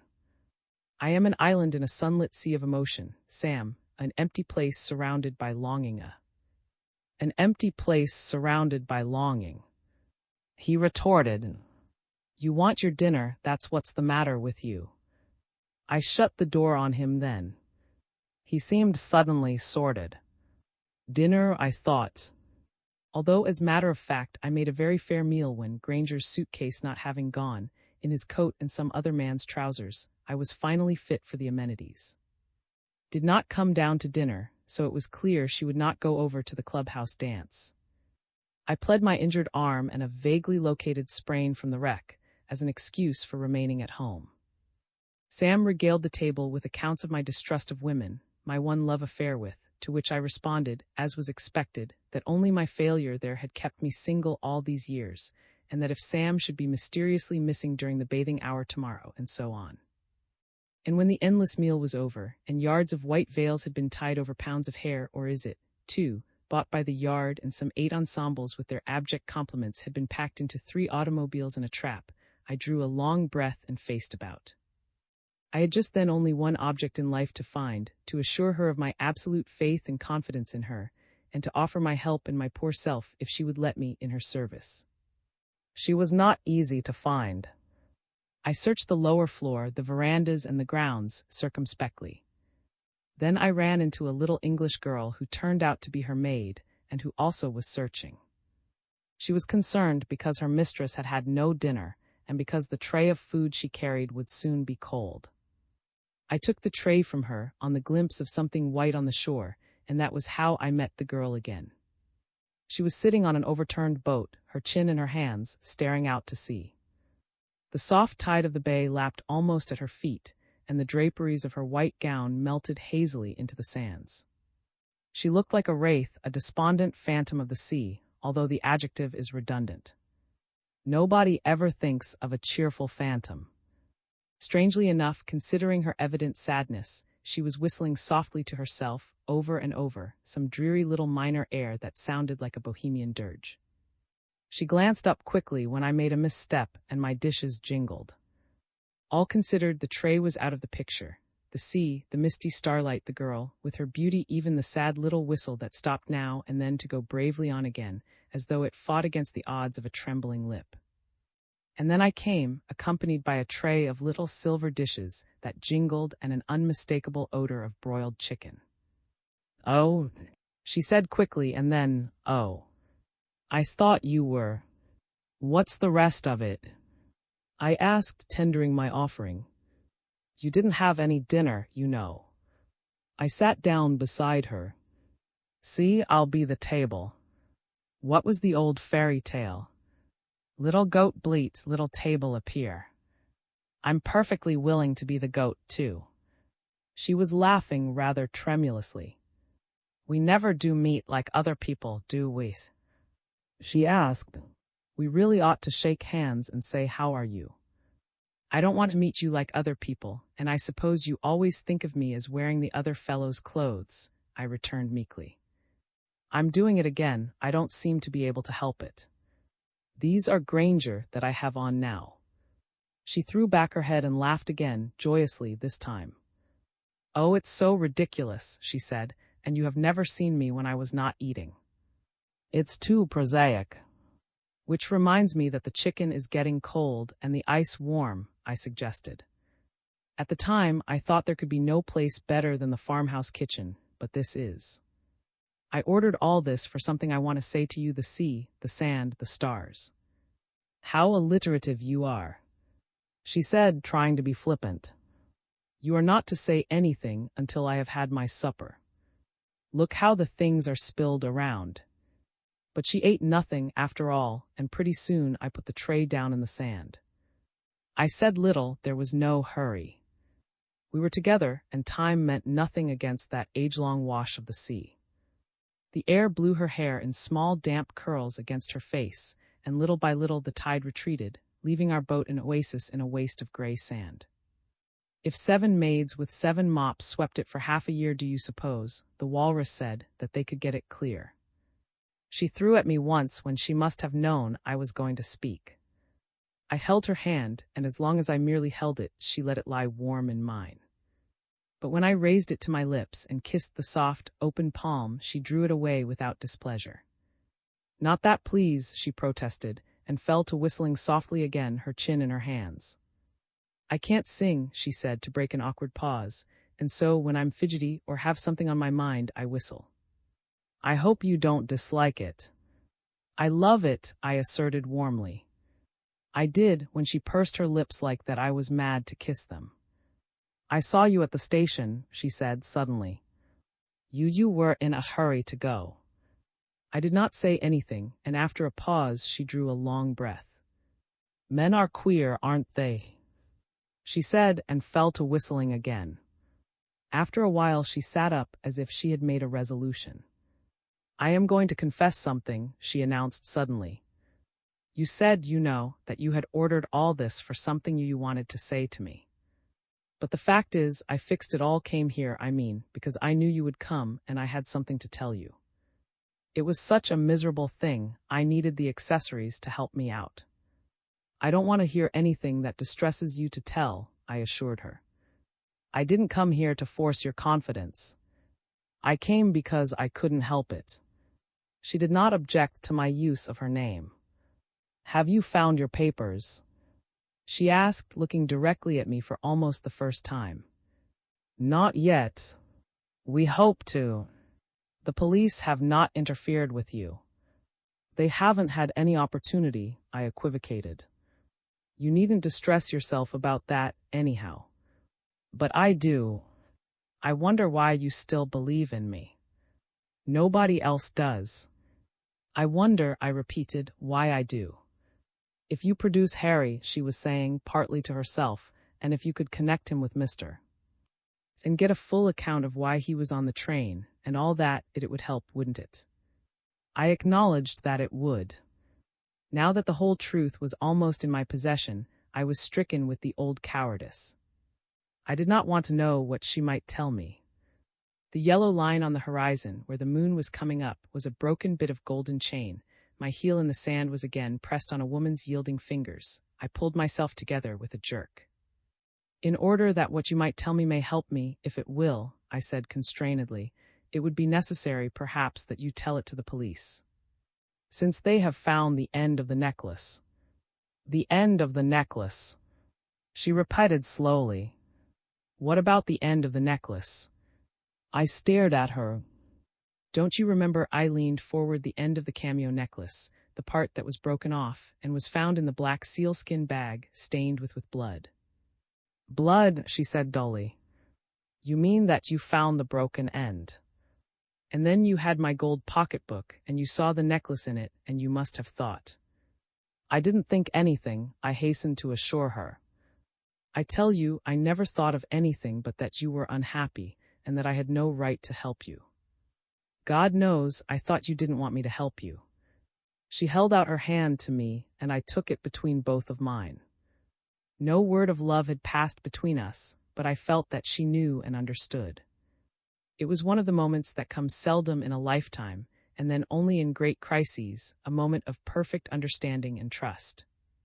Then she drew her hand away and sat, erect and determined, her fingers laced in her lap. As she talked, the moon came up slowly and threw its bright pathway across the water. Back of us in the trees beyond the sea wall, a sleepy bird chirruped drowsily, and a wave, larger and bolder than its brothers, sped up the sand, bringing the moon's silver to our very feet. I bent toward the girl. "I am going to ask just one question." "Anything you like." Her voice was almost dreary. "Was it because of anything you are going to tell me that you refused?" She drew her breath in sharply. "No," she said without looking at me. "No, that was not the reason. XXVII. The story." She told her story evenly, with her eyes on the water, only now and then, when I too sat looking seaward, I thought she glanced at me furtively. And once, in the middle of it, she stopped altogether. "You don't realize it, probably," she protested, "but you look like a war god. Your face is horrible." "I will turn my back if it will help any," I said stormily, "but if you expect me to look anything but murderous, why, you don't know what I am going through with." That's all. The story of her meeting with the woman was brief enough. They had met in Rome first, where and her mother had taken a villa for a year. Mrs. had hovered on the ragged edges of society there, pleading the poverty of the South since the war as a reason for not going out more. There was talk of a brother, but had not seen him, and after a scandal which implicated Mrs. and a young of the Austrian embassy, had been forbidden to see the woman. The women had never liked her anyhow, she said. She did unconventional things, and they are very conventional there. And they said she did not always pay her gambling debts. I didn't like them. I thought they didn't like her because she was poor and popular. Then we came home and I almost forgot her, but last spring, when Mother was not well, she had taken Grandfather to the Riviera, and it always uses her up. We went to Virginia Hot Springs, and we met them there, the brother too this time. His name was Harry. I know. Go on. Mother had a nurse, and I was alone a great deal, and they were very kind to me. I saw a lot of them. The brother rather attracted me, partly because he did not make love to me. He even seemed to avoid me, and I was piqued. I had been spoiled, I suppose. Most of the other men I knew had had. I know that too, I said bitterly and moved away from her a trifle. I was brutal, but the whole story was a long torture. I think she knew what I was suffering, for she showed no resentment. It was early and there were few people around, none that I cared about. And Mother and the nurse played cribbage eternally, until I felt as though the little pegs were driven into my brain. And when Mrs.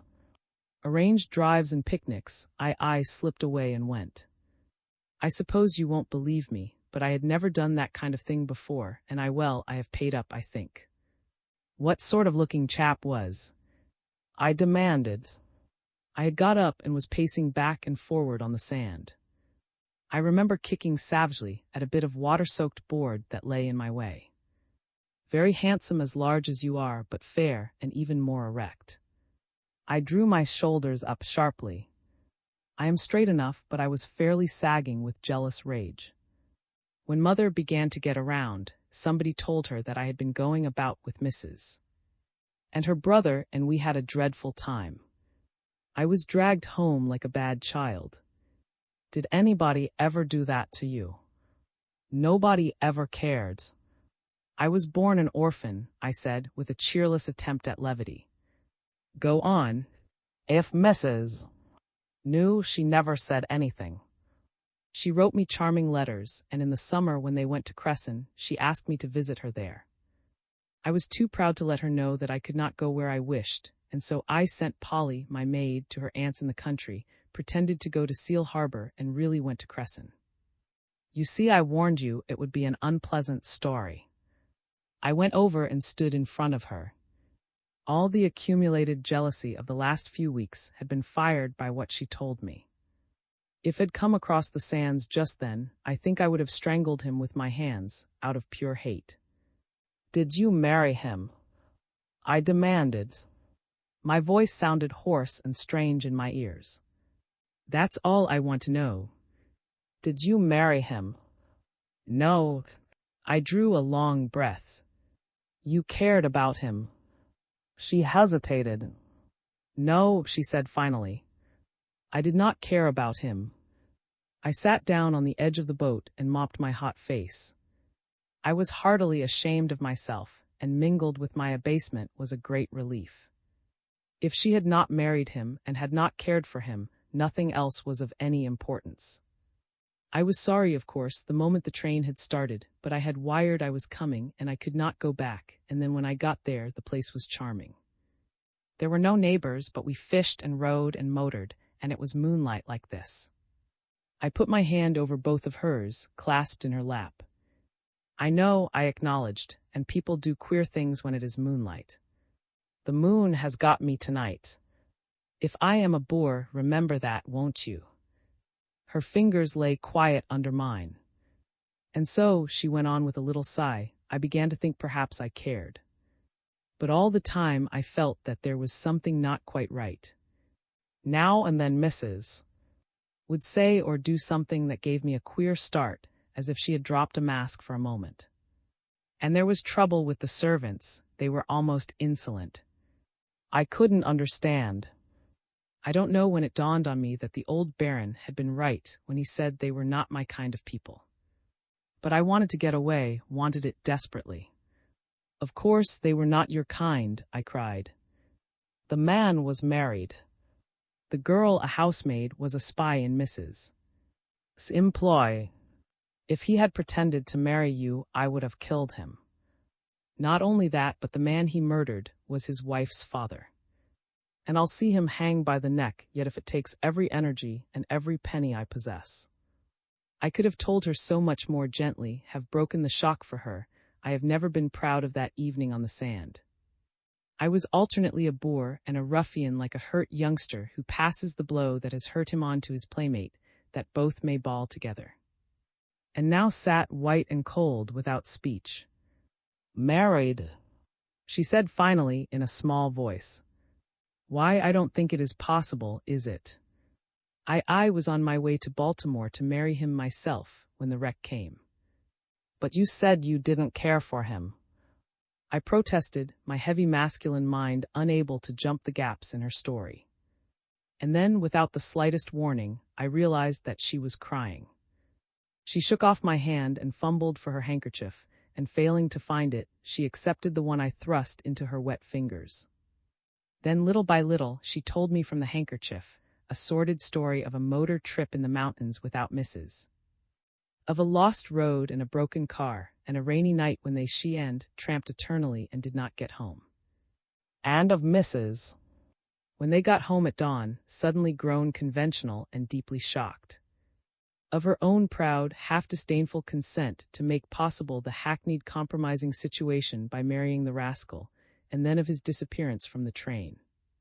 It was so terrible to her, such a heaven-sent relief to me, in spite of my rage against, that I laughed aloud. At which she looked at me over the handkerchief. "I know it's funny," she said, with a catch in her breath. "When I think that I nearly married a murderer, and didn't I cry for sheer joy?" Then she buried her face and cried again. "Please don't," I protested unsteadily. "I won't be responsible if you keep on crying like that. I may forget that I have a capital charge hanging over my head and that I may be arrested at any moment." That brought her out of the handkerchief at once. "I meant to be so helpful," she said, "and I've thought of nothing but myself. There were some things I meant to tell you. If was what you say, then I understand why she came to me just before I left. She had been packing my things, and she must have seen what condition I was in, for she came over to me when I was getting my wraps on to leave and said, 'Don't do it, Miss West, I beg you won't do it, you'll be sorry ever after.' And just then Mrs. came in and slipped out. That was all. No." As we went through the station, the telegraph operator gave Mr. a message. He read it on the platform, and it excited him terribly. He took his sister aside, and they talked together. He was white with either fear or anger, I don't know which. Then, when we boarded the train, a woman in black with beautiful hair who was standing on the car platform touched him on the arm and then drew back. He looked at her and glanced away again, but she reeled as if he had struck her. Then what? The situation was growing clearer. Mrs. and I had the drawing room. I had a dreadful night, just sleeping a little now and then. I dreaded to see dawn come. It was to be my wedding day. When we found Harry had disappeared in the night, Mrs. was in a frenzy. Then I saw his cigarette case in your hand. I had given it to him. You wore his clothes. The murder was discovered, and you were accused of it. What could I do? And then afterward, when I saw him asleep at the farmhouse, I was panic-stricken. I locked him in and ran. I didn't know why he did it, but he had killed a man. Someone was calling through a megaphone from the veranda. It sounded like Sam. All he called. All. I'm going to have some anchovies on toast. All. Neither of us heard. I wonder, I reflected, if you would be willing to repeat a part of that story just from the telegram on to a couple of detectives, say on Monday. If you would tell that, and how the end of your necklace got into the sealskin bag. My necklace, she repeated. But it isn't mine. I picked it up in the car. All. Sam again. I see you down there. I'm making a julep. Turned and called through her hands. Coming in a moment, Sam, she said, and rose. It must be very late, Sam is home. We would better go back to the house. Don't, I begged her. Anchovies and juleps and Sam will go on forever, and I have you such a little time. I suppose I am only one of a dozen or so, but you are the only girl in the world. You know I love you, don't you, dear? Sam was whistling an irritating bird call over and over. She pursed her red lips and answered him in kind. It was more than I could endure. Sam or no Sam, I said firmly, I am going to kiss you. But Sam's voice came strident through the megaphone. Be good, you too, he bellowed, I've got the binoculars. And so, under fire, we walked sedately back to the house. My pulses were throbbing. The little swish of her dress beside me on the grass was pain and ecstasy. I had but to put out my hand to touch her, and I dared not. Sam, armed with a megaphone and field glasses, bent over the rail and watched us with gleeful malignity. "Home early, aren't you?" called when we reached the steps. Led a club when my partner had doubled no trumps, and she fainted. "Damn the Hart convention," he said cheerfully. "The others are not here yet." 3 hours later, I went up to bed. I had not seen Alone again. The noise was at its height below, and I glanced down into the garden, still bright in the moonlight. Leaning against a tree and staring interestedly into the room was Johnson. XXIX. In the dining room. That was Saturday night, 2 weeks after the wreck. The previous 5 days had been full of swift following events: the woman in the house next door, the picture in the theater of a man about to leap from the doomed train, the dinner at the Dallases, and its discovery that was the girl in the case. In quick succession had come our visit to the Carter place, the finding of the rest of the telegram, my seeing there, and the strange interview with Mrs. Conway. The Crescent trip stood out in my memory for its serio-comic horrors and its one real thrill.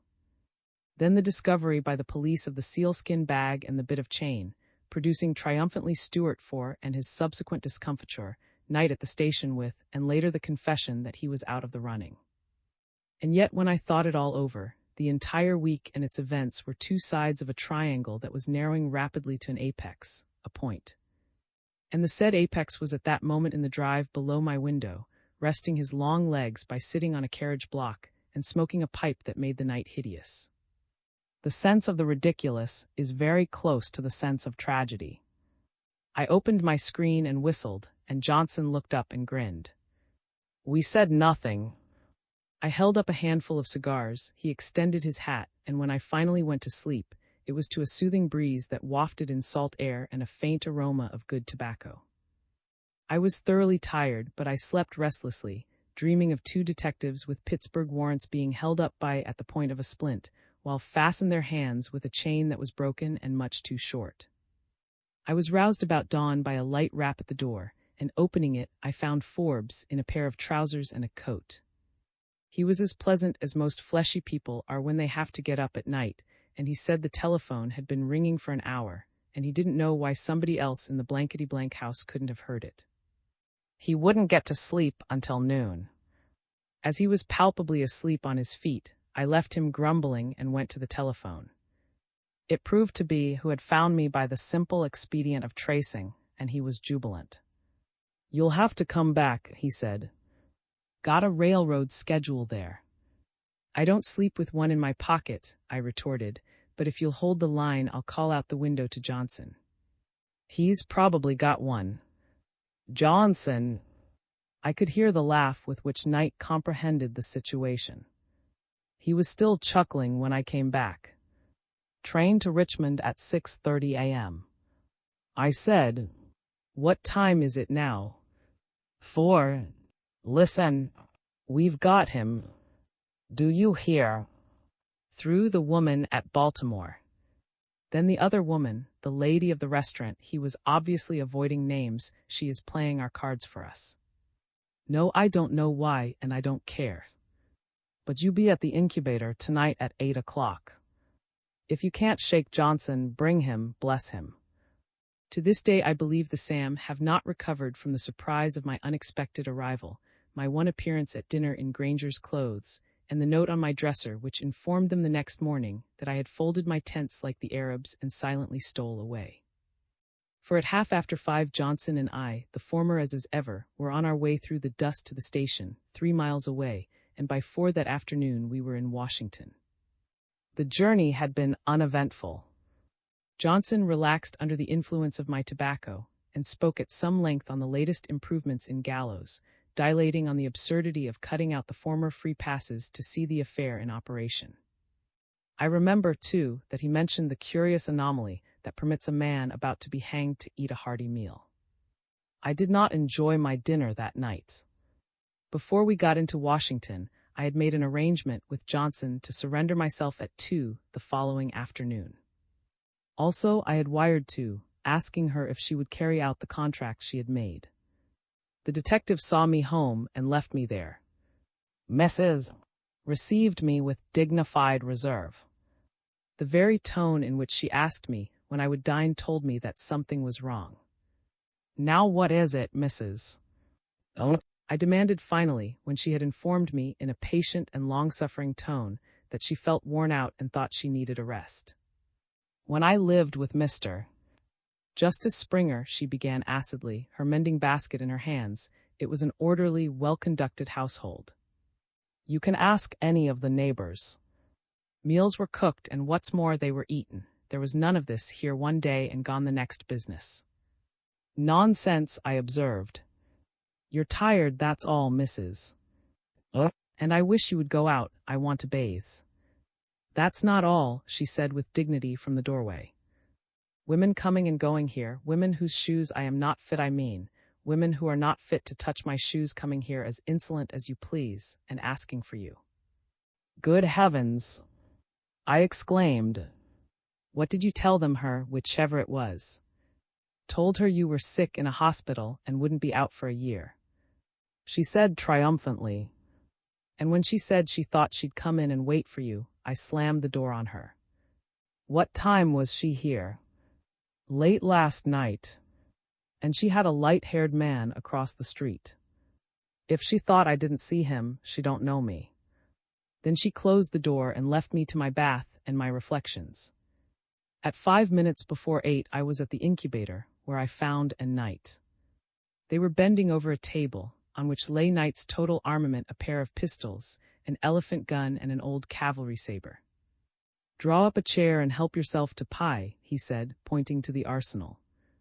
This is for the benefit of our friend here, who says he is a small man and fond of life, who had been trying to get the wrong end of a cartridge into the barrel of one of the revolvers, straightened himself and mopped his face. We have desperate people to handle, he said pompously, and we may need desperate means. Is like the small boy whose one ambition was to have people grow ashen and tremble at the mention of his name, Knight jibed. But they were serious enough, both of them, under it all, and when they had told me what they planned, I was serious too. You're compounding a felony, I remonstrated when they had explained. I'm not eager to be locked away, but by Jove, to offer her the stolen notes in exchange for.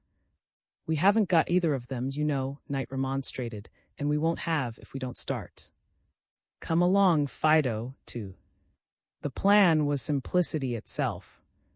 According to was to meet at Mrs. Conway's apartment at 8:30 that night with the notes. He was to be paid there and the papers destroyed. But just before that interesting finale, Knight ended, we will walk in, take the notes, grab, and give the police a jolt that will put them out of the count. I suppose not one of us, slewing around corners in the machine that night, had the faintest doubt that we were on the right track, or that fate, scurvy enough before, was playing into our hands at last.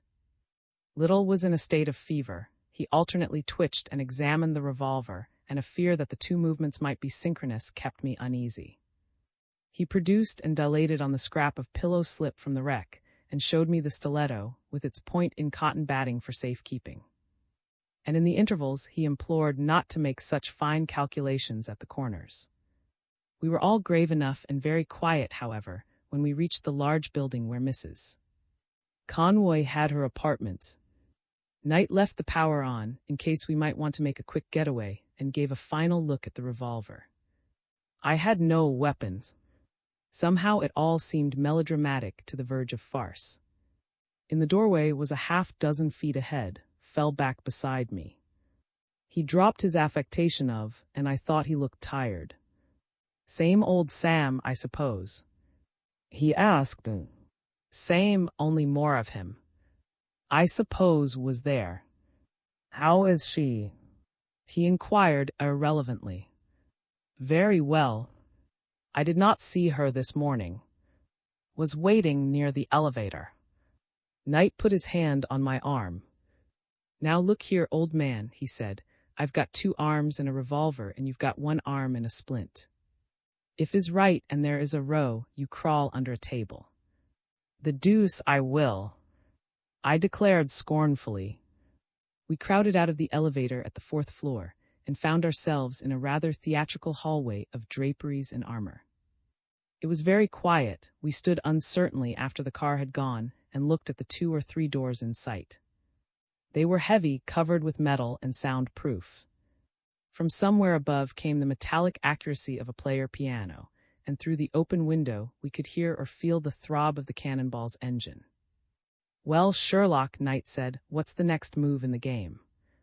Is it our jump or theirs? You brought us here." None of us knew just what to do next. No sound of conversation penetrated the heavy doors. We waited uneasily for some minutes and looked at his watch. Then he put it to his ear. "Good gracious!"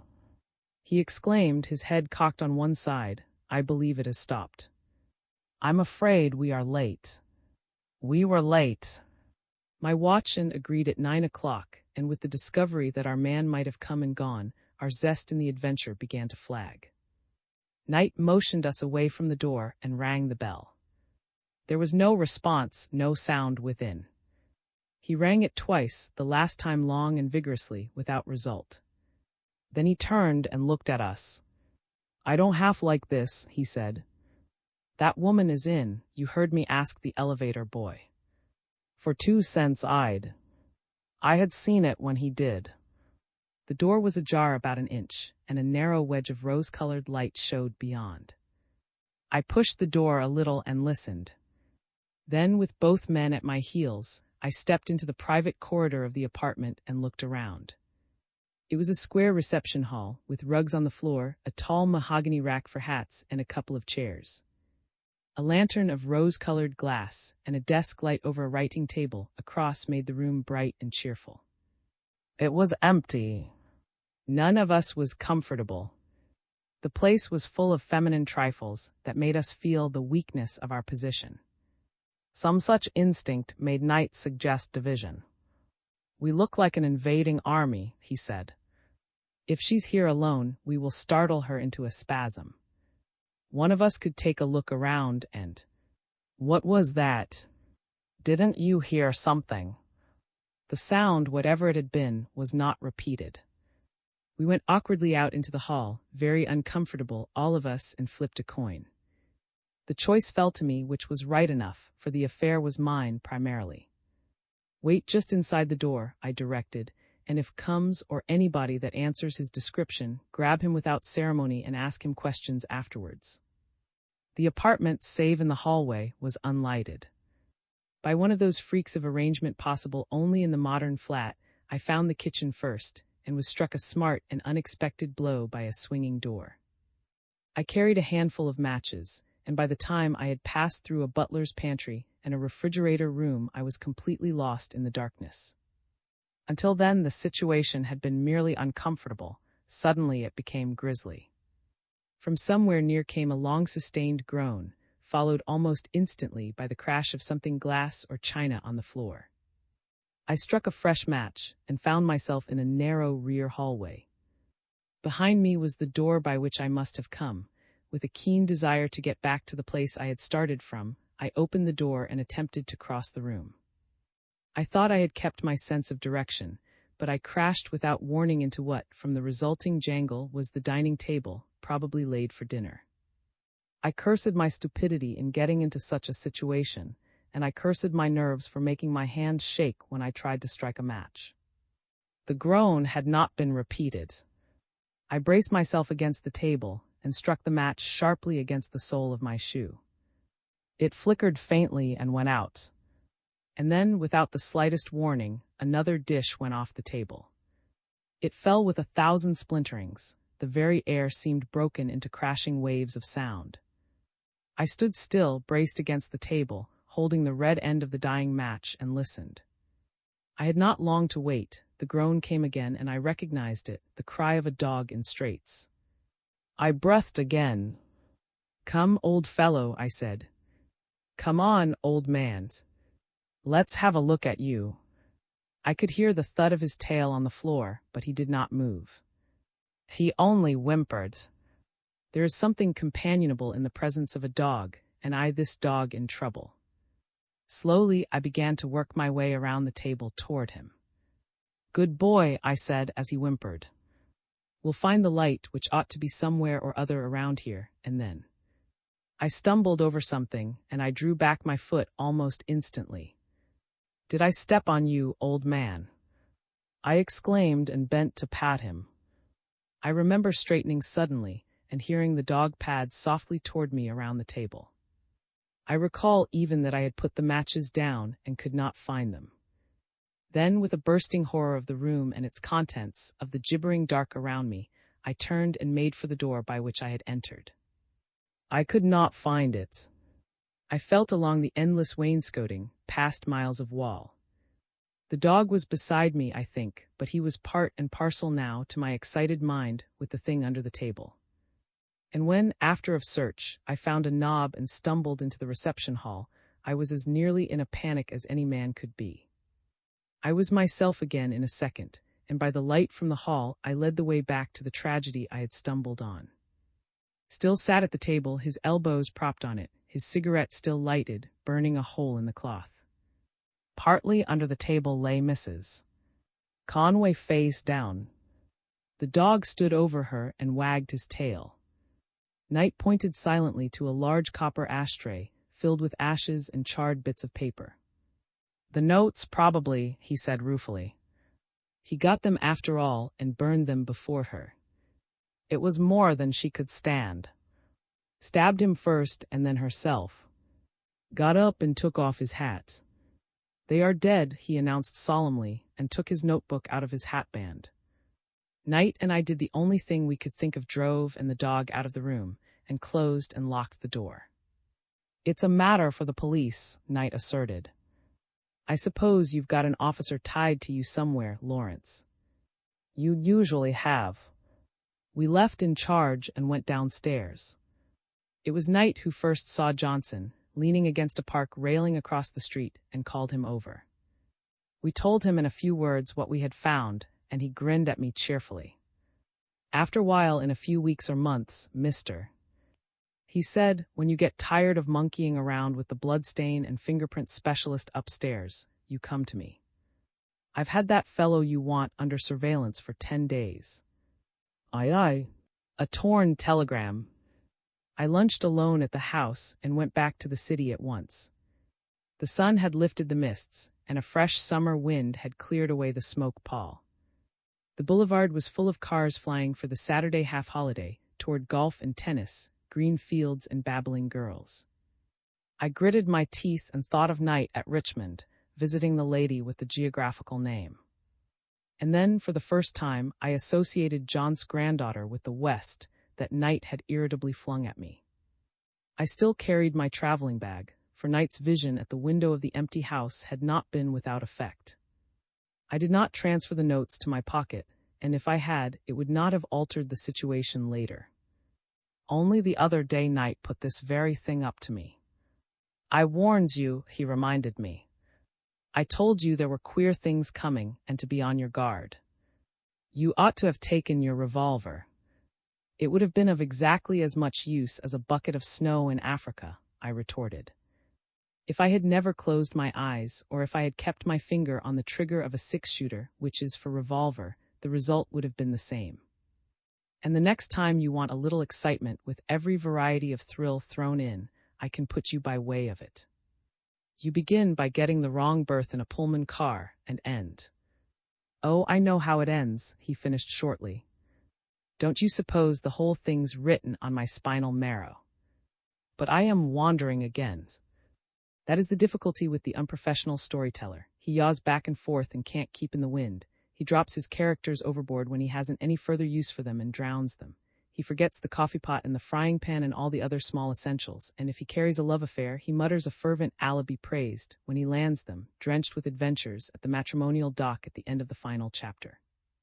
I put in a thoroughly unsatisfactory afternoon. Time dragged eternally. I dropped in at a summer vaudeville and bought some ties at a haberdasher's. I was bored, but I had no premonition of what was to come. Nothing unusual had ever happened to me. Friends of mine had sometimes sailed the high seas of adventure or skirted the coasts of chance, but all of the shipwrecks had occurred after a woman passenger had been taken on. Ergo, I had always said no women. I repeated it to myself that evening almost savagely, when I found my thoughts straying back to the picture of John's granddaughter. I even argued as I ate my solitary dinner at a downtown restaurant. Haven't you troubles enough, I reflected, without looking for more. Hasn't bad news gone lame, with a race booked for next week? Otherwise, aren't you comfortable? Isn't your house in order? Do you want to sell a pony in order to have the library done over in Mission or the drawing room in gold? Do you want somebody to count the empty cigarette boxes lying around every morning? Lay it to the long, idle afternoon, to the new environment, to anything you like, but I began to think that perhaps I did. I was confoundedly lonely.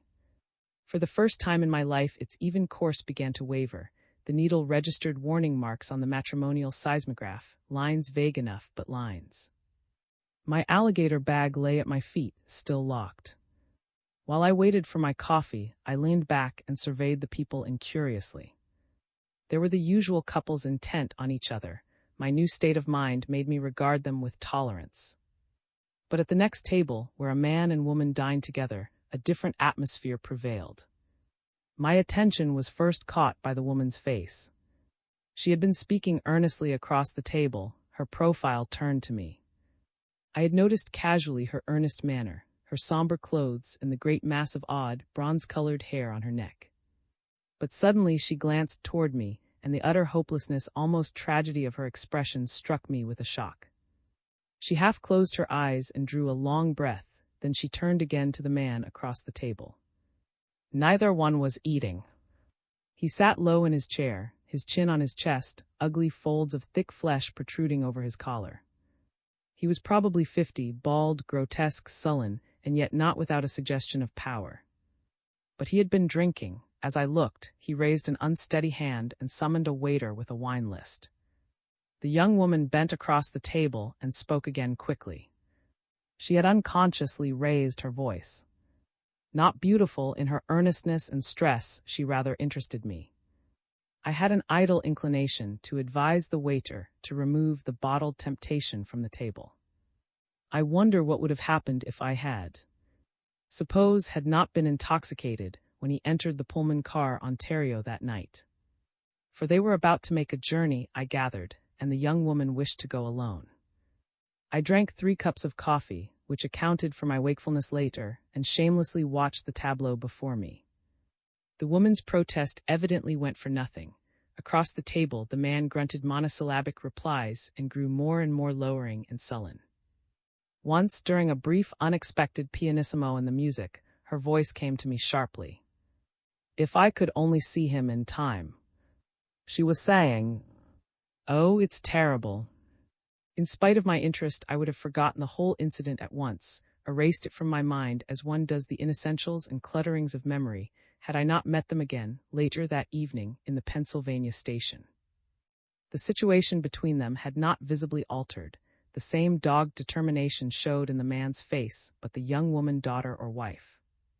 I wondered had drawn down her veil, and I could only suspect what white misery lay beneath. I bought my berth after waiting in a line of some 8 or 10 people. When step by step I had almost reached the window, a tall woman whom I had not noticed before spoke to me from my elbow. She had a ticket and money in her hand. "Will you try to get me a lower when you buy yours?" she asked. I have traveled for 3 nights in uppers. I consented, of course, beyond that I hardly noticed the woman. I had a vague impression of height and a certain amount of stateliness, but the crowd was pushing behind me and someone was standing on my foot. I got 2 lowers easily, and turning with the change and berths, held out the tickets. "Which will you have?" I asked. "Lower 11 or lower 10. "It makes no difference," she said. "Thank you very much indeed." At random, I gave her lower 11, and called a porter to help her with her luggage. I followed them leisurely to the train shed, and 10 minutes more saw us underway. I looked into my car, but it presented the peculiarly unattractive appearance common to sleepers. The berths were made up, The center aisle was a path between walls of dingy, breeze-repelling curtains, while the 2 seats at each end of the car were piled high with suitcases and umbrellas. The perspiring porter was trying to be 6 places at once. Somebody has said that Pullman porters are black so they won't show the dirt, but they certainly show the heat.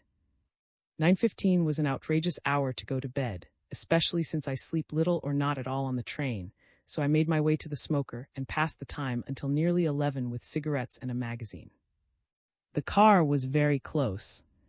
It was a warm night, and before turning in I stood a short time in the vestibule. The train had been stopping at frequent intervals, and finding the brakeman there, I asked the trouble. It seemed that there was on the next car, and that not only were we late, but we were delaying the second section just behind. I was beginning to feel pleasantly drowsy, and the air was growing cooler as we got into the mountains. I said good night to the brakeman and went back to my berth.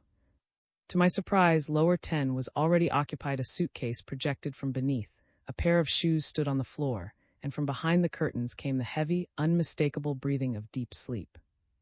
I hunted out the porter, and together we investigated. "Are you asleep, sir?" asked the porter, leaning over deferentially. No answer forthcoming, he opened the curtains and looked in. Yes, the intruder was asleep, very much asleep, and an overwhelming odor of whiskey proclaimed that he would probably remain asleep until morning. I was irritated. The car was full, and I was not disposed to take an upper in order to allow this drunken interloper to sleep comfortably in my berth. "You'll have to get out of this," I said, shaking him angrily. But he merely grunted and turned over. As he did so, I saw his features for the first time. It was the quarrelsome man of the restaurant. I was less disposed than ever to relinquish my claim, but the porter, after a little quiet investigation, offered a solution of the difficulty. "There's no one in lower 9, he suggested, pulling open the curtains just across. "It's likely 9's his berth, and he's made a mistake, owing to his condition." "You'd better take 9's, sir." I did, with a firm resolution that if 9's rightful owner turned up later, I should be just as the man opposite. I undressed leisurely, making sure of the safety of the forged notes, and placing my grip as before between myself and the window. Being a man of systematic habits, I arranged my clothes carefully, putting my shoes out for the porter to polish, and stowing my collar and scarf in the little hammock swung for the purpose.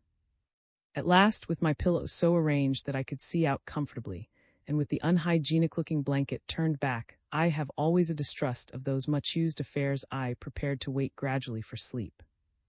But sleep did not visit me. The train came to frequent, grating stops, and I surmised the hot box again. I am not a nervous man, but there was something chilling in the thought of the second section pounding along behind us. Once, as I was dozing, our locomotive whistled a shrill warning, "You keep back where you belong." It screamed to my drowsy ears, and from somewhere behind came a chastened, "All right, I will." I grew more and more wide awake. At Cresson, I got up on my elbow and blinked out at the station lights. Some passengers boarded the train there, and I heard a woman's low tones, a southern voice, rich and full. Then quiet again. Every nerve was tense. Time passed, perhaps 10 minutes, possibly half an hour. Then, without the slightest warning, as the train rounded a curve, a heavy body was thrown into my berth. The incident, trivial as it seemed, was startling in its suddenness, for although my ears were painfully strained and awake, I had heard no step outside. The next instant the curtain hung limp again. Still without a sound, my disturber had slipped away into the gloom and darkness. In a frenzy of wakefulness, I sat up, drew on a pair of slippers, and fumbled for my bathrobe. From a berth across, probably lower 10, came that particular aggravating snore which begins lightly, delicately, faintly soprano, goes down the scale a note with every breath, and after keeping the listener tense with expectation, ends with an explosion that tears the very air. I was more and more irritable. I sat on the edge of the berth and hoped the snorer would choke to death. He had considerable vitality, however. He withstood one shock after another and survived to start again with new vigor. In desperation, I found some cigarettes and one match, piled my blankets over my grip, and drawing the curtains together as though the berth were still occupied, I made my way to the vestibule of the car. I was not clad for dress parade. Is it because the male is so restricted to gloom in his everyday attire that he blossoms into gaudy colors in his pajamas and dressing gowns? It would take a Turk to feel at home before an audience in my red and yellow bathrobe, a Christmas remembrance from Mrs. with slippers to match. So naturally, when I saw a feminine figure on the platform, my first instinct was to dodge. The woman, however, was quicker than I. She gave me a startled glance, wheeled and disappeared, with a flash of 2 bronze-colored braids into the next car. Cigarette box in one hand, match in the other, I leaned against the uncertain frame of the door and gazed after her vanished figure. The mountain air flapped my bathrobe around my bare ankles, my one match burned to the end and went out, and still I stared. For I had seen on her expressive face a haunting look that was horror, nothing less. Heaven knows I am not psychological. Emotions have to be written large before I can read them. But a woman in trouble always appeals to me, and this woman was more than that. She was in deadly fear. If I had not been afraid of being ridiculous, I would have followed her. But I that the apparition of a man in a red and yellow bathrobe, with an unkempt thatch of hair, walking up to her and assuring her that he would protect her would probably put her into hysterics. I had done that once before, when burglars had tried to break into the house, and had startled the parlor maid into bed for a week. So I tried to assure myself that I had imagined the lady's distress or caused it, perhaps, and to dismiss her from my mind. Perhaps she was merely anxious about the unpleasant gentleman of the restaurant.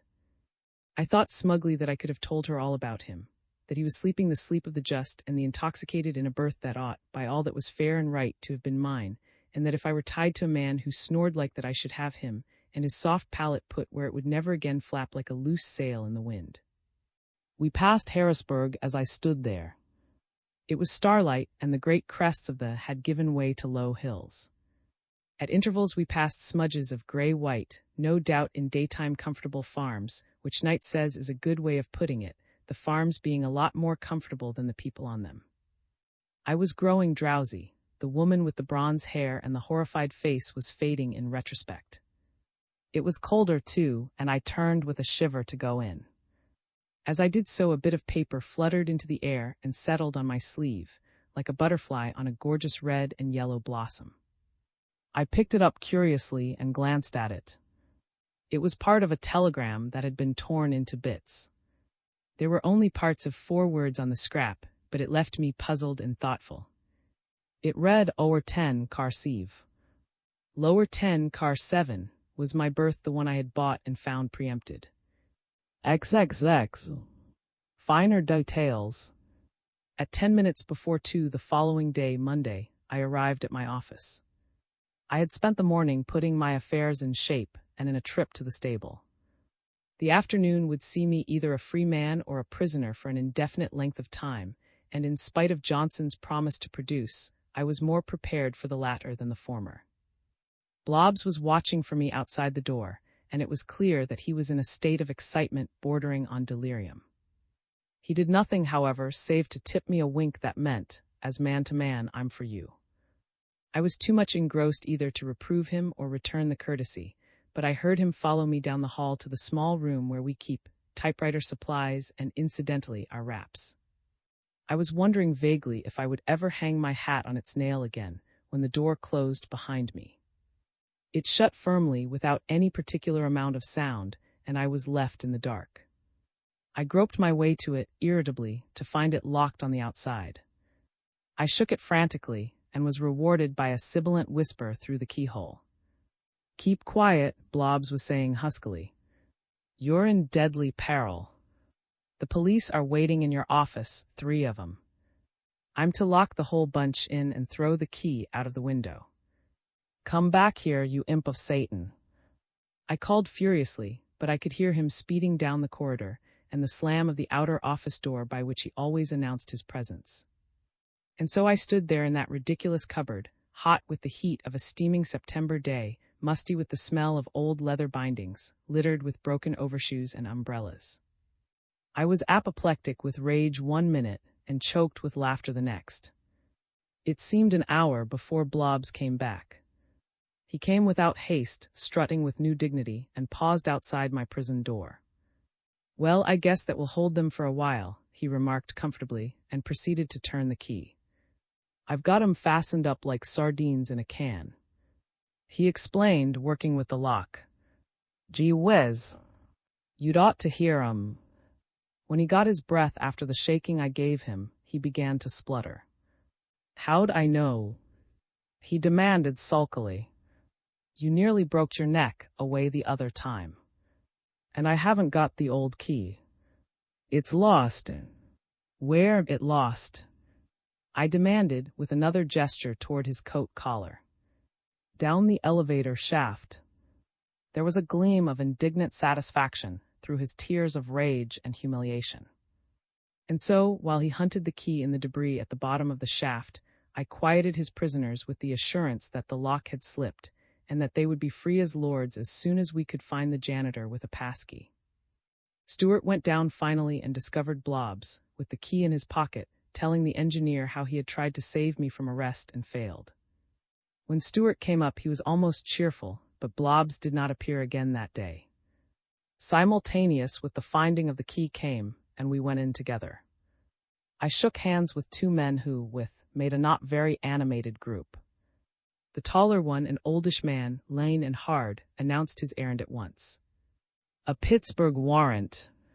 I inquired, unlocking my cigar drawer. Yes. County has assumed jurisdiction, the exact locality where the crime was committed being in doubt. He seemed to be the spokesman. The other, shorter and rotund, kept an amiable silence.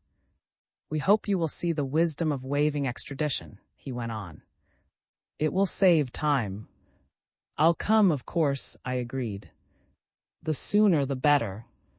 But I want you to give me an hour here. I think we can interest you. Have a cigar. The lean man took a cigar. The rotund man took 3, putting 2 in his pocket.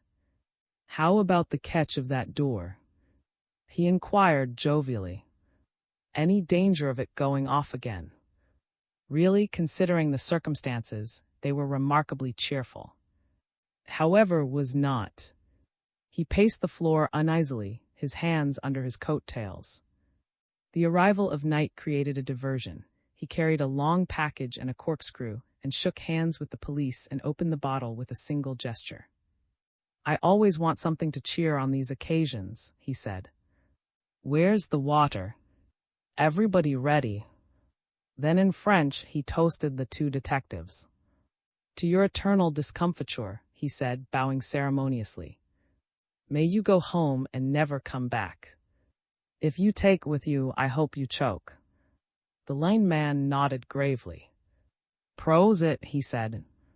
But the fat one leaned back and laughed consumedly. Finished a mental synopsis of his position and put down his glass. He said pompously, within 5 minutes the man you want will be here, a murderer caught in a net of evidence so fine that a mosquito could not get through. The detectives glanced at each other solemnly.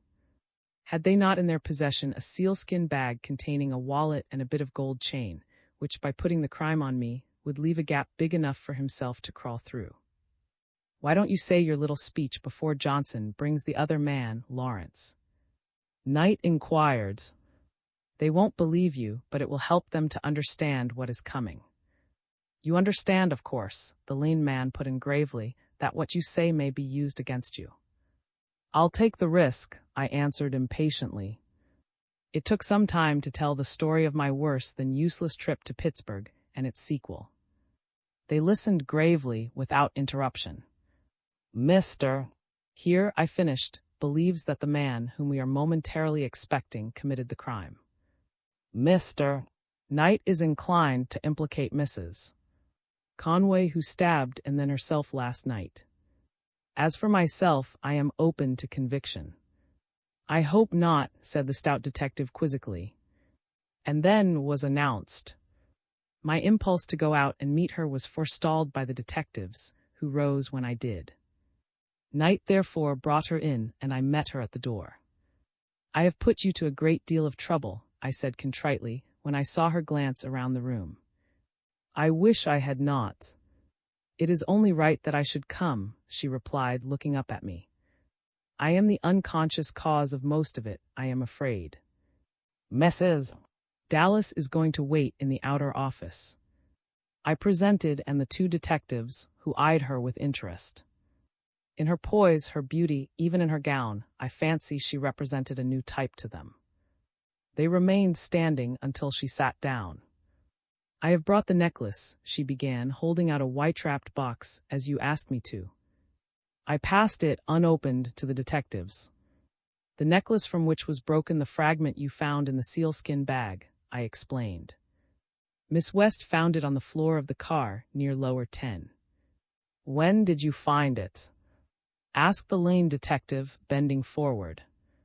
In the morning, not long before the wreck. Did you ever see it before? I am not certain, she replied. I have seen one very much like it. Her tone was troubled. She glanced at me as if for help, but I was powerless. Where?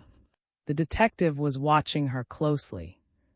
At that moment, there came an interruption. The door opened without ceremony, and Johnson ushered in a tall, blond man, a stranger to all of us. I glanced at, she was pale but composed and scornful. She met the newcomer's eyes full, and caught unawares, he took a hasty backward step. Sit down, mister. Knight beamed cordially. Have a cigar. I beg your pardon, do you mind this smoke? Not at all, she said composedly. Had a second to sound his bearings. No, thanks, he mumbled. If you will be good enough to explain. But that's what you're to do, Knight said cheerfully, pulling up a chair. You've got the most attentive audience you could ask. These two are detectives from Pittsburgh, and we are all curious to know the finer details of what happened on the car Ontario 2 weeks ago, the night your father-in-law was murdered. Gripped the arms of his chair. We are not prejudiced, either. The from Pittsburgh are betting on Mr. Over there. Mr. The gentleman by the radiator is ready to place 10-to-1 odds on you. And some of us have still other theories. Said slowly, I give you my word of honor that I did not kill, and that I do not know who did. Fiddle-deddy, cried, bustling forward. Why, I can tell you, but Knight pushed him firmly into a chair and held him there. I am ready to plead guilty to the larceny, went on. I took Mr. His clothes, I admit. If I can reimburse him in any way for the inconvenience. The stout detective was listening with his mouth open. Do you mean to say, he demanded, that you got into Mr. His berth, as he contends, took his clothes and forged notes and left the train before the wreck? Yes. The notes, then. I gave them to yesterday. Much good they did him. Bitterly. We were all silent for a moment.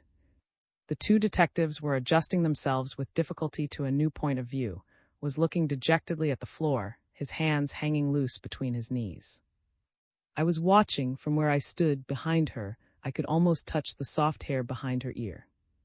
I have no intention of pressing any charge against you, I said with forced civility, for my hands were itching to get at him, if you will give us a clear account of what happened on the Ontario that night. Raised his handsome, haggard head and looked around at me. I've seen you before, haven't I? He asked. Weren't you an uninvited guest at the Laurels a few days or nights ago? The cat you remember and the rug that slipped. I remember, I said shortly. He glanced from me to and quickly away. The truth can't hurt me, he said, but it's devilish unpleasant. You know all this. You would better go out. His use of her name crazed me. I stepped in front of her and stood over him. You will not bring Miss West into the conversation, I threatened, and she will stay if she wishes. Oh, very well, he said with assumed indifference. Just then escaped from his grasp and crossed the room. Did you ever wear glasses? He asked eagerly. Never. Glanced with some contempt at mine. I'd better begin by going back a little, he went on sullenly. I suppose you know I was married to Ida about 5 years ago. She was a good girl, and I thought a lot of her. But her father opposed the marriage. He'd never liked me, and he refused to make any sort of settlement. I had thought, of course, that there would be money, and it was a bad day when I found out I made a mistake. My sister was wild with disappointment. We were pretty hard up, my sister and I. I was watching. Her hands were tightly clasped in her lap, and she was staring out of the window at the cheerless roof below. She had set her lips a little, but that was all. You understand, of course, that I'm not defending myself, went on the sullen voice. The day came when Old put us both out of the house at the point of a revolver, and I threatened, I suppose you know that, too, I threatened to kill him. My sister and I had hard times after that. We lived on the continent for a while. I was at Monte Carlo and she was in Italy. She met a young lady there, the granddaughter of a steel manufacturer and an heiress, and she sent for me. When I got to Rome, the girl was gone. Last winter I was all-in social secretary to an Englishman, a wholesale grocer with a new title, but we had a row and I came home. I went out to the boys' ranch in Wyoming and met there. He lent me money and I've been doing his dirty work ever since. Got up then and walked slowly forward and back as he talked, his eyes on the faded pattern of the office rug. If you want to live in hell, he said savagely, put yourself in another man's power. Got into trouble, forging John's name to those notes, and in some way he learned that a man was bringing the papers back to Washington on the flyer.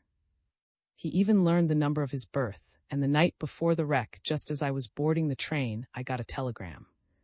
Stepped forward once more importantly. Which read, I think, man with papers in lower 10, car 7. Get them. I looked at the little man with sulky blue eyes. It was something like that, anyhow. But it was a nasty business, and it made matters worse that he didn't care that a telegram which must pass through a half-dozen hands was more or less incriminating to me. Then, to add to the unpleasantness of my position, just after we boarded the train I was accompanying my sister and this young lady, Miss West, a woman touched me on the sleeve, and I turned to face my wife. That took away my last bit of nerve. I told my sister, and you can understand she was in a bad way, too. We knew what it meant. Ida had heard that I was going. He stopped and glanced uneasily at. Go on, she said coldly. It is too late to shield me. The time to have done that was when I was your guest. Well, he went on, his eyes turned carefully away from my face, which must have presented certainly anything but a pleasant sight. Miss West was going to do me the honor to marry me, and... You scoundrel! I burst forth, thrusting past West's chair. You infernal cur! One of the detectives got up and stood between us. You must remember, mister, that you are forcing this story from this man. These details are unpleasant but important. You were going to marry this young lady, he said, turning to, although you already had a wife living. It was my sister's plan, and I was in a bad way for money. If I could marry secretly a wealthy girl and go to Europe, it was unlikely that Ida, that is, Mrs., would hear of it. So it was more than a shock to see my wife on the train, and to realize from her face that she knew what was going on. I don't know yet, unless some of the servants, well, never mind that. It meant that the whole thing had gone up. Old had carried a gun for me for years, and the same train wouldn't hold both of us. Of course, I thought that he was in the coach just behind ours. Was leaning forward now, his eyes narrowed, his thin lips drawn to a line. Are you left-handed, mister? He asked. Stopped in surprise.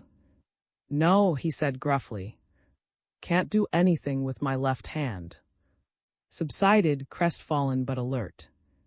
I tore up that cursed telegram, but I was afraid to throw the scraps away. Then I looked around for lower 10.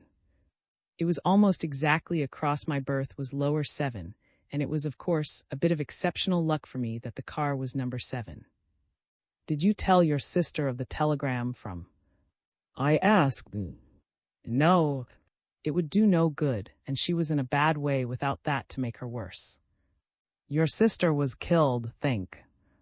The shorter detective took a small package from his pocket and held it in his hand, snapping the rubber band which held it. "Yes, she was killed," said soberly. "What I say now can do her no harm." He stopped to push back the heavy hair which dropped over his forehead and went on more connectedly. "It was late, after midnight, and we went at once to our berths. I undressed and then I lay there for an hour, wondering how I was going to get the notes. Someone in lower 9 was restless and wide awake, but finally became quiet. The man in 10 was sleeping heavily. I could hear his breathing, and it seemed to be only a question of getting across and behind the curtains of his berth without being seen. After that, it was a mere matter of quiet searching. The car became very still. I was about to try for the other berth when someone brushed softly past, and I lay back again. Finally, however, when things had been quiet for a time, I got up, and after looking along the aisle, I slipped behind the curtains of lower 10. "You understand, mister, that I thought you were in lower 10 with the notes." I nodded curtly. "I'm not trying to defend myself," he went on. "I was ready to steal the notes, I had to. But murder—" He wiped his forehead with his handkerchief. "Well, I slipped across and behind the curtains. It was very still. The man in 10 didn't move, although my heart was thumping until I thought he would hear it. I felt around cautiously. It was perfectly dark, and I came across a bit of chain, about as long as my finger. It seemed a queer thing to find there, and it was sticky, too."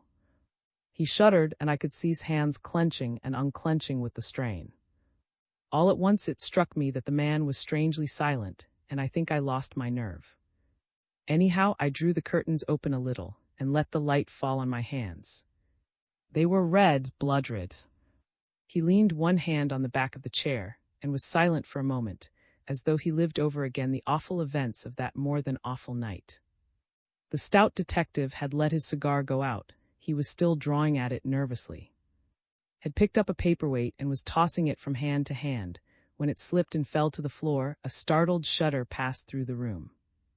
"There was something glittering in there," resumed, and on impulse I picked it up. Then I dropped the curtains and stumbled back to my own berth, where you wiped your hands on the bed clothing and stuck the dirk into the pillow. Was seeing his carefully built structure crumbling to pieces, and he looked chagrined. I suppose I'm not very clear about what happened then. But when I saw a Russia leather wallet lying in the aisle almost at my feet, and like a fool I stuck it, with the bit of chain, into my bag. I sat there shivering for what seemed hours. It was still perfectly quiet, except for someone snoring. I thought that would drive me crazy. The more I thought of it, the worse things looked.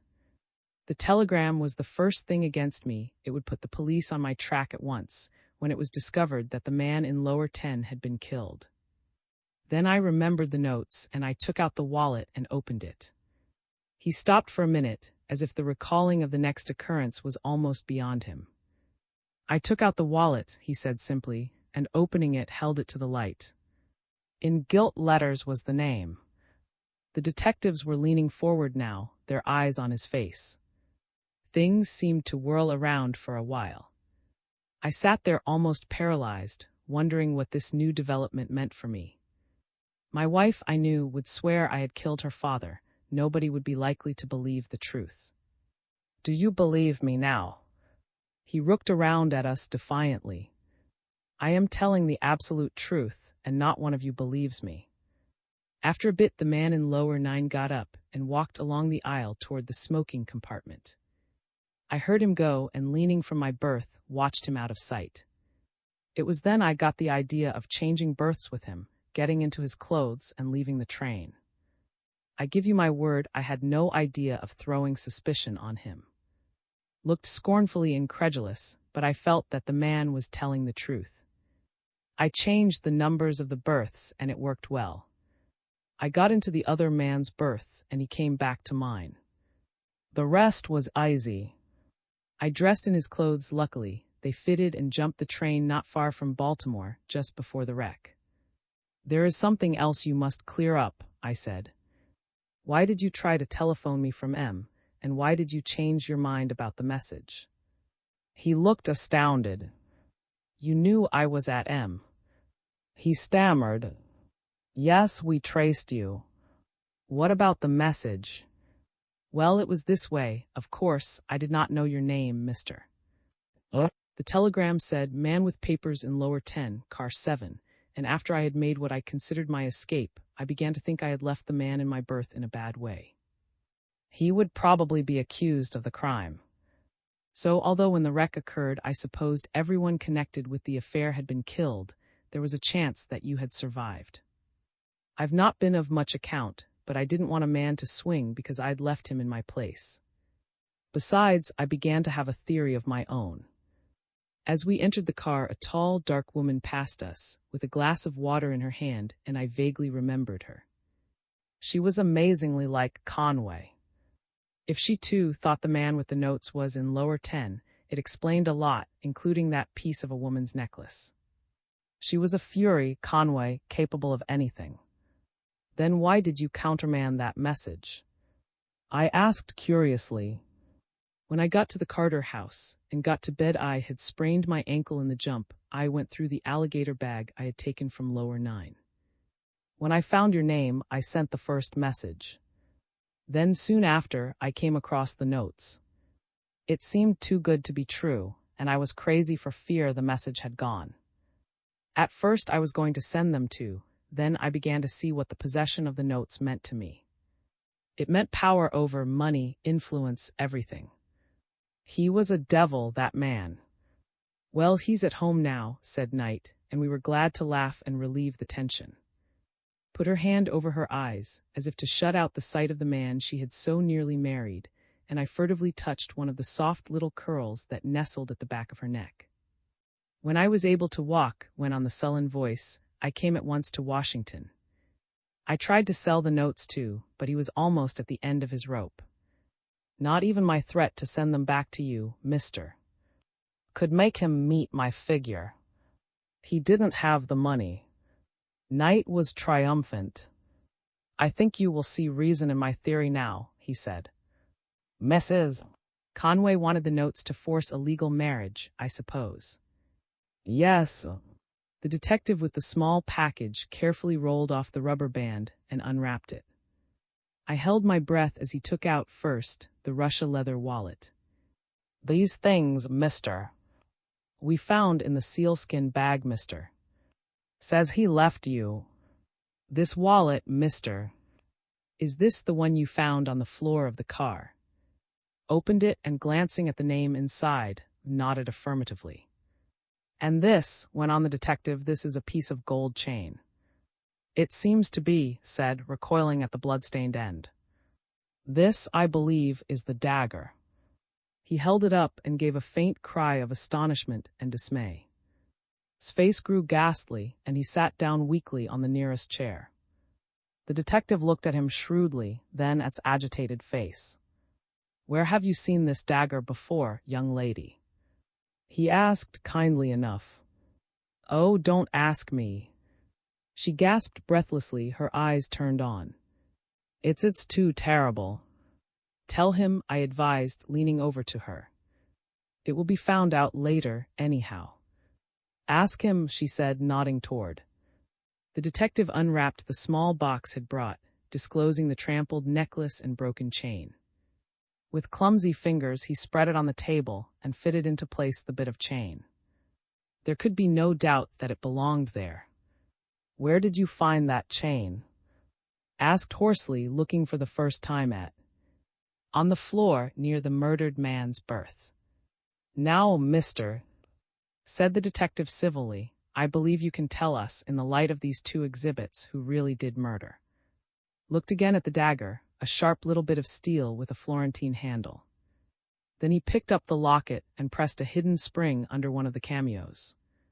Inside, very neatly engraved, was the name and a date. He said, his face ghastly, it is of no use for me to attempt a denial. The dagger and necklace belonged to my sister, Alice. XXXI. And only one armed. Was the first to break the tension. Mister, he asked suddenly, was your sister left-handed? Yes.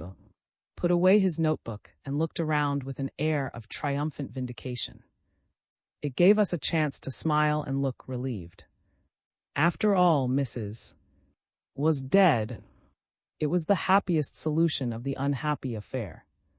Knight brought some whiskey, and he braced up a little.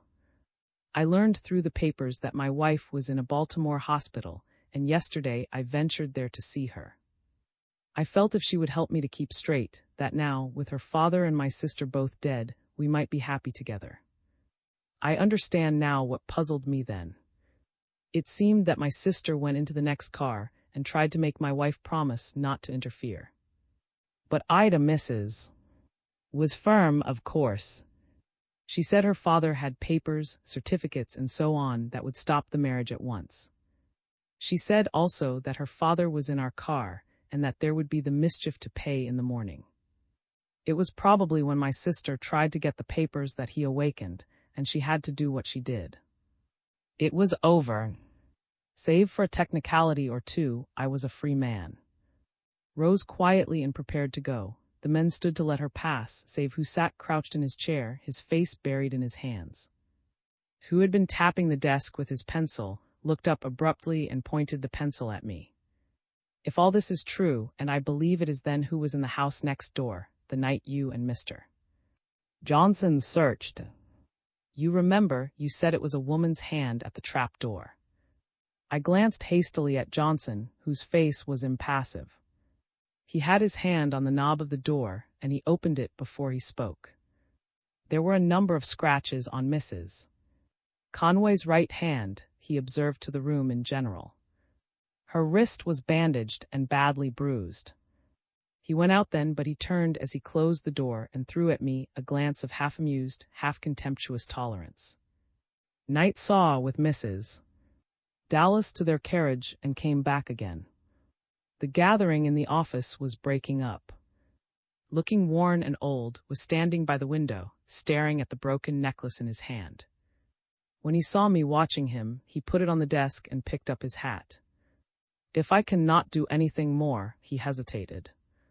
I think you have done about enough, I replied grimly, and he went out. I believe that, and led me somewhere to dinner, and that, for fear I would be lonely without him, they sent for Johnson. And I recall a spirited discussion in which told the detective that he could manage certain cases, but that he lacked induction.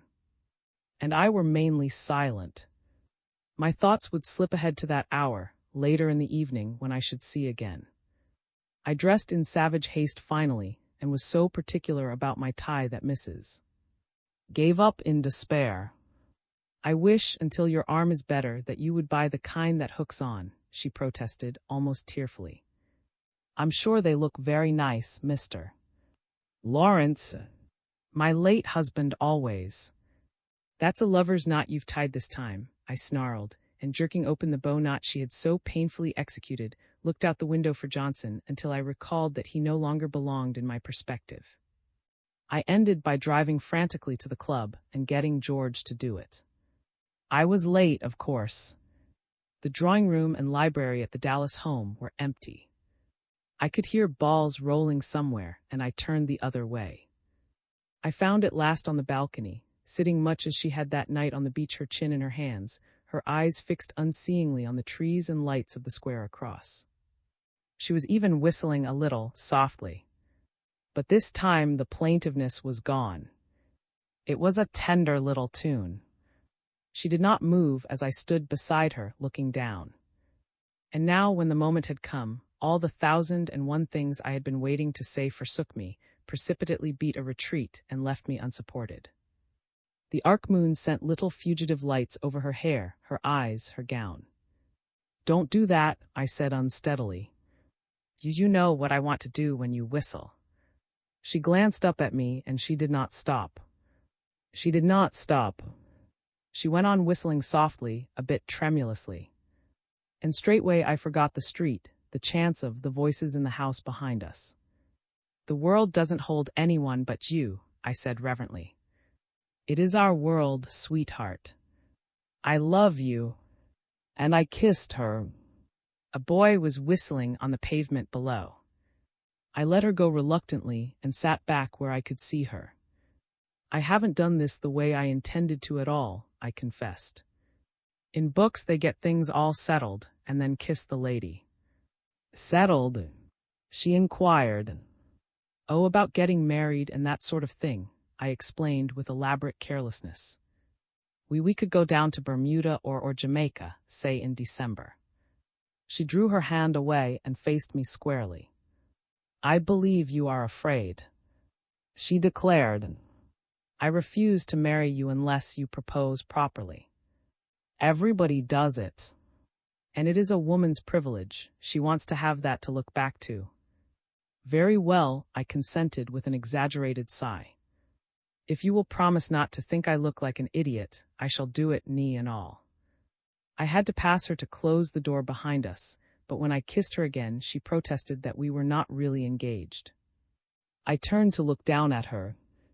It is a terrible thing, I said exultantly, to love a girl the way I love you and to have only one arm. Then I closed the door. From across the street there came a sharp crescendo whistle, and a vaguely familiar figure separated itself from the park railing. Say, he called in a hoarse whisper, shall I throw the key down the elevator shaft? Aye. Across the aisle. No solution offering itself, I went back to my berth. The snorer across had apparently strangled or turned over, and so after a time I dropped asleep, to be awakened by the morning sunlight across my face. I felt for my watch, yawning prodigiously. I reached under the pillow and failed to find it, but something scratched the back of my hand. I sat up irritably and nursed the wound, which was bleeding a little. Still drowsy, I felt more cautiously for what I supposed had been my scarf pin, but there was nothing there. Wide awake now, I reached for my traveling bag, on the chance that I had put my watch in there. I had drawn the satchel to me, and had my hand on the lock before I realized that it was not my own.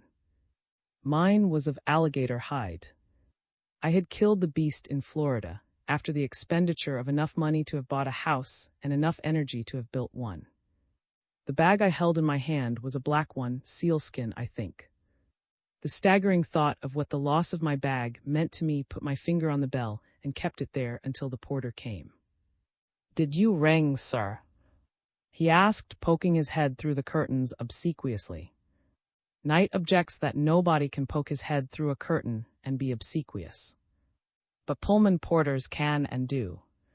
"No," I snapped. "It rang itself."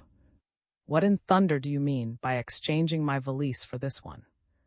"You'll have to find it if you waken the entire car to do it. There are important papers in that grip." "Porter," called a feminine voice from an upper berth nearby. "Porter, am I to dangle here all day?" "Let her dangle," I said savagely. "You find that bag of mine." The porter frowned. Then he looked at me with injured dignity. "I brought in your overcoat, sir. You carried your own valise." The fellow was right. In an excess of caution, I had refused to relinquish my alligator bag and had turned over my other traps to the porter. It was clear enough then. I was simply a victim of the usual sleeping car robbery. I was in a lather of perspiration by that time. The lady down the car was still dangling and talking about it. Still nearer, a feminine voice was giving quick orders in French, presumably to a maid. The porter was on his knees, looking under the berth. "Not there, sir," he said, dusting his knees. He was visibly more cheerful, having been absolved of responsibility. "Reckon it was taken while you was around the car last night." "I'll give you $50 if you find it," I said. 100. Reach up my shoes and I'll. I stopped abruptly. My eyes were fixed in stupefied amazement on a coat that hung from a hook at the foot of my berth. From the coat they traveled dazed to the soft-bosomed shirt beside it, and from there to the collar and cravat in the net hammock across the windows. 100, the porter repeated, showing his teeth. But I caught him by the arm and pointed to the foot of the berth. What color, that coat?" I asked unsteadily. "Gray, sir." His tone was one of gentle reproof. And the trousers. He reached over and held up one creased leg. Gray too, he grinned. Gray. I could not believe even his corroboration of my own eyes. But my clothes were blue. The porter was amused. He dived under the curtains and brought up a pair of shoes. Your shoes, sir, he said with a flourish. Reckon you've been dreaming, sir. Now there are two things I always avoid in my dress, possibly an idiosyncrasy of my bachelor existence. These tabooed articles are red neckties and tan shoes. And not only were the shoes the porter lifted from the floor of a gorgeous shade of yellow, but the scarf which was run through the turned-over collar was a gaudy red. It took a full minute for the real import of things to penetrate my dazed intelligence. Then I gave a vindictive kick at the offending ensemble. They're not mine, any of them, I snarled. They are some other fellow's. I'll sit here until I take root before I put them on. They're nice clothes, the porter put in, eyeing the red tie with appreciation. Ain't everybody would have left you anything. Call the conductor, I said shortly. Then a possible explanation occurred to me. Oh, porter, what's the number of this berth? 7, sir. If you wear those shoes. 7. In my relief, I almost shouted it. Why then, it's simple enough. I'm in the wrong berth, that's all. My berth is 9. Only where the deuce is the man who belongs here? Likely in 9, sir. The darky was enjoying himself. You and the other gentleman just got mixed in the night. That's all, sir. It was clear that he thought I had been drinking. I drew a long breath. Of course, that was the explanation. This was number 7's berth, that was his soft hat, this his umbrella, his coat, his bag. My rage turned to irritation at myself. The porter went to the next berth, and I could hear his softly insinuating voice. Time to get up, sir. Are you awake? Time to get up. There was no response from number 9. I guessed that he had opened the curtains and was looking in. Then he came back. Number 9's empty, he said. Empty? Do you mean my clothes aren't there? I demanded. My valise.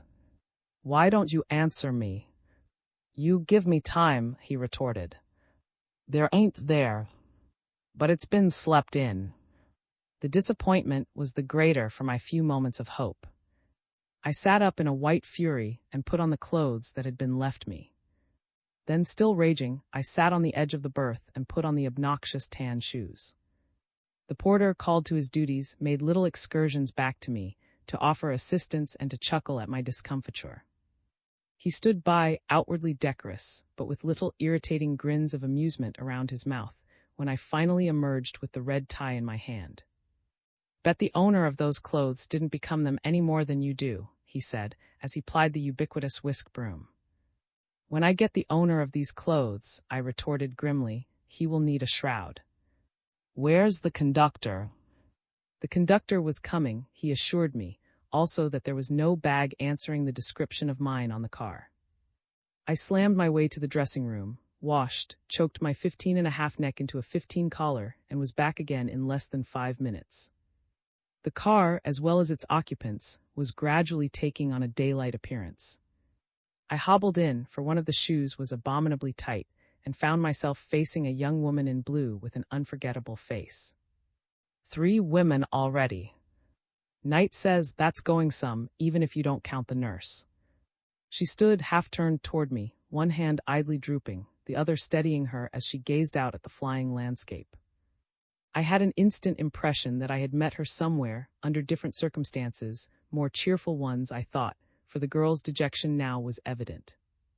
Beside her, sitting down, a small dark woman, considerably older, was talking in a rapid undertone. The girl nodded indifferently now and then. Although I was not sure, that my appearance brought a startled look into the young woman's face. I sat down and, hands thrust deep into the other man's pockets, stared ruefully at the other man's shoes. The stage was set. In a moment, the curtain was going up on the first act of the play. And for a while we would all say our little speeches and sing our little songs, and I, the villain, would hold center stage while the gallery hissed. The porter was standing beside lower 10.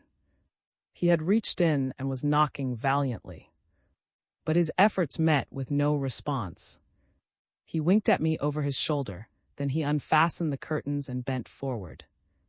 Behind him I saw him stiffen, heard his muttered exclamation, saw the bluish pallor that spread over his face and neck. As he retreated a step, the interior of lower 10 lay open to the day. The man in it was on his back, the early morning sun striking full on his upturned face. But the light did not disturb him.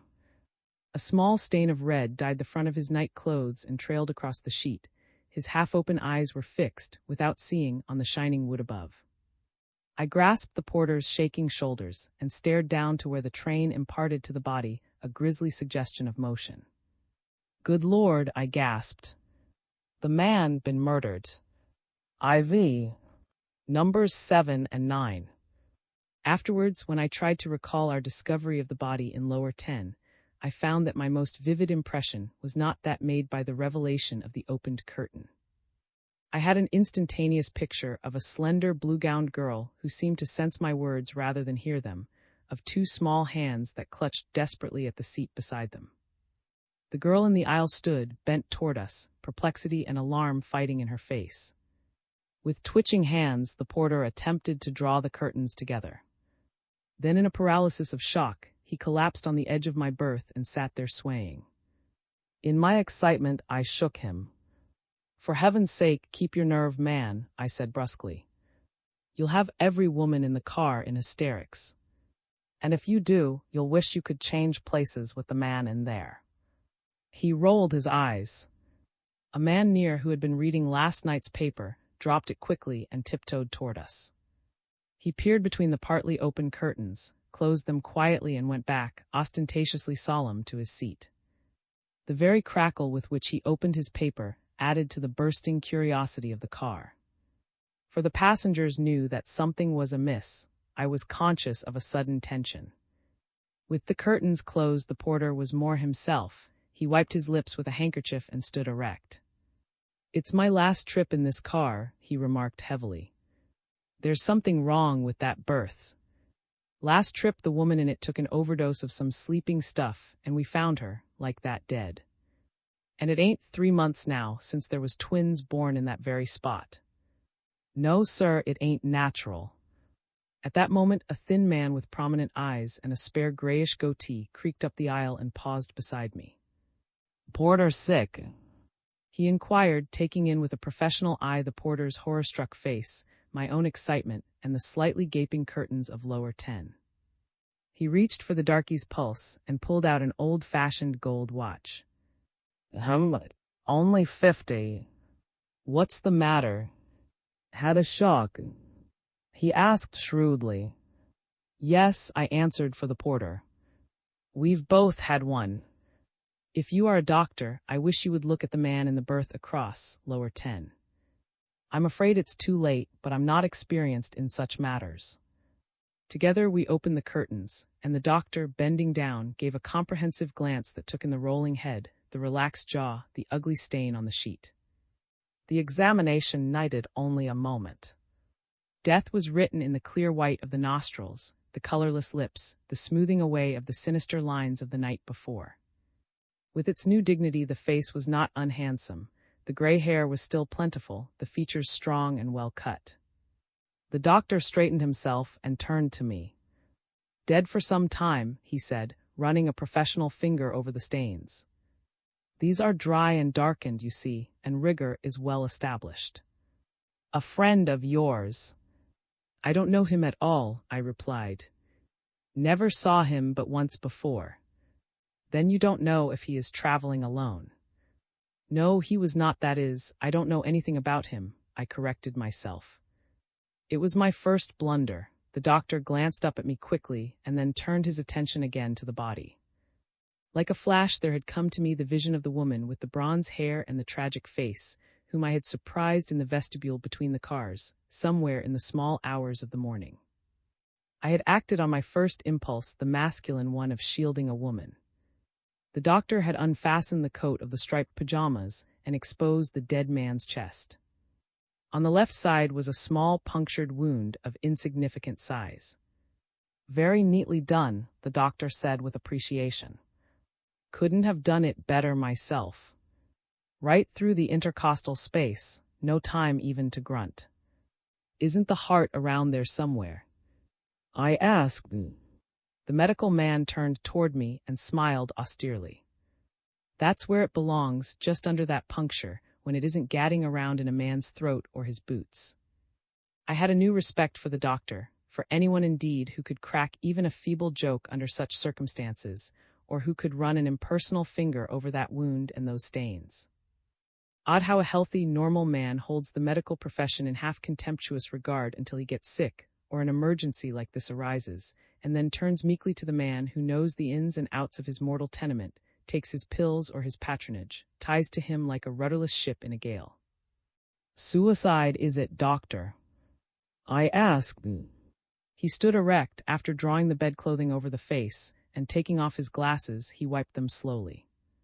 "No, it is not suicide," he announced decisively. "It is murder." Of course, I had expected that, but the word itself brought a shiver. I was just a bit dizzy. Curious faces through the car were turned toward us, and I could hear the porter behind me breathing audibly. A stout woman in negligee came down the aisle and querulously confronted the porter. She wore a pink dressing jacket and carried portions of her clothing. "Porter," she began, in the voice of the lady who had dangled, "is there a rule of this company that will allow a woman to occupy the dressing room for 1 hour and curl her hair with an alcohol lamp, while respectable people haven't a place where they can hook there?" She stopped suddenly and stared into lower 10. Her shining pink cheeks grew pasty, her jaw fell. I remember trying to think of something to say, and of saying nothing at all. Then she had buried her eyes in the nondescript garments that hung from her arm and tottered back the way she had come. Slowly a little knot of men gathered around us, silent for the most part. The doctor was making a search of the berth when the conductor elbowed his way through, followed by the inquisitive man who had evidently summoned him. I had lost sight for a time of the girl in blue. "Do it himself," the conductor, after a businesslike glance at the body. "No, he didn't," the doctor asserted. "There's no weapon here and the window is closed. He couldn't have thrown it out and he didn't swallow it. What on earth are you looking for, man?" Someone was on the floor at our feet, face down, head peering under the berth. Now he got up without apology, revealing the man who had summoned the conductor. He was dusty, alert, cheerful, and he dragged up with him the dead man's suitcase. The sight of it brought back to me at once my own predicament. "I don't know whether there's any connection or not, conductor," I said, "but I am a victim too, in less degree. I've been robbed of everything I possess except a red and yellow bathrobe." I happened to be wearing the bathrobe, which was probably the reason the thief overlooked it.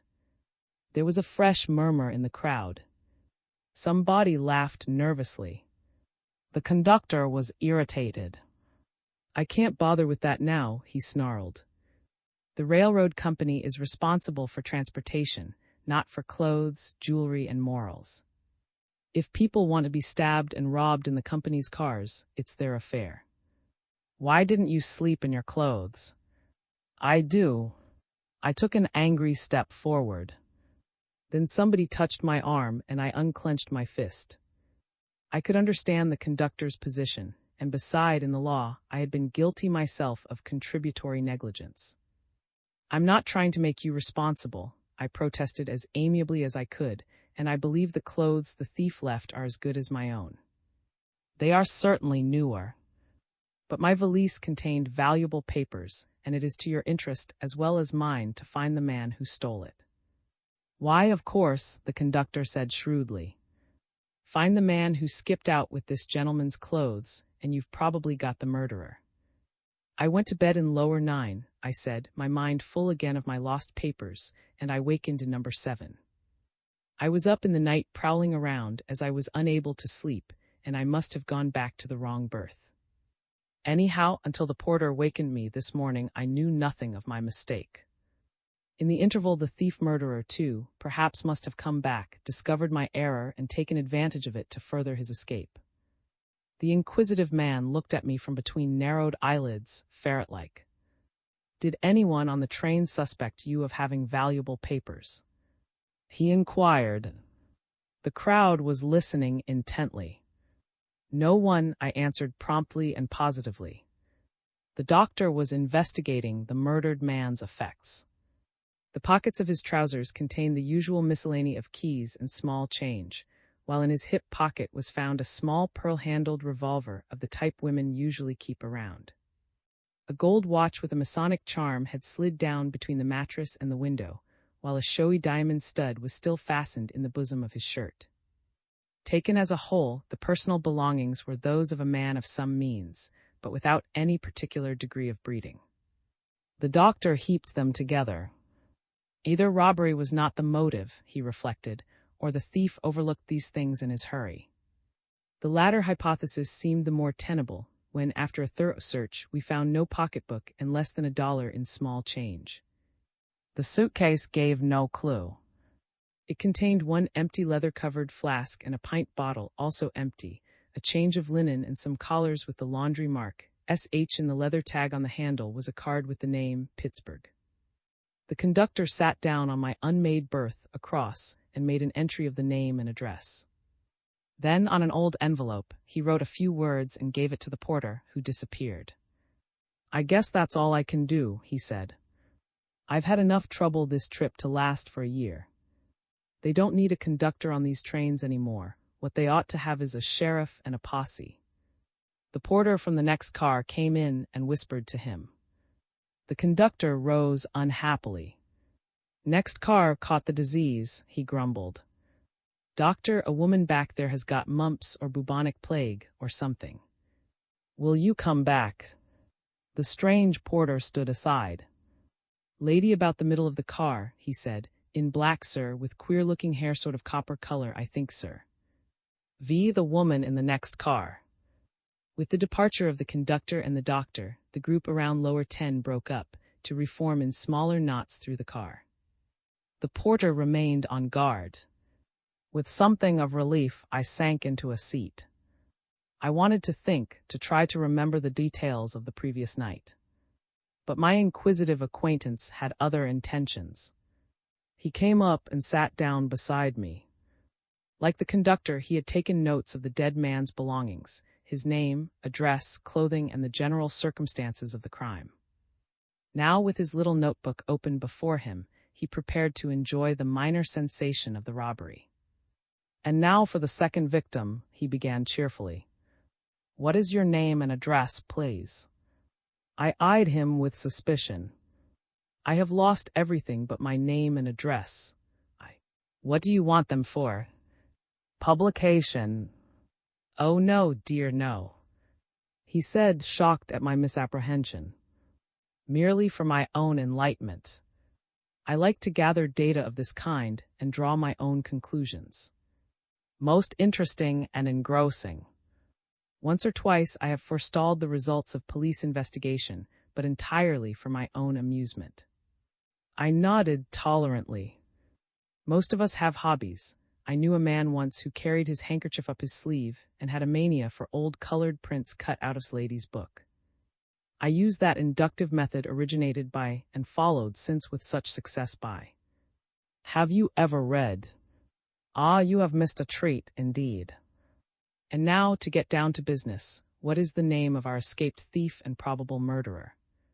"How on earth do I know?"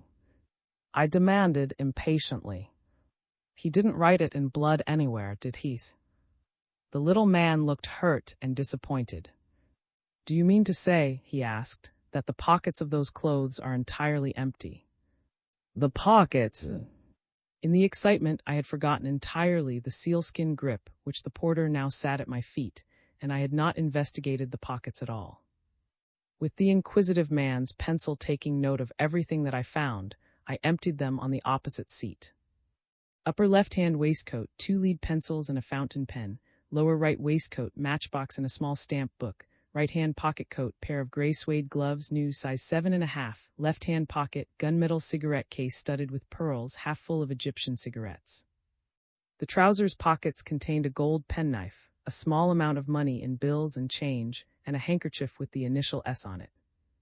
Further search through the coat discovered a card case with cards bearing the name Henry, and a leather flask with gold mountings, filled with what seemed to be very fair whiskey, and HPS. His name evidently is Henry, said the cheerful follower of as he wrote it down. Address as yet unknown. Blonde, probably. Have you noticed that it is almost always the blonde men who affect a very light gray, with a touch of red in the scarf? Fact, I assure you. I kept a record once of the summer attire of men, and 90% followed my rule. Dark men like you affect navy blue or brown. In spite of myself, I was amused at the man's shrewdness. Yes, the suit he took was dark blue, I said. He rubbed his hands and smiled at me delightedly. Then you wore black shoes, not tan, he said, with a glance at the aggressive yellow ones I wore. Right again, I acknowledged. Black low shoes and black embroidered hose. If you keep on, you'll have a motive for the crime, and the murderer's present place of hiding. And if you come back to the smoker with me, I'll give you an opportunity to judge if he knew good whiskey from bad. I put the articles from the pockets back again and got up. I wonder if there is a diner on. I said, I need something sustaining after all this. I was conscious then of someone at my elbow. I turned to see the young woman whose face was so vaguely familiar. In the very act of speaking, she drew back suddenly and colored. Oh, I beg your pardon, she said hurriedly. I thought you were someone else. She was looking in a puzzled fashion at my coat. I felt all the cringing guilt of a man who has accidentally picked up the wrong umbrella. My borrowed collar sat tight on my neck. I'm sorry, I said idiotically. I'm sorry, but I'm not. I have learned since that she has bright brown hair, with a loose wave in it that drops over her ears, and dark blue eyes with black lashes, and but what does it matter? One enjoys a picture as a whole, not as the sum of its parts. She saw the flask then, and her errand came back to her. One of the ladies at the end of car has fainted, she explained. I thought perhaps a stimulant. I picked up the flask at once and followed my guide down the aisle. 2 or 3 women were working over the woman who had fainted. They had opened her collar and taken out her hairpins, whatever good that might do. The stout woman was vigorously rubbing her wrists, with the idea, no doubt, of working up her pulse. The unconscious woman was the one for whom I had secured lower 11 at the station. I poured a little liquor in a bungling masculine fashion between her lips as she leaned back, with closed eyes. She choked, coughed, and somewhat. Poor thing, said the stout lady. As she lies back that way, I could almost think it was my mother. She used to faint so much. It would make anybody faint, chimed in another. Murder and robbery in one night and on one car. I'm thankful I always wear my rings in a bag around my neck, even if they do get under me and keep me awake. The girl in blue was looking at us with wide, startled eyes. I saw her pale a little, saw the quick, apprehensive glance which she threw at her traveling companion, the small woman I had noticed before. There was an exchange, almost a clash of glances. The small woman frowned. That was all. I turned my attention again to my patient. She had revived somewhat, and now she asked to have the window opened. The train had stopped again, and the car was oppressively hot. People around were looking at their watches and grumbling over the delay. The doctor bustled in with a remark about its being his busy day. The amateur detective and the porter together mounted guard over lower 10. Outside, the heat rose in shimmering waves from the tracks. The very wood of the car was hot to touch. A beauty darted through the open door and made its way, in erratic plunges, great wings waving down the sunny aisle. All around lay the peace of harvested fields, the quiet of the country. V.I. The girl in blue. I was growing more and more irritable. The thought of what the loss of the notes meant was fast crowding the murder to the back of my mind. The forced inaction was intolerable. The porter had reported no bag answering the description of mine on the train, but I was disposed to make my own investigation. I made a tour of the cars, scrutinizing every variety of hand luggage, ranging from luxurious English bags with gold mountings to the wicker nondescripts of the day coach at the rear. I was not alone in my quest, for the girl in blue was just ahead of me. Car by car she preceded me through the train, unconscious that I was behind her, looking at each passenger as she passed. The proceeding was distasteful, but that she had determined on a course and was carrying it through. We reached the end of the train almost together empty-handed, both of us. The girl went out to the platform. When she saw me, she moved aside, and I stepped out beside her. Behind us the track curved sharply, the early sunshine threw the train in long black shadow over the hot earth. Forward somewhere they were hammering. The girl said nothing, but her profile was strained and anxious. If you have lost anything, I began, I wish you would let me try to help. Not that my own success is anything to boast of. She hardly glanced at me. It was not flattering.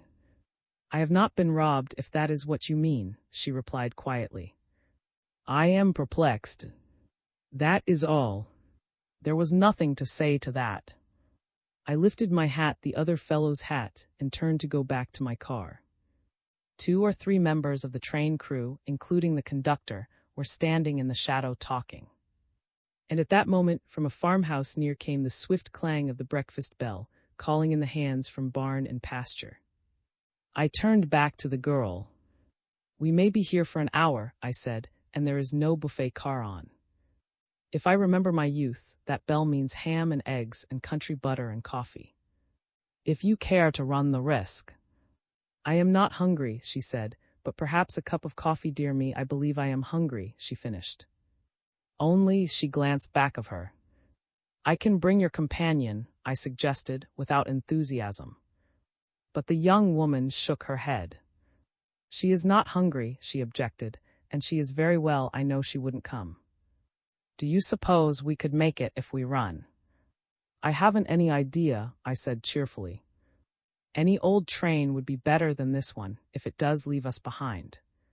Yes, any train would be better than this one, she repeated gravely.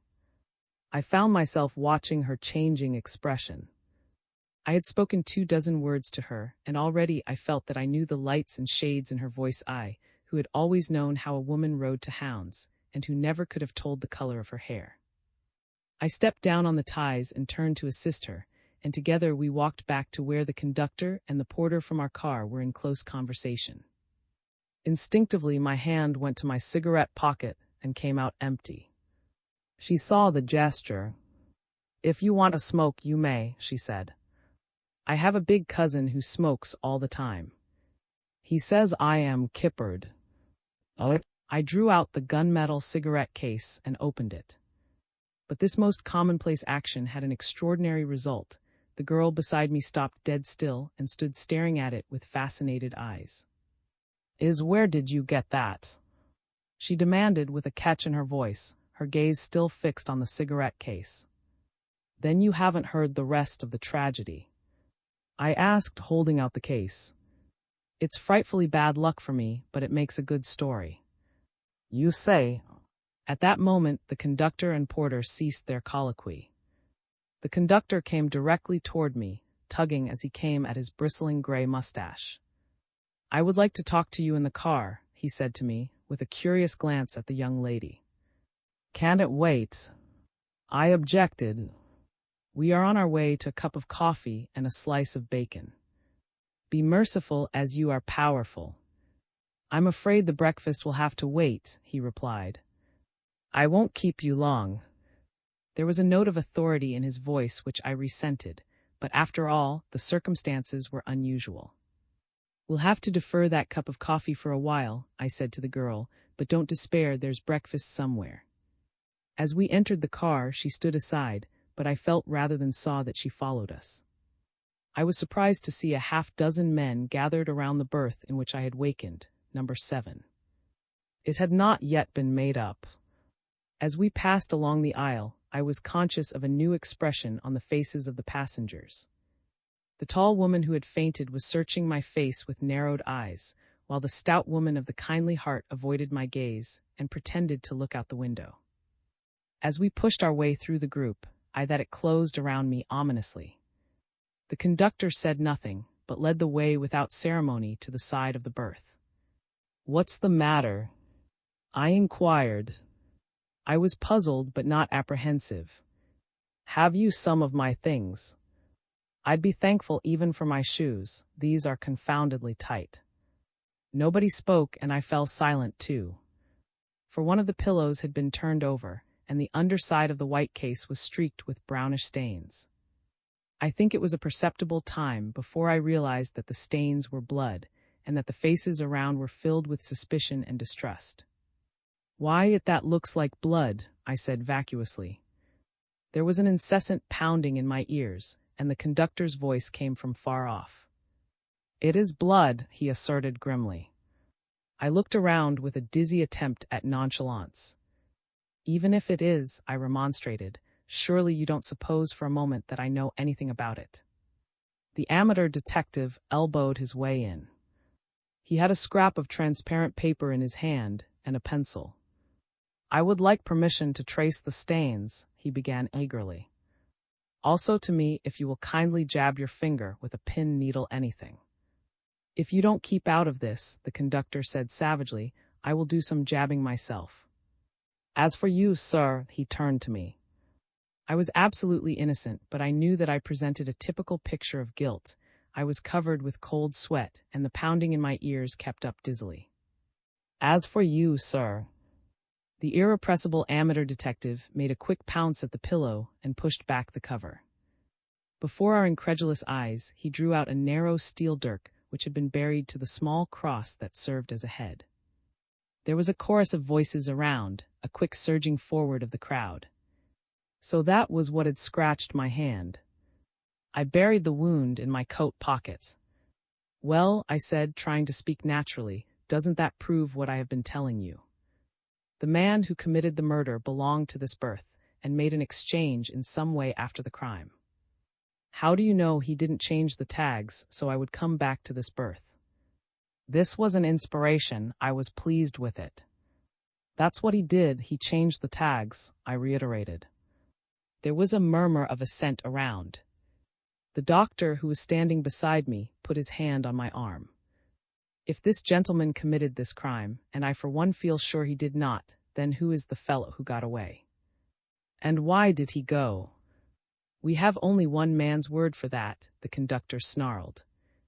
"I've traveled some in these cars myself, and no one ever changed berths with me." Somebody on the edge of the group asserted that hereafter he would travel by daylight. I glanced up and caught the eye of the girl in blue. "They are all mad," she said. Her tone was low, but I heard her distinctly. "Don't take them seriously enough to defend yourself." "I am glad you think I didn't do it," I observed meekly over the crowd. "Nothing else is of any importance." The conductor had pulled out his notebook again. "Your name, please," he said gruffly. "Lawrence Washington." "Your occupation?" "Attorney." "A member of the firm of and Knight." "Mr." "You say you have occupied the wrong berth and have been robbed. Do you know anything of the man who did it?" "Only from what he left behind," I answered. "These clothes. They fit you," he said with quick suspicion. "Isn't that rather a coincidence? You are a large man." "Good heavens," I retorted, stung into fury, "do I look like a man who would wear this kind of a necktie? Do you suppose I carry purple and green barred silk handkerchiefs? Would any man in his senses wear a pair of shoes a full size too small?" The conductor was inclined to hedge. "You will have to grant that I am in a peculiar position," he said. "I have only your word as to the exchange of berths, and you understand I am merely doing my duty. Are there any clues in the pockets?" For the second time I emptied them of their contents, which he noted. "Is that all?" he finished. "There was nothing else." "Nothing." "That's not all, sir," broke in the porter, stepping forward. "There was a small black satchel." "That's so," I exclaimed. "I forgot the bag. I don't even know where it is." The easily swayed crowd looked suspicious again. I've grown so accustomed to reading the faces of a jury, seeing them swing from doubt to belief and back again to doubt, that I instinctively watch expressions. I saw that my forgetfulness had done me harm, that suspicion was roused again. The bag was found a couple of seats away, under somebody's raincoat, another dubious circumstance. Was I hiding it? It was brought to the berth and placed beside the conductor, who opened it at once. It contained the usual traveling impedimenta change of linen, collars, handkerchiefs, a bronze-green scarf, and a safety razor. But the attention of the crowd riveted itself on a flat Russia leather wallet, around which a heavy gum band was wrapped, and which bore in gilt letters the name VII, a fine gold chain. The conductor held it out to me, his face sternly accusing. "Is this another coincidence?" he asked. "Did the man who left you his clothes and the barred silk handkerchief and the tight shoes leave you the spoil of the murder?" The men standing around had drawn off a little, and I saw the absolute futility of any remonstrance. Have you ever seen a fly, who, in these hygienic days, finding no cobwebs to entangle him, is caught in a sheet of fly paper, finds himself more and more mired, and is finally quiet with the sticky stillness of despair? Well, I was the fly. I had seen too much of circumstantial evidence to have any belief that the establishing of my identity would weigh much against the other incriminating details. It meant imprisonment and trial, probably, with all the notoriety and loss of practice they would entail. A man thinks quickly at a time like that. All the probable consequences of the finding of that pocketbook flashed through my mind as I extended my hand to take it. Then I drew my arm back. "I don't want it," I said. "Look inside. Maybe the other man took the money and left the wallet." The conductor opened it, and again there was a curious surging forward of the crowd. To my intense disappointment, the money was still there. I stood blankly miserable while it was counted out 5 $100 bills, 6 20s, and some 5s and 1s that brought the total to $650. The little man with the notebook insisted on taking the numbers of the notes, to the conductor's annoyance. It was immaterial to me. Small things had lost their power to irritate. I was seeing myself in the prisoner's box, going through all the nerve-wracking routine of a trial for murder, the challenging of the jury, the endless cross-examinations, the alternate hope and fear. I believe I said before that I had no nerves, but for a few minutes that morning, I was as near as a man ever comes to hysteria. I folded my arms and gave myself a mental shake. I seemed to be the center of 100 eyes, expressing every shade of doubt and distrust, but I tried not to flinch. Then someone created a diversion. The amateur detective was busy again with the sealskin bag, investigating the make of the safety razor and the manufacturer's name on the bronze-green tie.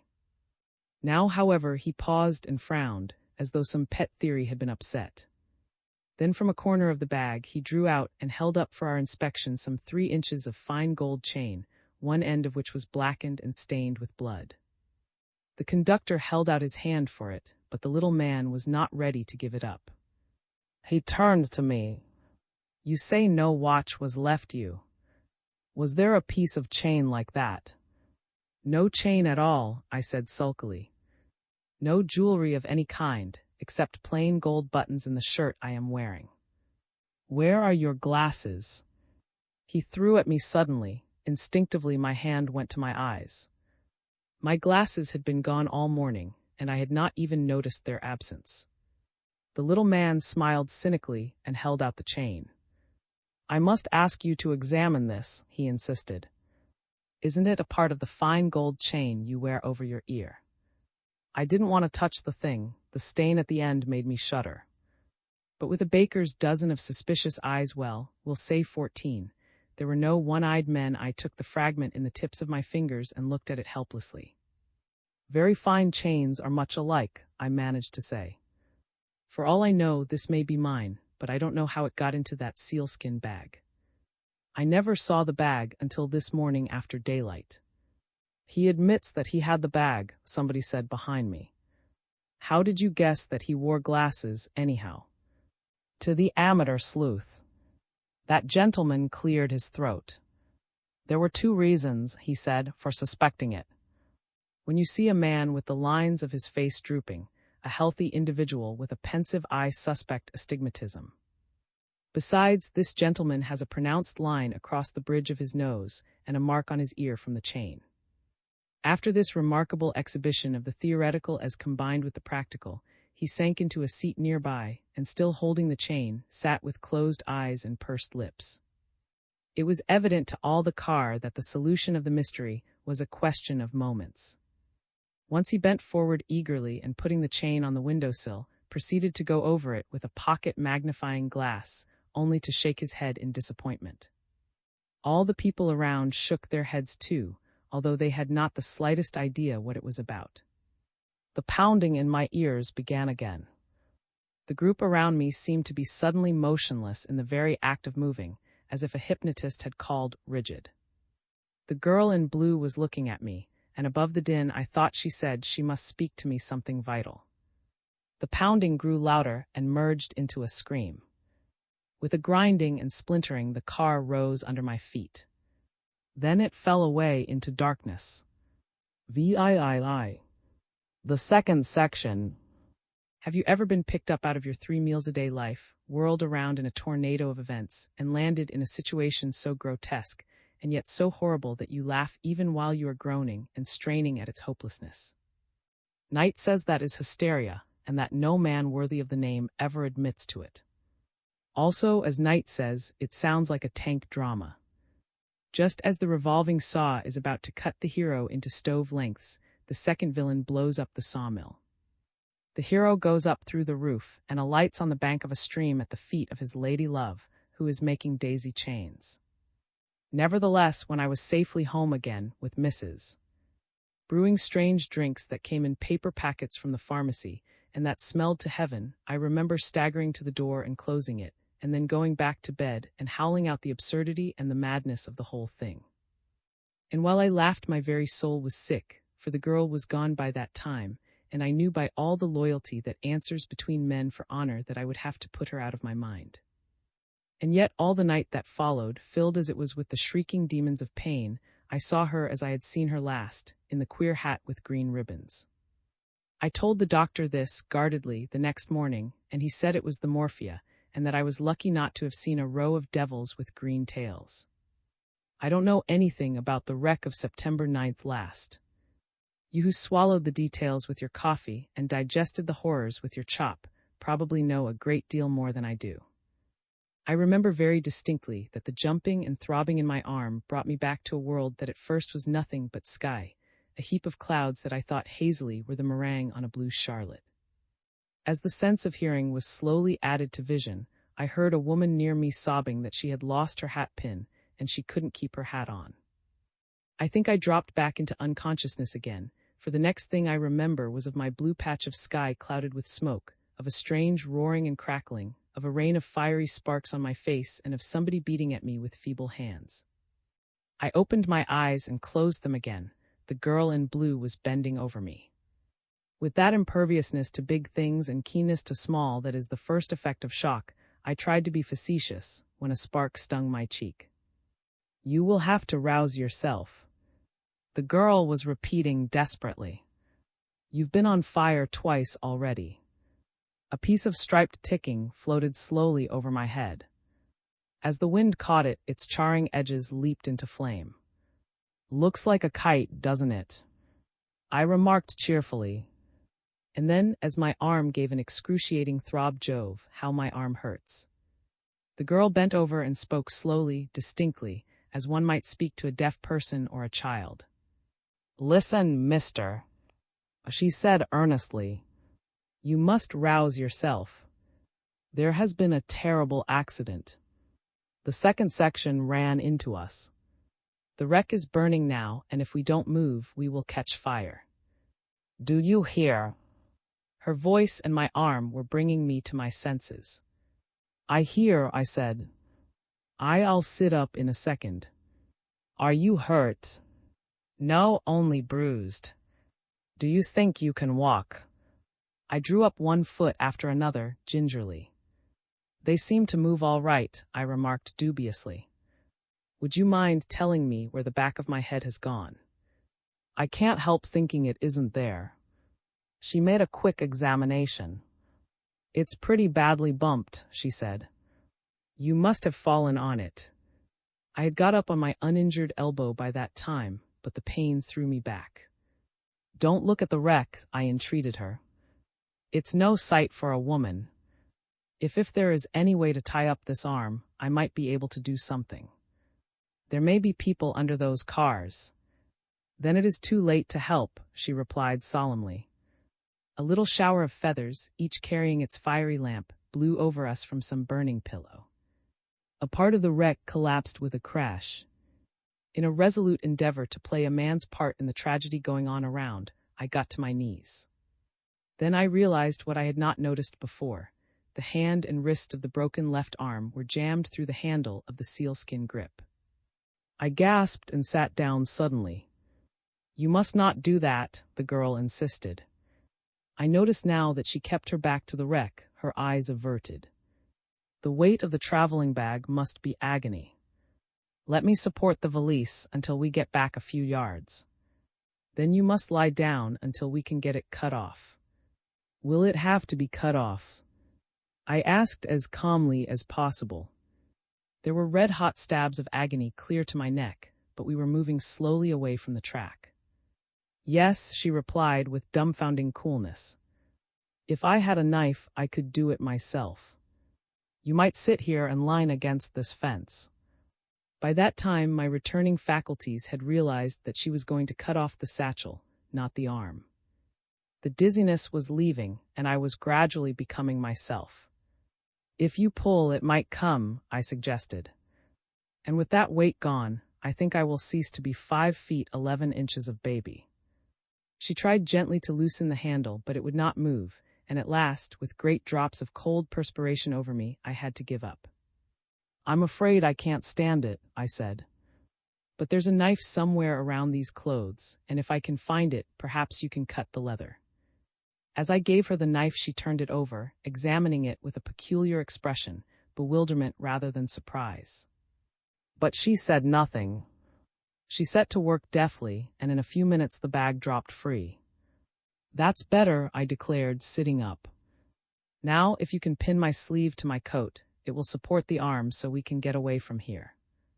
The pin might give, she objected, and the jerk would be terrible. She looked around, puzzled.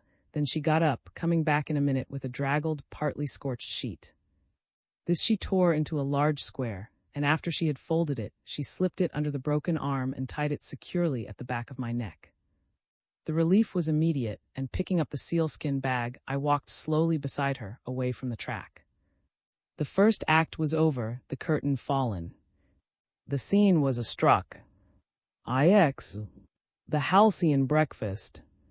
We were still dazed, I think, for we wandered like two troubled children, our one idea at first to get as far away as we could from the horror behind us. We were both bareheaded, grimy, pallid through the grit. Now and then we met little groups of country folk hurrying to the track. They stared at us curiously, and some wished to question us. But we hurried past them. We had put the wreck behind us. That way lay madness. Only once the girl turned and looked behind her. The wreck was hidden, but the smoke cloud hung heavy and dense. For the first time, I remembered that my companion had not been alone on the train. It is quiet here, I suggested. If you will sit down on the bank, I will go back and make some inquiries. I've been criminally thoughtless.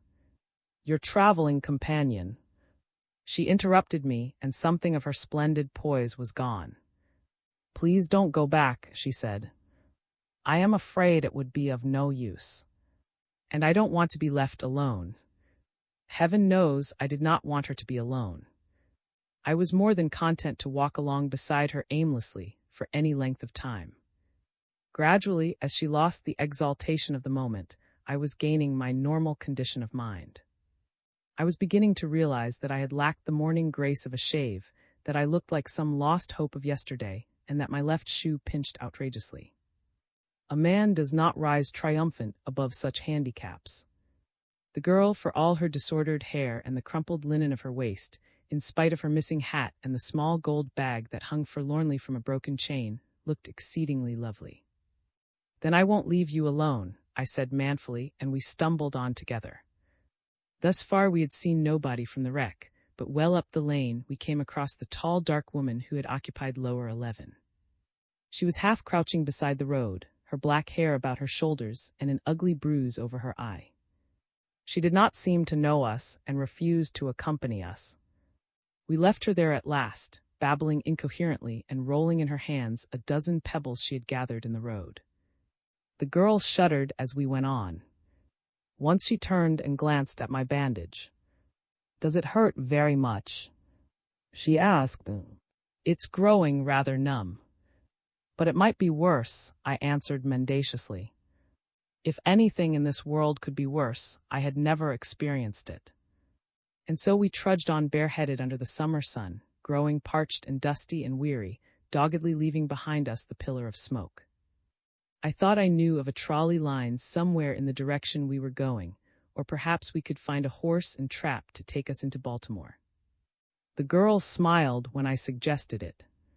"We will create a sensation, won't we?" she asked. Isn't it queer, or perhaps it's my state of mind, but I keep wishing for a pair of gloves when I haven't even a hat. When we reached the main road, we sat down for a moment, and her hair, which had been coming loose for some time, fell over her shoulders in little waves that were most alluring.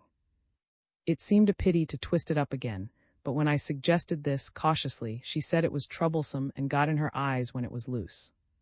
So she gathered it up while I held a row of little shell combs and pins, and when it was done, it was vastly becoming too. Funny about hair, a man never knows he has it until he begins to lose it, but it's different with a girl. Something of the unconventional situation began to dawn on her as she put in the last hairpin and patted some stray locks to place. "I have not told you my name," she said abruptly. "I forgot that because I know who you are, you know nothing about me. I am West and my home is in Richmond." So that was it. This was the girl of the photograph on John's bedside table. The girl Knight expected to see in Richmond the next day, Sunday. She was on her way back to meet him. Well, what difference did it make, anyhow? We had been thrown together by the chance. In an hour or two at the most we would be back in civilization, and she would recall me, if she remembered me at all, as an unshaven creature in a red cravat and tan shoes, with a soiled Pullman sheet tied around my neck. I drew a deep breath. "Just a twinge," I said when she glanced up quickly. "It's very good of you to let me know, Miss West. I have been hearing delightful things about you for 3 months. From Knight." She was frankly curious. "Yes." "From Knight," I assented. Was it any wonder Knight was crazy about her? I dug my heels into the dust. "I have been visiting near Cresson in the mountains," Miss West was saying. "The person you mentioned, Mrs. was my hostess. We were on our way to Washington together." She spoke slowly, as if she wished to give the minimum of explanation. Across her face had come again the baffling expression of perplexity and trouble I had seen before. "You were on your way home, I suppose." "Spoke about seeing you," I floundered, finding it necessary to say something. She looked at me with level, direct eyes. "No," she returned quietly. "I did not intend to go home." It doesn't matter, I am going home now." A woman in a calico dress, with 2 children, each an exact duplicate of the other, had come quickly down the road. She took in the situation at a glance, and was explosively hospitable. "You poor things," she said. "If you'll take the first road to the left over there and turn in at the second pigsty, you will find breakfast on the table and a coffee pot on the stove. And there's plenty of soap and water, too. Don't say one word. There isn't a soul there to see you." We accepted the invitation, and she hurried on toward the excitement and the railroad. I got up carefully and helped Miss West to her feet. At the second pigsty to the left, I repeated, we will find the breakfast I promised you 7 eternities ago. Forward to the pigsty. We said very little for the remainder of that walk. I had almost reached the limit of endurance. With every step the broken ends of the bone grated together. We found the farmhouse without difficulty, and I remember wondering if I could hold out to the end of the old stone walk that led between hedges to the door. Allah be praised, I said with all the voice I could muster. Behold the coffee pot. And then I put down the grip and folded up like a jackknife on the porch floor. When I came around, something hot was trickling down my neck, and a despairing voice was saying, "Oh, I don't seem to be able to pour it into your mouth. Please open your eyes." But I don't want it in my eyes, I replied dreamily. I haven't any idea what came over me. It was the shoes, I think. The left one is a red-hot torture. I was sitting by that time and looking across into her face. Never before or since have I fainted, but I would do it joyfully 12 times a day, if I could waken again to the blissful touch of soft fingers on my face, the hot ecstasy of coffee spilled by those fingers down my neck. There was a thrill in every tone of her voice that morning. Before long my loyalty to Knight would step between me and the girl he loved. Life would develop new complexities. In those early hours after the wreck, full of pain as they were, there was nothing of the suspicion and distrust that came later. Shorn of our gods and baubles, we were primitive man and woman together. Our world for the hour was the deserted farmhouse, the slope of wheat field that led to the road, the woodland lot, the pasture. We breakfasted together across the homely table. Our cheerfulness, at first sheer reaction, became less forced as we ate great slices of bread from the granny oven back of the house, and drank hot fluid that smelled like coffee and tasted like nothing that I have ever swallowed. We found cream in stone jars, sunk deep in the chill water of the spring house. And there were eggs, great yellow-brown ones, a basket of them. So like two children awakened from a nightmare, we chattered over our food. We hunted mutual friends, we laughed together at my feeble witticisms, but we put the horror behind us resolutely. After all, it was the hat with the green ribbons that brought back the strangeness of the situation. All along I had had the impression that West was deliberately putting out of her mind something that obtruded now and then. It brought with it a return of the puzzled expression that I had surprised early in the day, before the wreck. I caught it once when, breakfast over, she was tightening the sling that held the broken arm.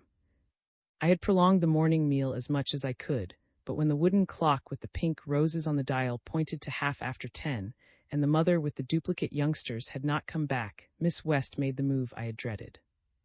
"If we are to get into Baltimore at all, we must start," she said, rising. "You ought to see a doctor as soon as possible." "Hush," I said warningly.